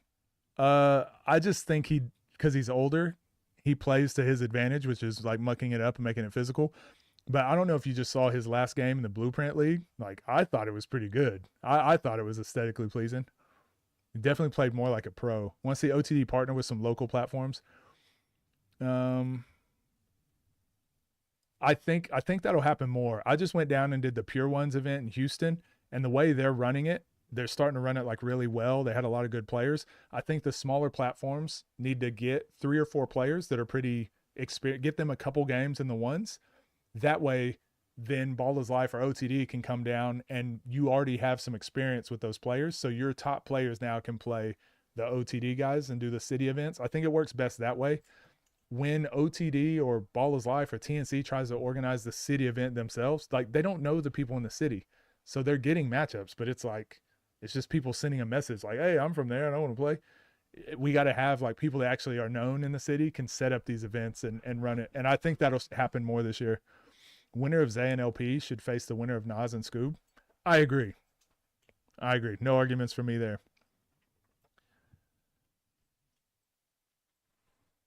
Justin Wright, Foreman, led the NCAA in scoring and wants to hop in. Let's do it. Let's get a game. Bijan versus Lefty. That'd be a good game. I don't think for pay-per-view. Honestly, you know what? That would be a good they could be like a good opening style game because both of them are really good and they need more games under their belt. I wouldn't mind it. I was watching, I think A. Millie said it, ABC Crew. He was talking about not every pay-per-view event needs to be fully maxed out. I think you should have 2 really good games, and then the rest can be like surprise games. Like we don't know what's going to happen. So maybe that's where you throw in a pro for one of those games. Then you can have some 2 newcomers, like not knowing what's going to happen, because that's where you find and discover stars doing that sort of stuff. I thought that was a really good idea. Nesco needs to play a player from the space. I think so. A main card and a co-main. We use the undercards to build new. Yeah, JJ, 100%. We great minds think alike. We're on the same track. You actually like Bruce games a lot? I do too. I know a lot of people don't though. It's kind of what we were saying with Nas's bully ball. BLS versus Davo. I would pay $50 just for that one game. Yeah, Bruce and Fonby played. That was my bad. Bruce and Bijan. I don't think that's a good matchup. Like I don't think it would be entertaining. Bielis versus Dev. Scotty versus Dave. What are we going to? Going to 15? Go to 50. 1v1 going to 50.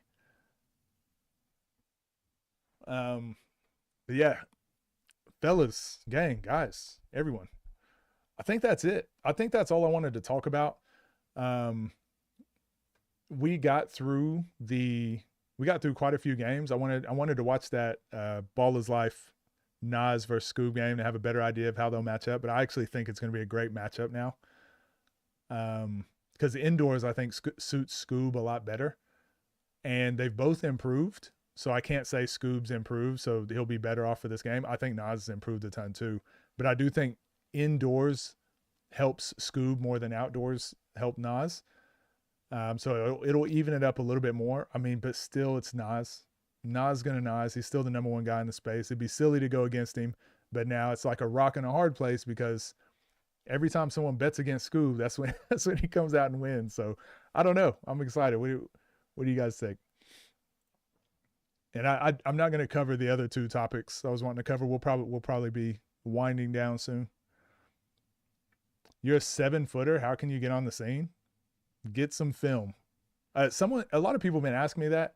If you can just get some content that we can see, you playing against another player, you working out, just something. Something that we can see.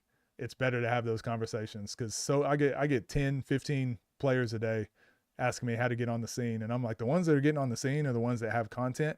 Doesn't even have to be good content, but just something for us to see. That way we can send it on to Davo. We can send it on to Ball is Life and we can have the discussions. 1v1 to 3, Scotty versus Davo. I'm telling you, I pay good money to see that. Nesco got to play Teo. Honestly, that'd be a good matchup. That'd be a good game. That'd be a good one to see. Dang and Dooley would be a hell of an undercard. Bijan and Nesco. Left hand Dom, Rome, LP versus. Yeah, I don't want to see any 2-on-2s. Am I wrong for that? I don't want to see any 2-on-2s or 3-on-3s, by the way. I'd rather all just be 1-on-1s. Scoob by 3. Can't count out Scoob. I'm saying it wouldn't surprise me. Unstoppable force versus immovable object, 100%. Support your local platform. So that's going to be one of my main messages when we do this next live stream tomorrow. No, maybe it might have to be a different day because tomorrow I want to do some trainer videos and stuff. I'll figure it out. I'll figure out the plan for tomorrow. But that's going to be one of my main messages in a video coming up is like, we got to support the smaller platforms. The ones that are doing it for the right reasons, because those are the ones that are really going to be giving us the matchups we want to see. And they're going to be keeping this space alive. People are not liking the ranking site. How come? Or who's not liking it? Because I've heard both. I've heard some people don't like it. Some people do. But the arguments I hear for not liking it aren't good arguments. If you don't like it, that's fine. But like, it's got to be a good reason. Like I look at the ranking site and for me, exactly what I just did a second ago. When you guys were like, who is Scoob beat? And I'm like, oh, let's go check. Oh, he beat Lefty, Amir, Bijan, Hitman Holla, Frank Nitty. I can just quickly go through and see who's beat. So I think for a resource like that, this site is so good.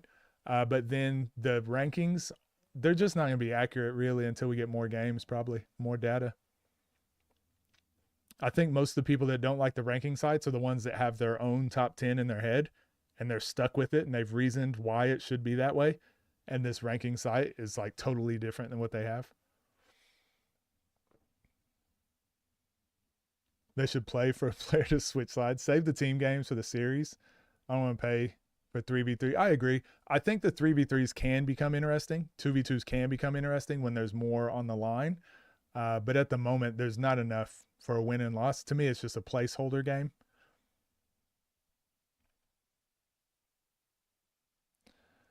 Rob versus Lance 3-on-3. That game was smoked. But again, that had some a storyline built into it, right? With DA versus Rob. We know DA wasn't going to step out and play another ones for a while, so this was Rob's opportunity to like get back at him. But then to see Lance Stevenson on the scene, like, yeah, I think sometimes 3-on-3s make sense, but people bought that card to watch that 3-on-3. I think that's a little different than buying a card to watch Scoob versus Nas, and then you get stuck with like 2-on-2s, a 3-on-3, you know, like 3 games that seem like they don't really matter. So I agree. I agree with that. Because I was excited to watch that 3-on-3 as well. And then it ended up being a really entertaining game. But also the ones were good too. But yeah, I think that's all I got. I think that's all I got for today. This was our first stream. This was our first stream today. How long did we go for? 4 hours, a 4-hour stream. I'm likely going to leave these streams up publicly. I don't know if I want to switch them over to members only because I'm going to upload these videos individually later on. What do you guys think? Do you want me to leave the lives up? Do you guys care about watching the lives, or do you just want to watch when I upload the individual videos? For me, I feel like this is a good way for us to get more content out and more engagement with the community rather than me just like breaking down a game by myself, upload and move on. Because you guys know what I look for now. But now with you guys in the video with me, I can point out more stuff because people are asking some questions on some things. I can clarify a bit more because now I skip a lot of stuff because I'm like, you guys heard me talk about this stuff forever. When's Archie going to play Bruce?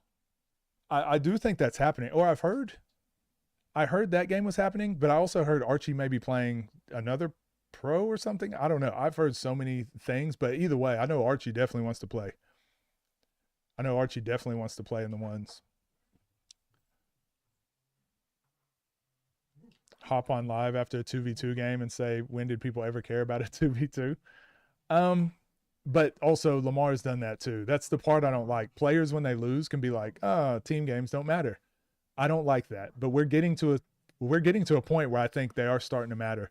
But that's why I want more consistent teams. So Rob, if he loses a 3-on-3, it doesn't really matter because it's not like a Rob team. LP when he loses doesn't really matter because it's not an LP team. But if you get like a consistent team, like Street Stars when they lose, people talk trash because it's like they have a team. Nas when he loses with Frank Nitty, they're like, hey, that was a good win because they're a good team. But other players don't really have a consistent team, so they can just be like, yeah, it doesn't matter. I was just playing with some randoms, whatever. So I think once we get to a point where there's more set teams, and it doesn't have to be the exact same, but just guys that you consistently play with, I think that's when the wins and losses will really start to matter. Leave the live up. Okay. Leave the lives up. I only got to catch the tail end. No reason to leave the live. You're going to do the video. Do the cash nasty method. What is that? Leave the live, then batch it up into multiple videos. So that was the original idea. Not show the live, but just make sure you batch it up into multiple videos and shorts. Yeah, so the original idea was to do these lives and then turn them into individual videos. But like today, we had like 2 or 3 good conversations that I didn't record not inside those videos. And I kind of want that to be just a lives thing. I don't think those necessarily need to go in videos. I want people that are engaging and people that are watching to get that content. But some people don't want all the fluff and they just want to see what I upload. So for this week, I'm going to leave the lives up. Dogs are going crazy. I'm going to have to get them out of here. I'm going to leave the lives up, and then I'm also going to batch the videos and put them up, and I'm going to see how that impacts my analytics, if it makes things worse or better. If it makes things worse, then I'll probably put the live on members only. If it makes it better or stays the same, I'll just keep it, because the more content I can have out that people enjoy, I'd rather just do that. Yeah, Archie and Bruce would be good.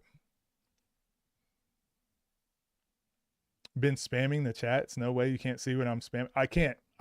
Honestly, Abraham, I can't see. But I also probably have there's probably like a spam filter for me. Like if you just keep spamming stuff, then I just can't. I won't be able to see it. But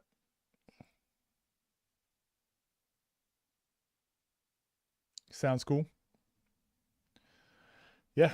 Other than that, I don't think I have anything else. Guys, thank you so much for tuning in. Like today we've had, how many? Damn, we had about 100 average viewers today. That's insane to me. You guys just watching me talk basketball. That's, yeah, insane. I appreciate it. I'm going to continue to try. I'm not just going to live stream and just figure it out as I go. Again, I'm going to try to plan these all the night beforehand. I'm going to get a more strict schedule, but it's going to be a couple weeks of figuring out times, figuring out how long the streams are, figuring out how much I can get done. It's going to be a few weeks of tweaks and bars and things like that. So I'm going to keep planning stuff. So if you guys want, keep doing what you're doing, where you send me suggestions, because I go through those, and that's where I'm going to start making my notes for the next stream. Some of my streams aren't going to be the one-on-one space, though. Some of them I'm going to be uploading for my third channel. So like tomorrow, for example, I'm going to try to get through 3 videos of trainers, skills trainers and stuff like that, so that I can upload those onto the third channel. So I'm going to try to do 2 one-on-one streams a week, maybe covering the one-on-one space, and then maybe 2 covering skills trainers or whatever. We'll figure it out. Well, not skills trainers, but you know what I mean. 5-on-5 basketball. I'll figure all that balance out. But if you guys have suggestions and all that, just let me know. Love the content. I love you guys being here. I appreciate it. And this is the community vibe I kind of wanted to have. So I thank you guys. I'll be back tomorrow. I'll probably go around the same time. And we'll keep it very similar. But yeah, thank you guys. Love you all. Appreciate you. Take care. Do something positive today. Go do something nice for someone. Go smile at somebody at the grocery store. Okay, do something nice. Take care.